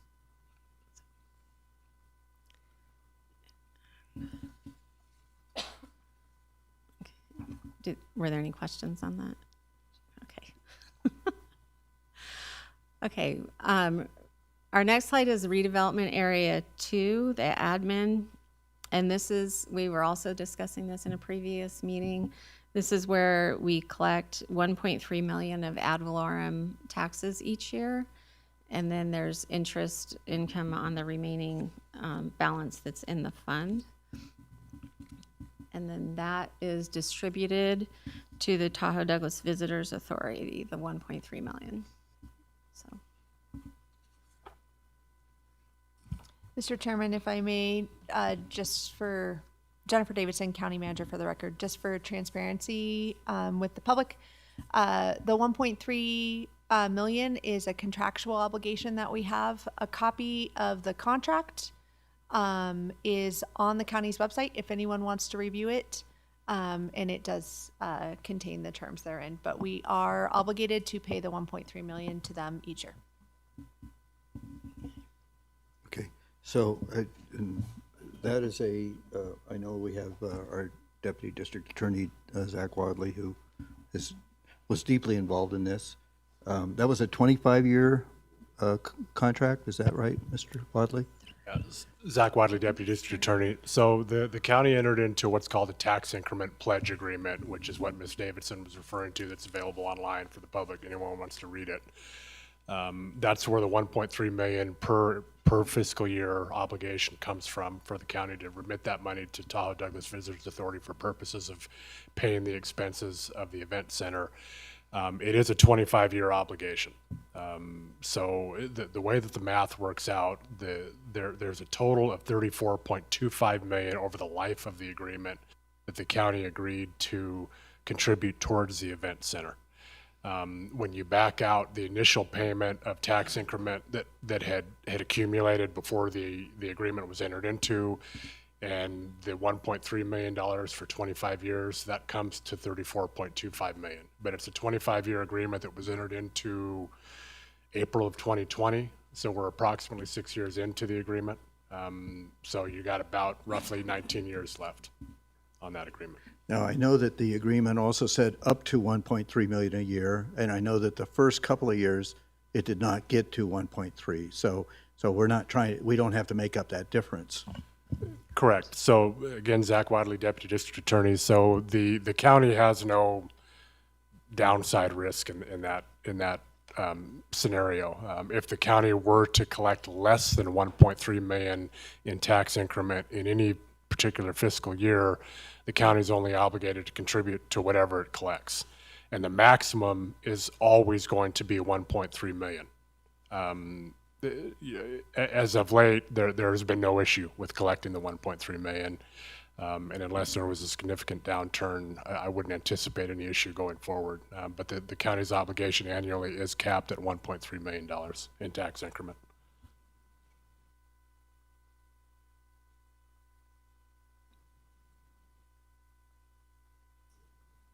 Mr. Chairman, if I may. Thank you. Thank you, Mr. Chairman. Jennifer Davidson, County Manager for the record. We have an extensive webpage on RDA2 with a complete breakdown of where the $1.3 million is coming from, because anyone who's worked with RDAs knows that 1.3 million, once the agreement is done, that doesn't all come back to the county. There are other taxing agencies that are impacted, and a breakdown of who is impacted from the 1.3 and to what their proportionate share would be once the RDA was done is all online. I'd encourage the public to go on. You can type into the search box redevelopment area 2 and get all of this information as well as the complete history on this. Thank you. I would also suggest that any amounts over 1.3 go to all those other taxing agencies as well, proportionately, as dictated, right? So, yeah. Correct. And I'll jump in, Zach Wadley, Deputy District Attorney, just for the public's benefit. Redevelopment area number 2 does not exist except for the county's contractual obligation under that tax increment pledge agreement. So once $1.3 million in annual tax agreement is collected, anything beyond that in property tax goes to all of the various taxing entities, county, Tahoe Douglas Fire, others that would otherwise receive that property tax. Schools, exactly. Yes. Mr. Chairman, if I may, for example, Jennifer Davidson, County Manager for the record. Sorry, we're belaboring this, but I'm sure inquiring minds want to know exactly what portion would be the county's. It would come back to the county eventually. So currently, it's estimated to be of the 1.3, 291,000 would be the county share of this. Thank you, Mr. Wadley. Any other questions, Commissioners? No?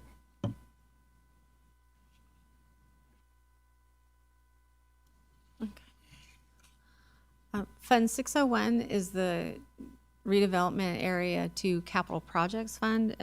This exists in case we were ever going to do capital projects from that redevelopment area, but there aren't any, and there won't be. So I think we can go. And then 606 is from the capital projects fund from redevelopment area 1. This one, the only revenue for this one is the interest income. And this one also, this is where we have the fund balance for the Vista Grande amount, but that's all that there is in this project fund also.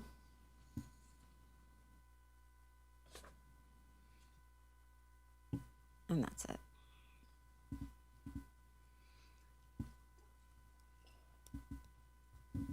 I like to talk about the one operating request that we have that I did actually put under finance. When we worked through the budget last year, if you remember back to last year, we had, the intention was to convert a position that was under public information, convert that position to contract costs, and a portion of that contract would go to the sheriff's office to support their PIO functions, and a portion would come to the county manager, the public information department to support that our PIO function there. We successfully eliminated the position in the adopted budget, but we did not put in the contract costs. When we came forward at a later date, we asked for an augment to increase the contract costs, but our directive was to keep the adopted budget the same, and if you needed an increase, to ask for the operating increase. So this is the operating increase to fix the error that we had last year.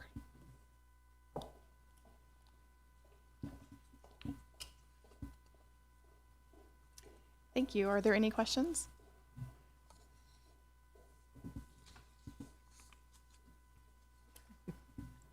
I think apparently we're good. Thank you. Or Thank you else for we're your tired. time today. Or Thank both. you.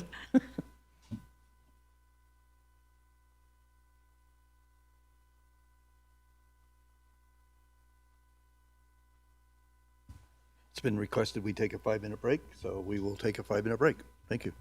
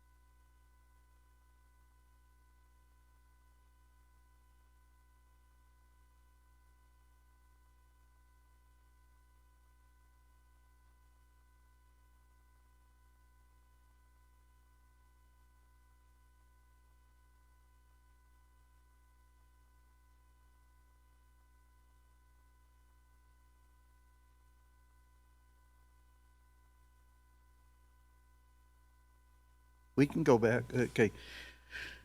Okay, we have our chief operating officer and our county manager in front of us for the finance wrap-up of the county budgets and process, and budget process. Is that right? Is that where we are? Okay, and then, and we have some, and you're gonna ask for some difficult decisions here, or at least guidance, right? Okay. I have a couple quick slides that just summarize what we've been talking about for 4 days, and then we'll be ready for the discussion, like Chairman Gardner had mentioned for that. So here we are at the wrap up. If we started, 2 weeks ago or a week ago at the, kickoff, and now we're doing the wrap up of the tentative budget. Just a quick reminder of all the different budgets that you heard from all the different directors and elected officials over these 4 days. I want to do real quickly on the schedule is today is our last day of our budget hearings. We will submit to the state a tentative budget. The tentative budget is not approved by the board, but it is all the numbers that you saw today and all the backup.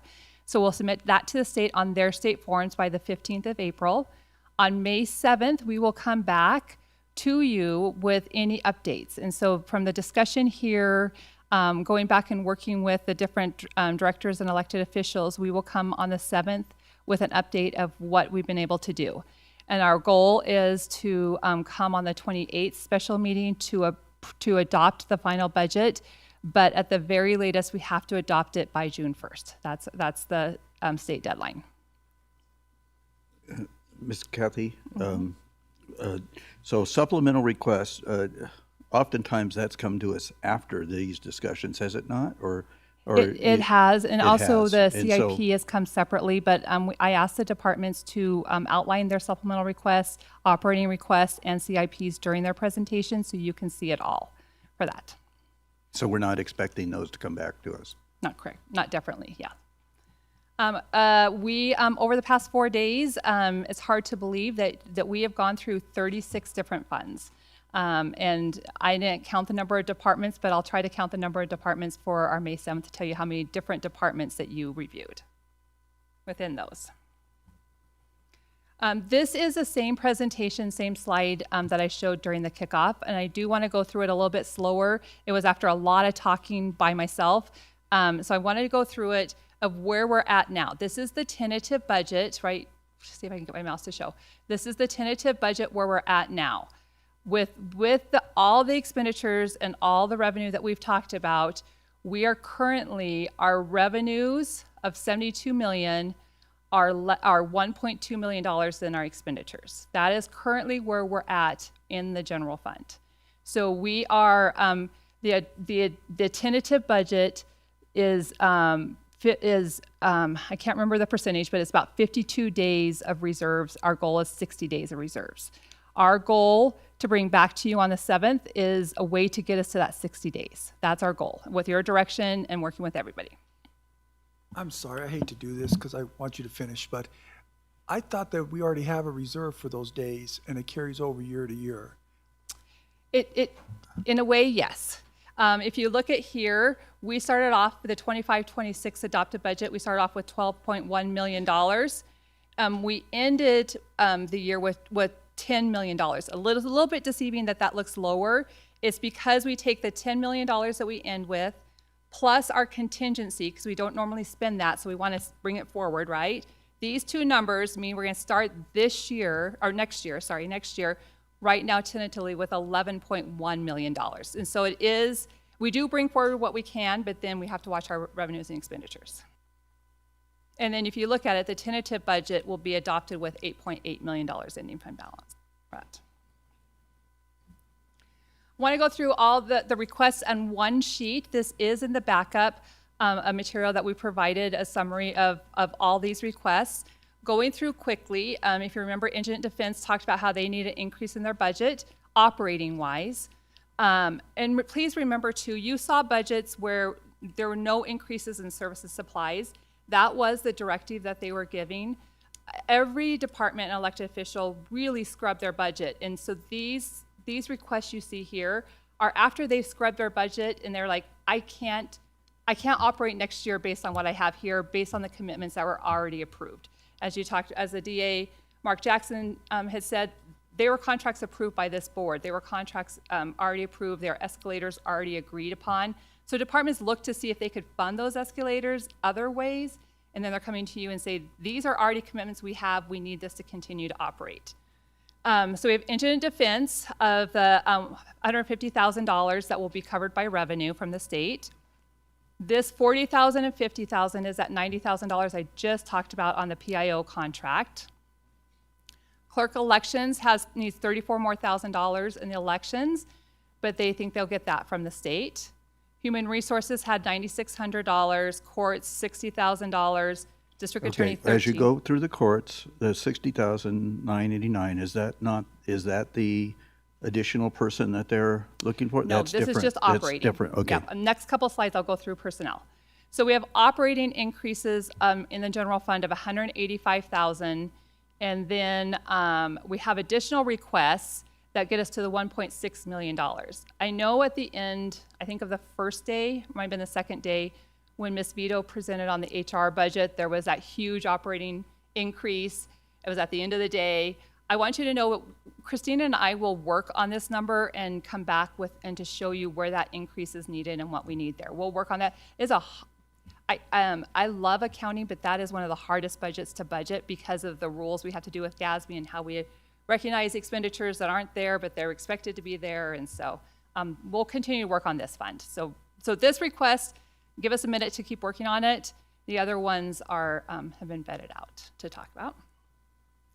Then non-personnel supplemental. So these are new programs, new initiatives that are needed that they are coming forward. The two in the general fund are, we have the contribution from the Historical Society, and then we have the audit that's required in the courts once every 4 years, and then some additional support for Oracle. These, the audit and then the additional support, we'll try to look for some one-time funding and come back with a recommendation for the board to consider funding these, just the one-time, not building them into the budget, but using some one-time funding to fund that. The courts need it once every 4 years for their audit. They don't need it ongoing every year for their budget. And then we talked this morning about the Historical Society. The other one is special events for the airport, which she has in her fund balance to help kickstart the air show. And then the personnel requests are the positions that Ms. Edwards talked about with the courts. Those are the three positions, two positions, and then Heather at the airport discussed a position at the airport. I'll flip back and forth with these so we can discuss that. Before we go to the next steps, I had already said this, but I really do want to take the time to again thank the department directors and elected officials for doing that scrub of their budget. That we didn't last year when we presented a tentative budget. It was a 13% increase in service and supplies. This year, if you remember right, by them reviewing it, it's a 5.6% decrease in service and supplies. So want to thank them for the work they did on that. We still have more work to do, but appreciate the partnership and the work that's done. And we've talked about this. I appreciate that. My concerns, of course, is that the cost of goods, just in purchasing goods, is going up, and so they're going to have to do more with less. Basically, you're talking a ream of paper here and a ream of paper there, right? So, okay, and that's really doable. That's what they said. That's what all the departments said. Yes, it's doable, right? Yes.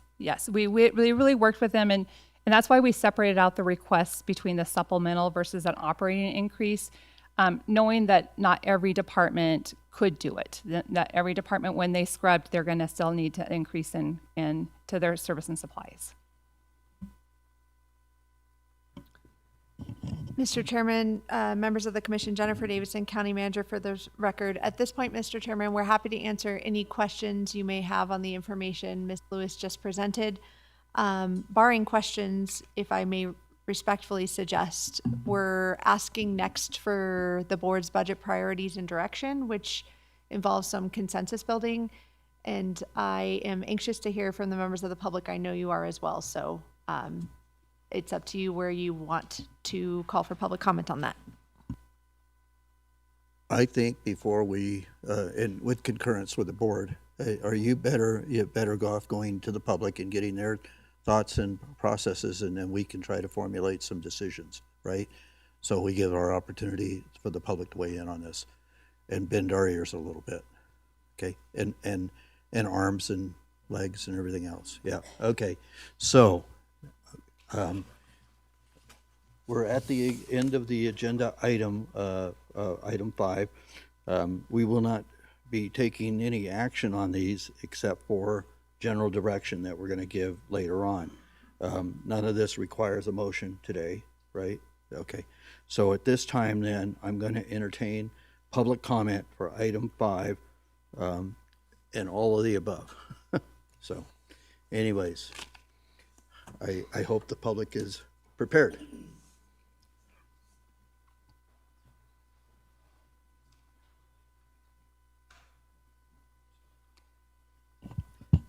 Good afternoon, Ellie Waller. I know everybody has gone through and scrubbed what they can. One of the outstanding ones is the $450K from the airport. Is that truly scrubbed?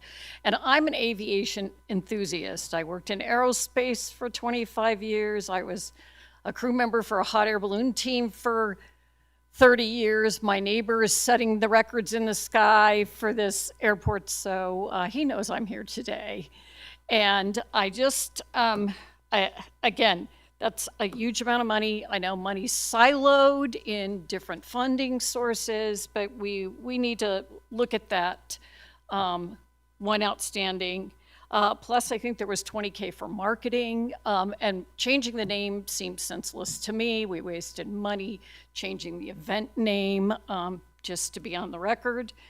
With the courts asking for information, they have to dot I's and cross T's. I hope that was very clear on their needs and why they need to be brought up at a different level than anybody else's. Back to my career, I had to help departments pay for top secret clearances to get their jobs done. So I look at things from a different lens from my previous life.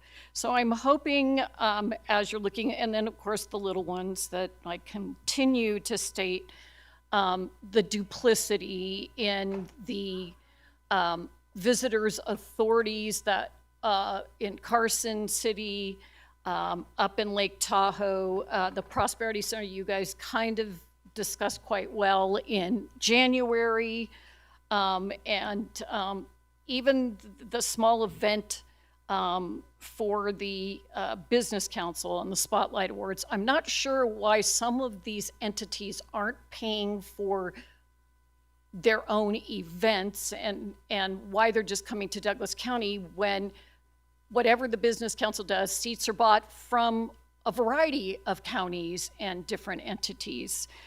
So that's where I'm coming to the plate at the end of today. Thank you. Thank you.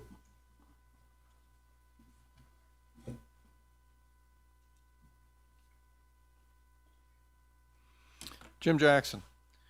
In watching this whole process, it's been rather confusing. I'm not an accountant. This is the first time I've sat through this. One thing I was noticing on each one of the budgets, or on the majority of the budgets, everyone didn't have it, but there were 2 items that were listed as line items. One was professional services, and the other was software. Both of them were rather large numbers for each entity. My question is this. On the professional services, a lot of them said it was for consulting. Is all of that for consulting, or is there other things that come into that? I think breaking those things out in that one budget number would make it easier to look at and say, is there something there we can cut? But when you just say one big number for professional services, is that all consulting? And do you really need consulting that much? Or is it for something else? And is that something else something that can be cut? The other one was the software. Seemed like every department had a large number for software. My question is this: you have an IT department. Is each department have software that is so individual that they have to pay for it separately from the full county, making contracts with the software providers that work across the board, where you might get a better deal on it if it's done that way? I don't know. It didn't explain it. That it just said software. And in some cases, like the court is very specific on their software needs, and what their requirements were is they didn't want to have any cross-contamination, let's say, so that you can't you can't have conflicts of interest there. But those two items looked like I added up roughly in my head, and it was over $1 million for the professional services. So I don't know, in there, is there some money in there that could be cut if it was broken out and explained separately? Same with the software. Is that something that if it's combined, you could get a better deal, or is everybody doing it independently? The other item was, and Commissioner Tolbert saw me shaking my head at it, was on all these different entities that you donate money to. Maybe it's the wrong word, but like the Art Council and all these different ones, if we're in a very tight budget year, I know if I'm at home and I'm a budget type year, I would cut donations. Are they going to go out of business if you cut it for the 1 year so that you can truly balance your budget, or cut it in half at least or something? And then for some of them, why are we even giving anything to them? Shouldn't they be supporting themselves? So those are the things that I saw from my viewpoint as looking at these budgets. Thank you for your observations. Additional public comment?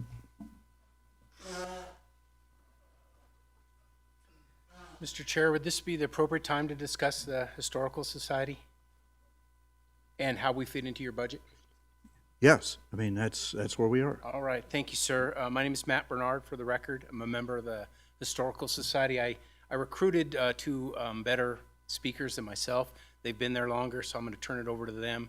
But I do hope that when the board does their priorities, and perhaps we need to do a better job, I think is what it comes down to at the Historical Society, is we do a lot of work. You take your strategic plan, just the front cover of it, and you look at the 3 bullet points underneath there. I think the first one is preserve history, or something very similar to that is what it says, right? And then the last one was leave a legacy. I would tell you that that's what this organization does.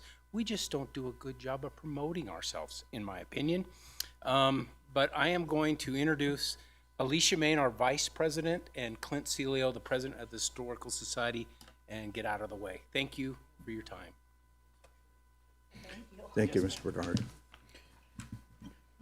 Okay, so we don't allow seating of extra time, so you have 3 minutes, and then It's good and because then I'll Clint read. will have 3 minutes So as well. I had to try to prepare here real Okay, quickly. so you don't have his leftover time, is what I'm saying.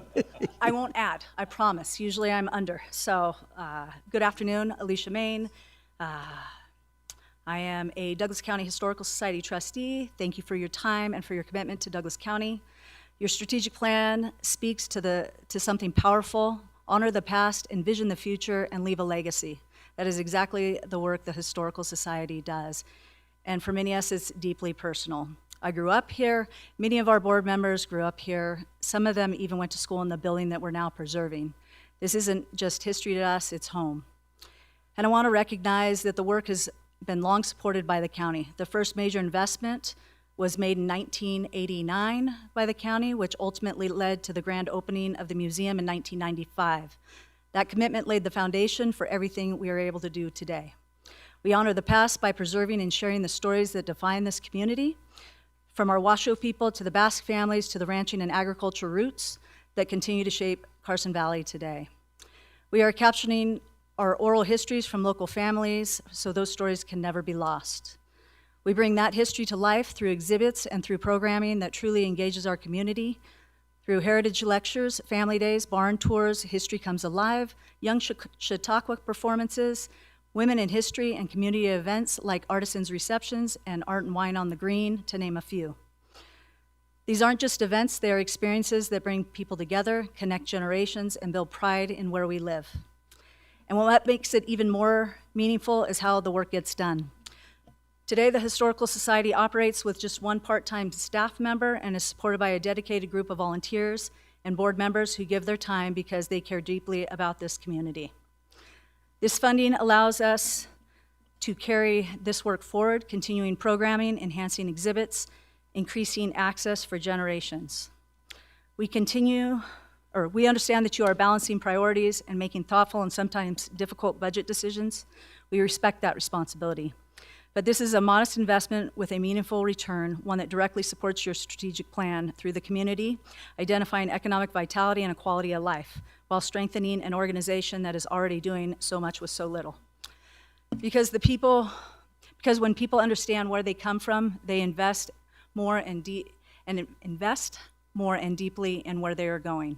And together we have the opportunity to leave a legacy, one where future generations are connected to a strong sense of pride, identity, and belonging in Douglas County, because a community that honors its past is one that leads its future with purpose. Thank you for your consideration and for your continued leadership in building a Douglas County that truly matches its scenery. Thanks. Thank you. Clint Celio, President, Douglas County Historical Society. You all have been at this for quite a while, so I'll keep my comments brief. I really appreciate the opportunity to come and speak today and for your consideration for our additional increase in our letter.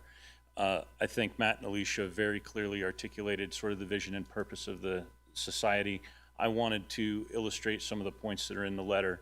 We're very transparent about the budget request as well as the funding, our basically how we use that funding, and recognize that that's a significant component of our budget that we use to keep 2 museums open, one of which is the Genoa Courthouse, which is a sort of a foundation, a bookend there in Genoa throughout the tourist season. We keep that building open and operational as long as we possibly can each season in order to make that work. We have a tremendous number of volunteers as well as a large collection that we are curating, a number of volunteers that we're using to keep the society operating, and a large collection that we're curating. This is a really, I think, great return on your investment. And that said, I would definitely open and welcome the opportunity for any commissioners or county staff or the public to come in, visit the museums, visit the society, and become more engaged about what can we do to provide an even greater return on your investment. What is it that you want for Douglas County residents and visitors for the funds that you might contribute to the society? We're doing the best that we can and would be open to suggestions about how we can do it better. Thank you very much for your consideration. Thank you.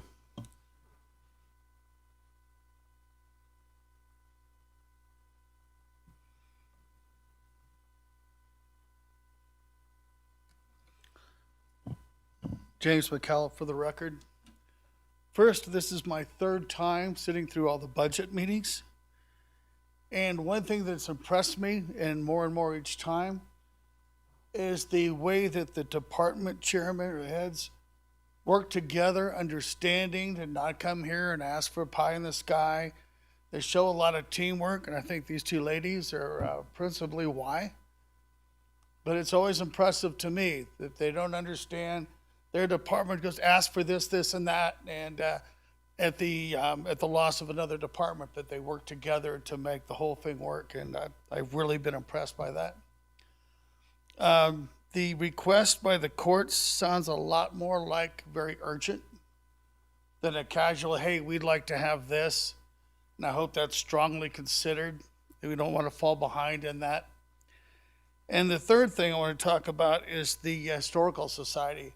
I grew up in Alameda, California, and one thing that we had was a very strong, long-standing historical society that worked with the school district. So when you were in 4th grade, Historical Society provided a small book, but it was on the history of Alameda that took from Native Americans to Spanish land grants up into World War II and on into about 1968, which is when I cut the class. And it was valuable, and it created a lot of interest, and the Historical Society was well supported. And it was a part of the culture to know. I lived in a house built in 1907 next to a house built in 1880 by somebody who actually provided the land for the school and the park and everything. And I wouldn't have known that, even living next door to that house, without that historical lesson in school and visiting the Historical Society. And I think we need to maintain our Historical Society. I think that's something that's getting us in the strategic plan, but it's also common sense for a community to know its history. So I hope that those two things could be supported. Thank you.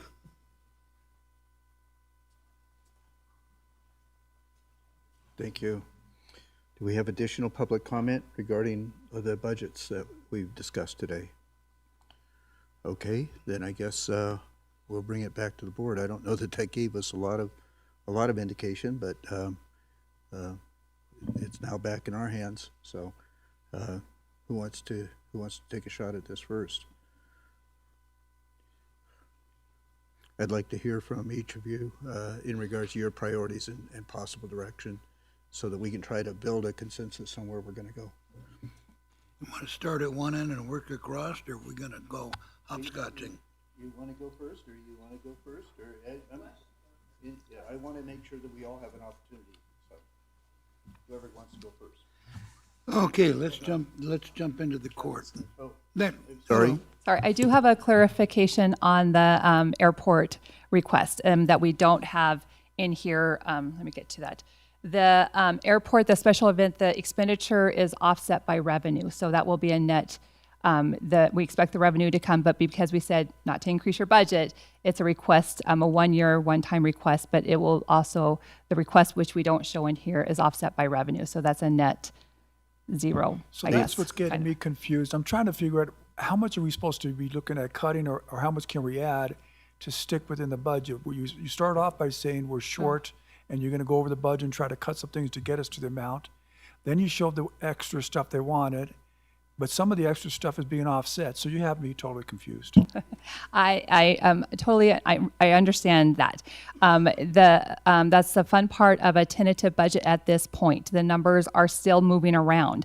If you remember, when I did the budget kickoff, presented state consolidated taxes based on what the state preliminary gave us, we have final numbers that will change where we're at. So in my opinion, and our county manager can correct me, what I would love to see from this discussion is what are your priorities and what would you like to be funded? We'll come back on the 7th with more concrete numbers and say this is really what our revenues are. I can also tell you, listening to 4 days of presentations with the accounting staff and myself, we were all making notes going, oh, did we get that revenue that they just talked about in the budget? We need to go back and look through it ourselves. So things are still moving. A tentative budget is that. We're still trying to nail down everything. Mr. Chairman, if I may add to that, I'm sorry.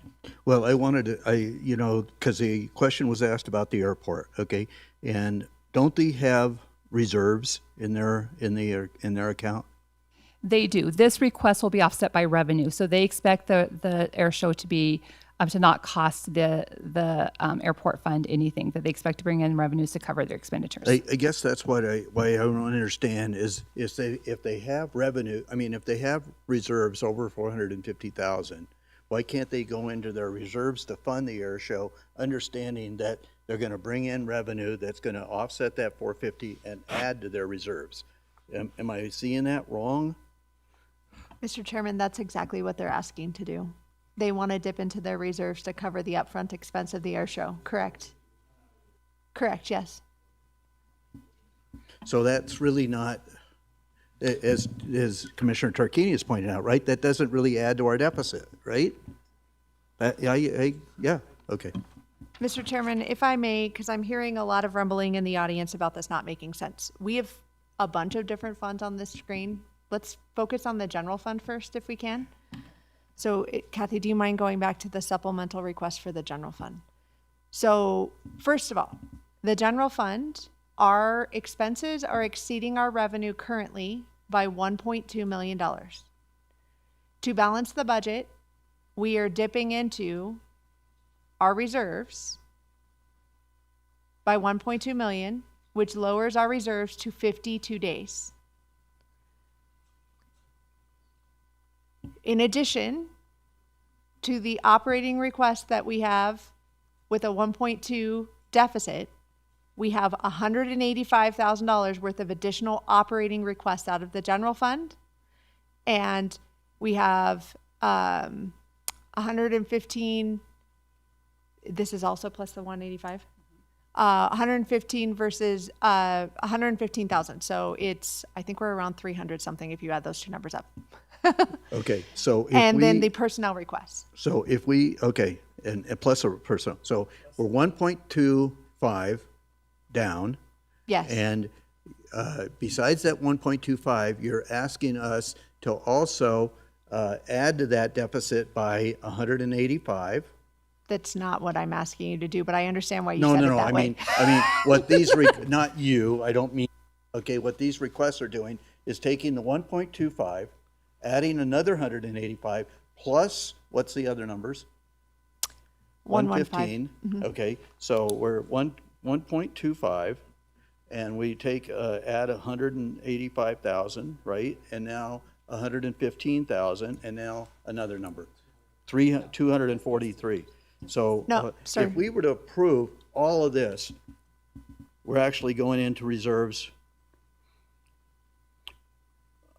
a little over 1.5 million. I think it's more than that. It might be more than that. I think we're closer to 1.6, 1.8. Yeah, If okay. I'm doing the In running round tally in numbers, my head. in round Correct. numbers. So just, I want That's our to, dilemma. That's our dilemma. correct. And I want to level set some expectations.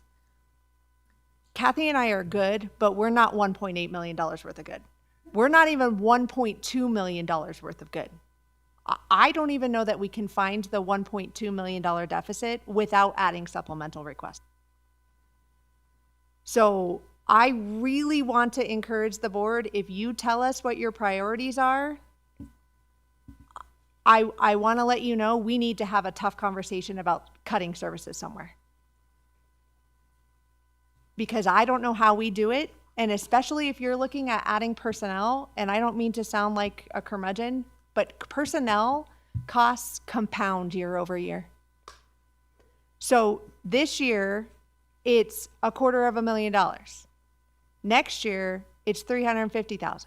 The year after that, 5 years out, I'm closer to somewhere between $600,000 to $700,000 because we're adding personnel costs compounded year over year because of COLA, PERS, and other contractual obligations. So I think realistically, to help the board make your decisions today, I would ask you to think about where we can cut. And I would ask you to identify your top 1 or 2 priorities if I had to add it in and I could find a way to do it. That's the kind of direction I'm looking for today. Okay. And I need you to know realistically, if you add it in, we are likely dipping into reserves to cover it. And that is a fiscally challenging policy position for this board to take. And I worry about the future of this organization because we've talked about some canaries in the coal mine as part of this budget process. We talked about sales tax revenue is plateauing. We've talked about ad valorem is plateauing. I think we are right on the precipice of what we saw about 5 years ago. I think we're 3 to 5 years away from economic decline, recession territory, which meant we were at salary freezes and furloughs and possibly layoff conversations. I will also tell you transparently, in order to balance the $1.2 million deficit that we have, realistically, Kathy and I are going to have a conversation with our department heads about a hiring chill. Not a hiring freeze, a hiring chill, which means a delay in hiring vacant positions, which creates operational challenges across this organization. I am so proud of the work of our department heads, and I would tell you all of them worked very, very hard to scrub the budget, and they would not be asking you for this money and these things if they did not need it. But realistically, I worry about the fiscal health of this organization moving forward. Just got a quick question about the courts. When the presentation was being done, the judge said that these were all unfunded mandates. Was he talking about the salaries too, or some other portions of his increase? My understanding of their presentation, Commissioner Tarkanian and Jennifer Davidson, County Manager for the record, is that the unfunded mandates are the clerk, the reporter fees, and is that the $60,000 line item is their unfunded mandates, not personnel. Okay. So I'm gonna try to, and Commissioner Tolbert has asked every department, if you had this, what would you do? If you had that, what would you do? And I think what he was driving at is that we're in a very tight situation here, and we don't have any foreseeable increases in revenues. And so with that being said, we're going to be stuck with in future years of looking at possible, I don't know what, these are unsustainable. Okay. So we have to make some very tough decisions this year, understanding that our decisions next year might even get tougher, right? I think that's because, and you've talked about these flat funds, road income is flattening. It's flat, right? So, which prevents us and the cost of repairing roads is going up by the day. So that's where, we have situations like the Historical Society. We love you. But to try to find $10,000 is extremely difficult for us, okay? And I asked this also because we saw flat lines on all our operating expenses, right, in almost every department. And I said, how are we going to deliver those services, continue to deliver those services with the resources we already, without increased resources? That's a difficult thing. I don't know where we want to go here. Can I jump in? Go ahead, please. I need some help here. I think I saw at the end of the court's presentation, County Manager Davidson, that you indicated that potentially you could work with them and maybe discuss with them their requests. And so with that as background, I will say that every member of the public who spoke in favor of supporting the court's request. And so I feel that the court's requests are a high priority, but you two are very good at conceiving of other solutions to things. And if they're open to it, would you have a discussion with them to see if there's another way to meet their needs that might be a little cheaper? But generally for me, that's a priority because that's what I've heard from the public and from the courts. So that's what I have to say on the courts. Next, I would say that the Historical Society, I am convinced that it is preserving our history as part of the strategic plan. And this morning, Ms. Davidson, when you talked about, I don't know why this wouldn't go in with the other community requests, I think that's the answer to the question, is that it is part of our strategic plan. And to me, that is warranted. And so I would keep it in the budget somewhere. I don't care really, maybe economic vitality. I think that makes sense, especially in light of the Dust and Wonder Trail, which is that big initiative, because the history is part of that Dust and Wonder, a very big part of it. And so I would keep it as a funded item in the budget, but I would not give it the $10,000. Painfully, I say this, increase, at least not at this time, until we see perhaps maybe from greater than anticipated ending fund balance. I think I got that phrase right. So that's what I would do with the Historical Society. And then, so I'll get us that far and see if anyone else wants to jump in. Okay, so I agree with you in the Historical Society, particularly if you find a way that's in one of the budgets that we talked about that are restricted accounts. It might not be with the Historic Society, I can't remember because they're running together. But there was a couple of them that we talked about there. We said they might be able to fall in outside the general fund into a restricted account. And I think we should do that. I think we obviously should cut the NDA budget from the 50 to, I'd cut it down to 10, the same thing we're doing with the other, well, the other one too, the WNDD. Yeah. And then the Tahoe Prosperity's needs to get cut some. So you do that, and hopefully you can get some of these other things done. Some of the things in there I don't think you can touch, like the unfunded mandates, we have to fund those. I mean, we don't have a choice not to give them those. Whether we can go without the salaries and those positions, I don't know. I guess we have to see, where we're at with the budget. If we can, I agree with Commissioner Hales. It's something that I think most people want. It seems like the courts are trying their best to keep their costs down. Would like to do it. But as you said, it's going to increase the cost the most. So we can only do that if we feel we're going to be able to get to that point this year and in the future. My last question is, I don't know, the two biggest costs up there are risk management and regional transportation taken away. First of all, I'm never going to take away social services and medical. That's, to me, that needs to be funded so we take care of the people. So the bottom two are the ones that can you explain a little bit more again about that? Because I must have missed some of it during the meeting or didn't understand it.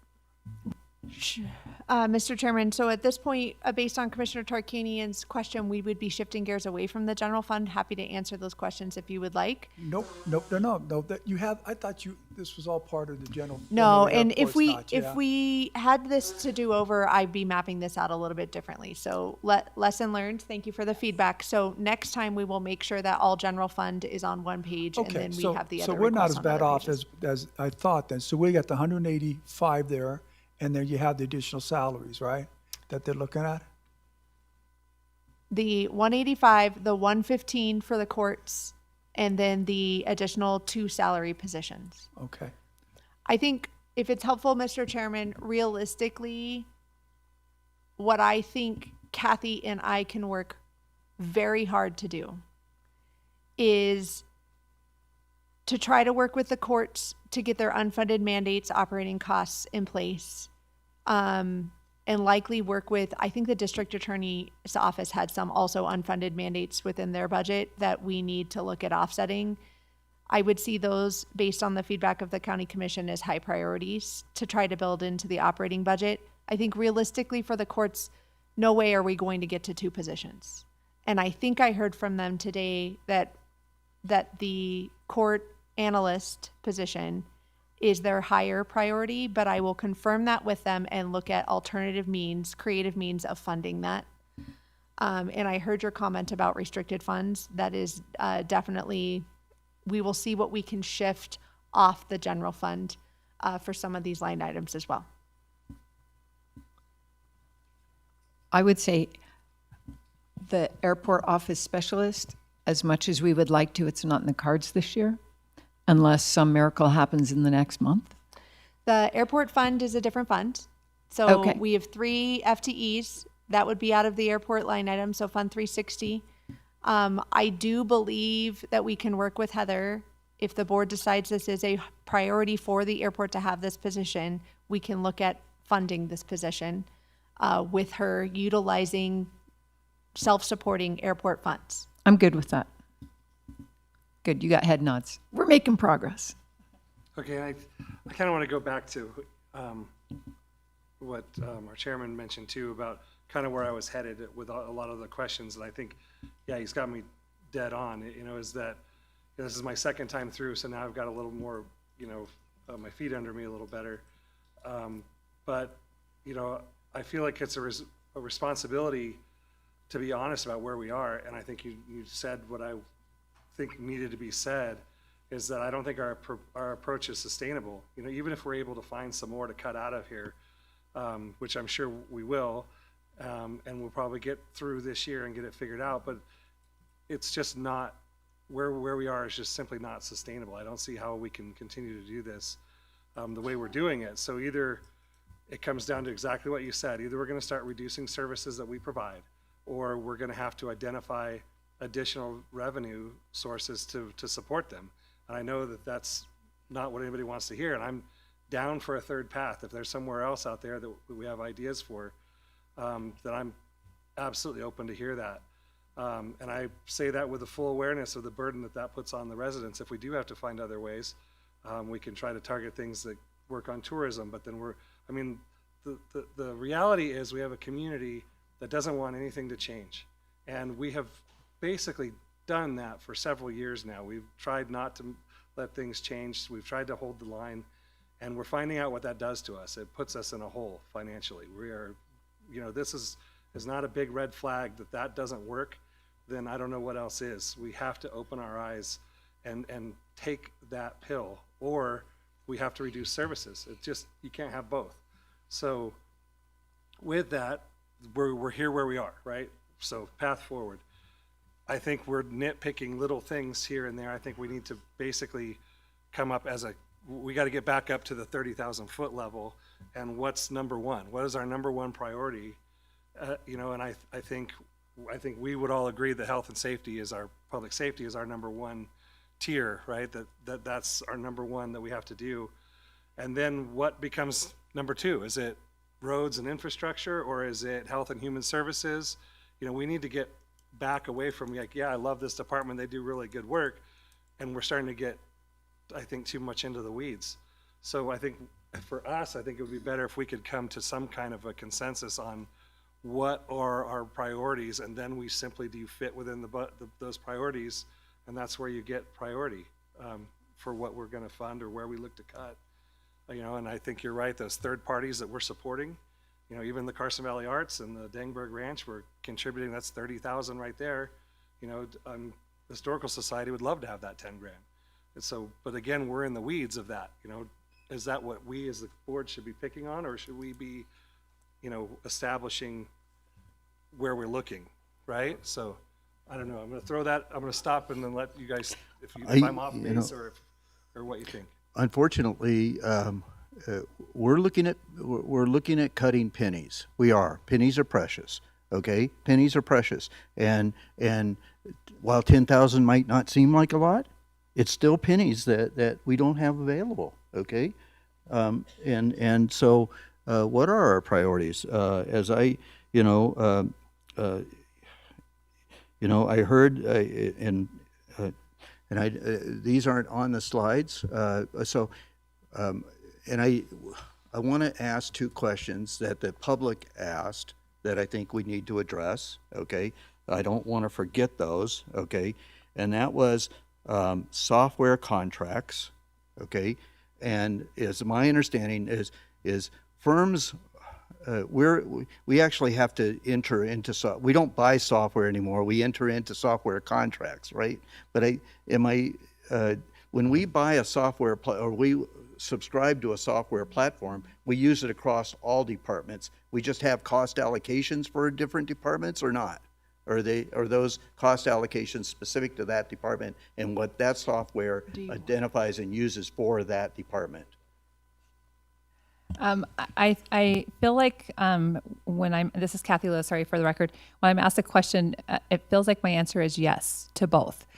So we do have in technology services that they do have softwares that support entity-wide, and they are cost allocated. But the software in the individual departments are usually specific to that department or that fund. And it's disappointing we've gotten into this situation anymore, but that's the way software companies have gotten, right? They do contracts, they don't sell you the software anymore. So.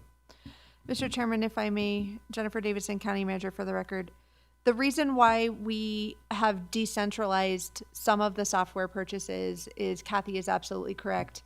They are specific to the needs of that individual department. Community development, for example, it's very important that we track the specific expenses associated with permitting and the processing of permits out of their department so that we can set fees appropriately and recoup those expenses. And so the other, I know our budget looks way cumbersome for the public, and there's pieces all over the place and it doesn't make sense. But in the instances of software, it absolutely is specific services for that department. Professional services are the same. They're contract services specific to that department, and a lot of the reasons why we track them with that division is so that we can recoup fees for service. Correct, yes, recoup our costs. The other thing I heard, and I haven't seen it on any of this, is we called out a number of organizations. So and I don't know where it is in this process, but we called out a number of organizations: Historical Society, NNDA, Tahoe Prosperity Center, Business Council was called out, and WNDD. And so I've heard some concurrence from this board, but I don't want to, put words in people's mouths. But I got the impression that we want to continue. A priority of the board is to continue funding the Historical Society at their historical rate of $25,000. Okay, and then if there's an opportunity later on through other unrealized resources, then maybe we can take a look at somewhere else. In NDA, it sounded like we wanted to go with the $10,000. Am I hearing differently? I know that Carson City is at 25, and we're commensurate with 25. I just want to make sure, because I'm good with 10 if you guys are good with 10, but are we good with 10? We want to stay with 10? It matches what we're doing with WNDD. Okay. And Tahoe Prosperity Center, what do we want to do with that, folks? Do we want to 0, or do we want to do the 10? Or that's one of the ones that the county manager was going to see if it could fall under the TOT, and if there was money for the TOT. Oh, that's right. Can we find that out and then make a decision if it does, and how much is left and what we can and can't fund? I mean, you already talked about 60,000, which is 1/3 of the additional request. So you've already cut it out without doing a whole lot. Yeah, okay. So you got that direction right, is that we want to look at seeing whether or not Tahoe Prosperity Center, but do we want to fund the whole 30,000 through them, or, I see head shaking. So what would be good, what would be a good number, do you think? 10? Commensurate with the others? So, and I guess we're having a conversation with Brookadian community. Well, right, because that was the same do we have 10 available in TOT? The TOT, the room tax budget is balanced without adding anything to it. So if you are planning on asking me to identify funding in TOT, it's going to require taking it from something else, which is why I was asking Ms. Adie to step forward. Okay. So are we back down to 0 then? I'm okay with 0 until they come forward and tell us what they're going to do for us. Danny? I just like to see where, first, I'm fine with what Commissioner Hill said, but I'd like to see where the other TOT's money is going, and maybe we could go back to, I think anything that we get outside of the general fund, we should be getting outside the general fund. Anything we can do possible. And if that means something falls under it, but you got to reduce some of the other things with the TOT, I don't know. I know that we spent a lot of money on roads, and I'm a big one. I've already talked about it, given so much to microtransit and so forth. But if we can get this money out of this budget and the general fund and used in TOT, we have to reduce something like that. That seems to me a lot more prudent. And I understand it may not be able to be used for roads either. I don't know, because there's so many different categories. Commissioner Rice, you wanted to weigh in on that? Yeah, I've been trying to weigh in. Okay, sorry. One of the things that I don't want to lose sight of is, number one, unfounded mandates. We don't have any choice. We have to fund them. And public safety. Those are my 2 priorities. They've always been my 2 priorities, and they will always be my 2 priorities. And if we don't have a good functioning court system, we don't have justice. And if we don't have good funding for our police, fire, ambulances, all of that, then we're going to go downhill like other communities that I've seen. So public service, or public safety, and the unfunded mandates that are shoved down our throats are the 2 priorities in my book. Everything else is secondary. If we can fund the ancillary programs that we've been funding, that's wonderful. But if we can't, we can't. And that's where I am. Okay. So, zero on the I think Tahoe I'm- Prosperity I'm- Center? Yeah, I would go Okay, ahead. we'll start right there. If Yeah. we can.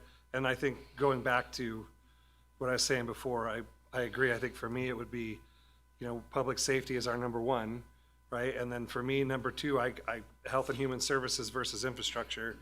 We know the roads and things are looking bad. I mean, I just got an email of a lady that fell in Johnson Lane today and is all beat up and in the hospital because of walking on her own road.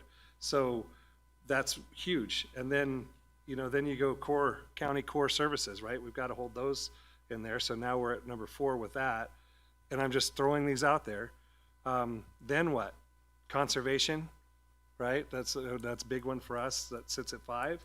And then your economic foundations and your third parties. I mean, that sits at 6 for me as far as priority of where we're spending our money. We've got to take care of the family first, and then you can go out and help your neighbor, right? So for me, that would be where I would be ticking off, as like making sure we're doing this and before we get there. I mean, I want to keep our internal employees before I'm helping pay for, third parties, like Tahoe, whatever they're called. I'd rather keep our guys together versus helping support that. I just, that's kind of where I'm at. So for my overall direction, that's where I would prioritize, is public safety, which is courts, and then infrastructure and health and human services. I kind of keep those two together. I mean, really one should be ahead of the other. And then county core, keeping the core, county core services. So We live, Mr. Chairman, if I may, we live in a very interesting community. Everybody wants public services, but they don't want to pay for them.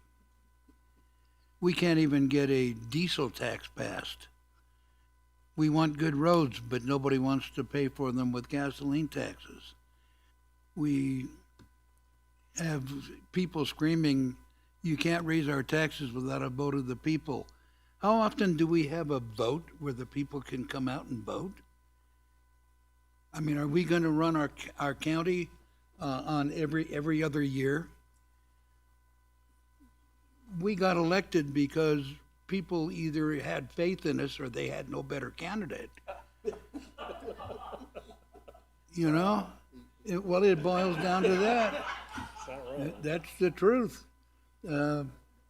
I've opted out of a third term because, well, number one, my kids would kill me, so I don't have to worry about dying. But I have enjoyed doing this, but the dichotomy, I can't escape it. Everybody wants good services, but nobody wants to pay for them. Why can't we pass a tax on diesel fuel?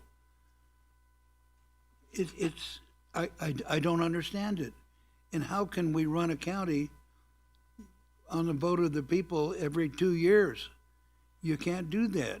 That's why we're here. That's our job. We may be unpopular, but it's what we're here for. So I think that instead of worrying too much about how it's going to affect somebody's opinion of us personally, we need to do what we got paid to do. Not that we're paid that much, but we need to grab it by the horns. And if we have to make unpopular decisions, then we make unpopular decisions. But we have to do what we have to do. And that's my take. Thank you. That's very insightful. I appreciate it. Now, in one area we haven't discussed, the Business Council. Now, that $4,500 basically, that's for the purchase of 3 tables at the Critical Issues Conference. Maybe we should ask community and through the Community Development Department, right? Maybe we should only buy 1. I don't know. Commissioners, what, I mean? I don't know. I haven't seen the agenda and what we're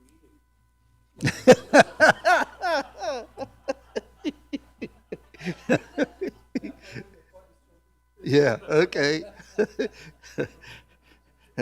note that Commissioner Rice does have a sense of humor. Okay, so okay, I mean that's something that you could. I don't think that that's necessarily because that's an expense for a conference or type of thing. So maybe we don't do that. Okay, I don't know. That's community development should look at that line item, I suppose, right, and see whether or not it's. Ms. Davidson, what do you? I mean, you're. When you say community development should look at that line item, thank you, Mr. Chairman, for the question. I'm sorry, I'm reiterating what you said. I'm going back in my head to the point Commissioner Tolbert was making, which is the board should stay at the 30,000 foot level, and I appreciate that comment. These items appear in the budget because at some point the county commission directed them to be in our budget. So I cannot take them out without board direction. And that is why I'm asking you to look at this. It used to be one table, then it went to two table, then it went to three because of board direction. I think there are a lot of benefits to critical issues. I heard the public's comments about wanting to have more information about that. I'm looking for some additional feedback from the board before I make any moves on that, because I'm still not clear what your expectation would be. And I'd be happy to reach out to the Business Council about our contribution to see if we could meet somewhere in the middle, to see if there's some objectives that we could accomplish with them. I think we have had a very good partnership with the Business Council in the past. I think all of these agencies appear on our agenda. If there's one lesson that I learned today, and I very much appreciate former Commissioner Smallwood bringing this to my attention, is that things exist in a county budget for a reason, and there are unintended consequences to removing all of these things. All of these agencies have been good partners for us in the past. It is challenging to make these decisions when we don't have the resources we need to get things done. But I think we have to have these conversations. I think this is a start. I'm not sure, aside from the Business Council, if you want to give me some direction, I'm not sure that we need to belabor the conversation. I think I have a good idea of the consensus of the county commission and where you're going. And if you'd like, I could summarize what I'm hearing. Okay, thank you. And I agree, maybe we don't need to belabor it. I would suggest that our partners, Lyon County, Story County, Carson County, Washoe County, every one of, all 17 counties are going through these very difficult decisions exactly as we are right now in making these hard decisions, because every county is experiencing these same things. All 17. So, what, so you just, what do, One that we haven't touched on is the weed control, other than to say maybe it could go under the stormwater utility. And if that happens, that's fine with me. But to me, that's a high priority, because keeping our county rural is a high priority, and that supports that goal. And sorry, Commissioner Tolbert, I'm getting down in the weeds again. Literally, I'm making sure you were on the weed control item. I would tip my hat to you. okay, I think we've beat I that would say area up. So all of these, except for the ones that we've mentioned, I would say they might need to be considered for not keeping them, given our circumstances. moving on? Yes. Okay. You want me to summarize? Okay.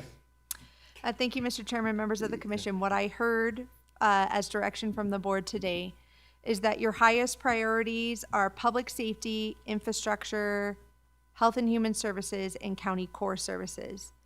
That you desire for us to look at, if at all possible, funding the mandates on our courts and our district attorney's office, and to continue to work with our courts to see if there's a way we can creatively fund the court analyst position. You would like us to reduce the NNDA contribution to $10,000. The Prosperity Center, you want us to look to see if we can utilize TOT funding.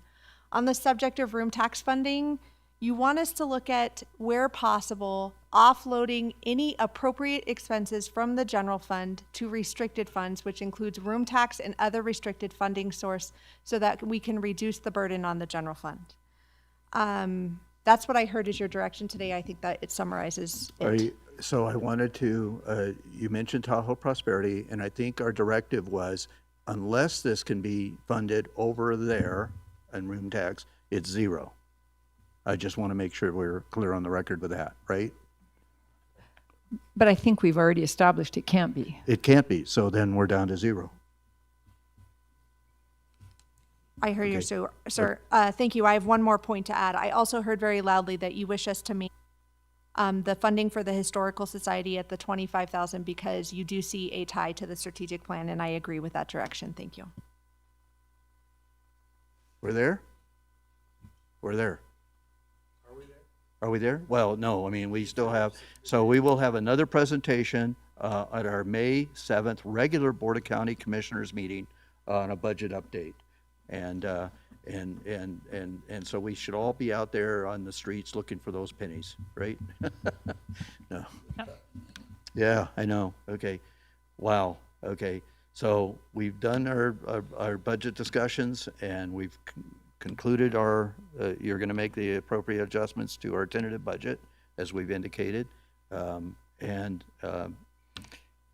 think that's it. So then we need to go to closing public, okay.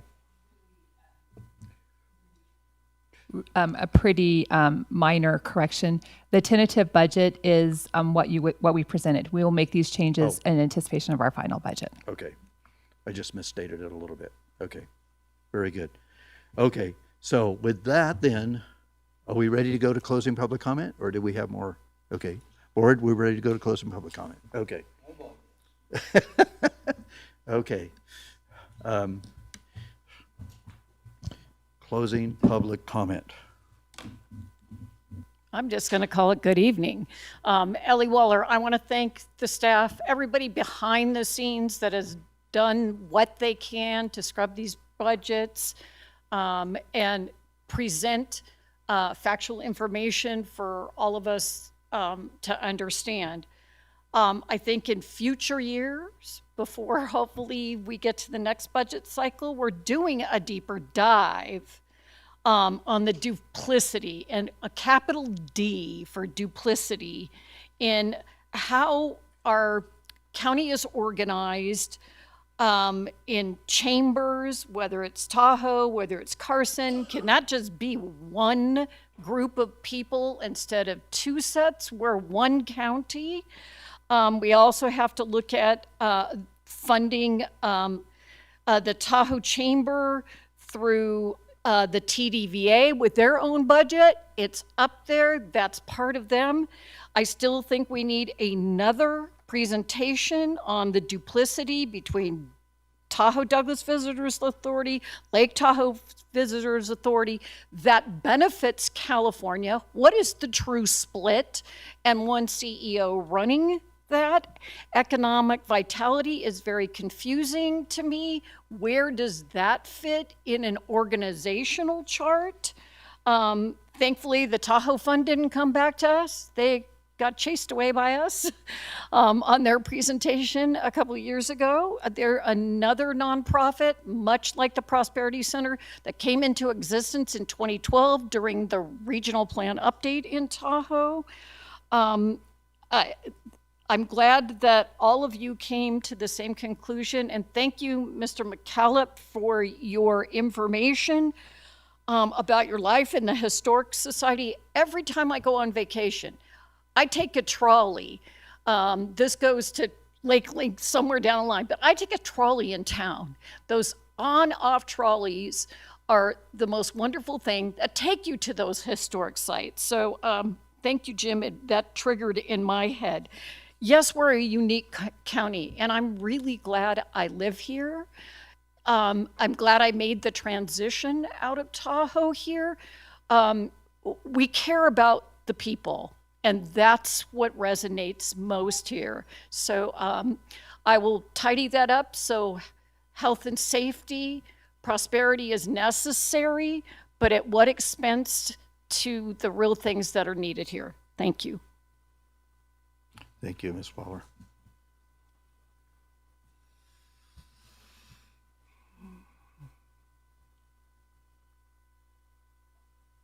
Jim Jackson.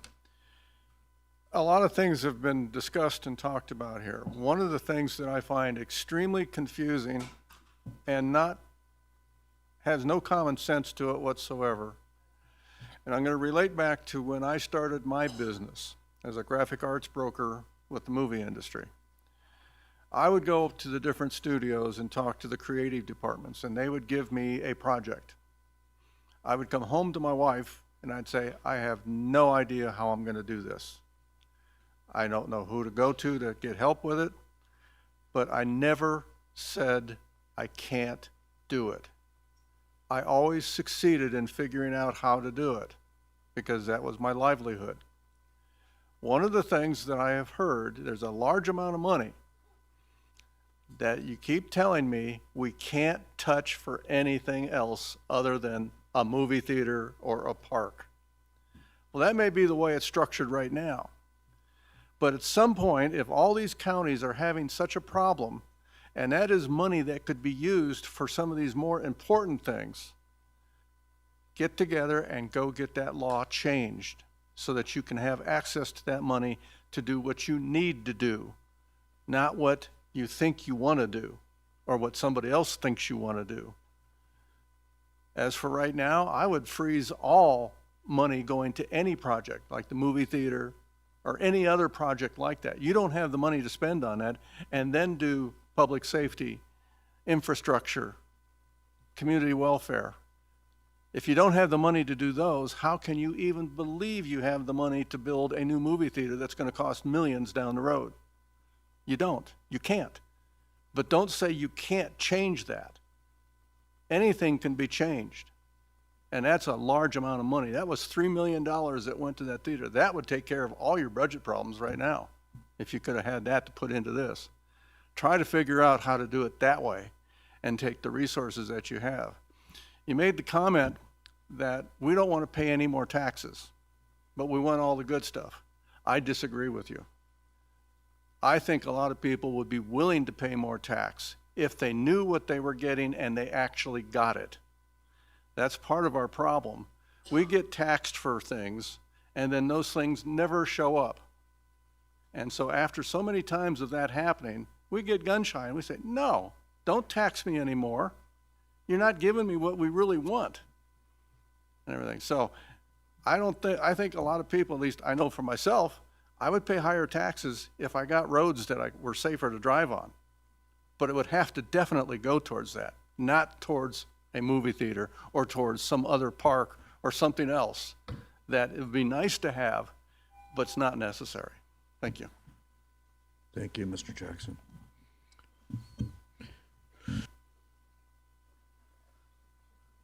Matt Bernard, for the record. I just want to thank you all genuinely. I don't know why you sign up for this. I don't. But I think you all really care.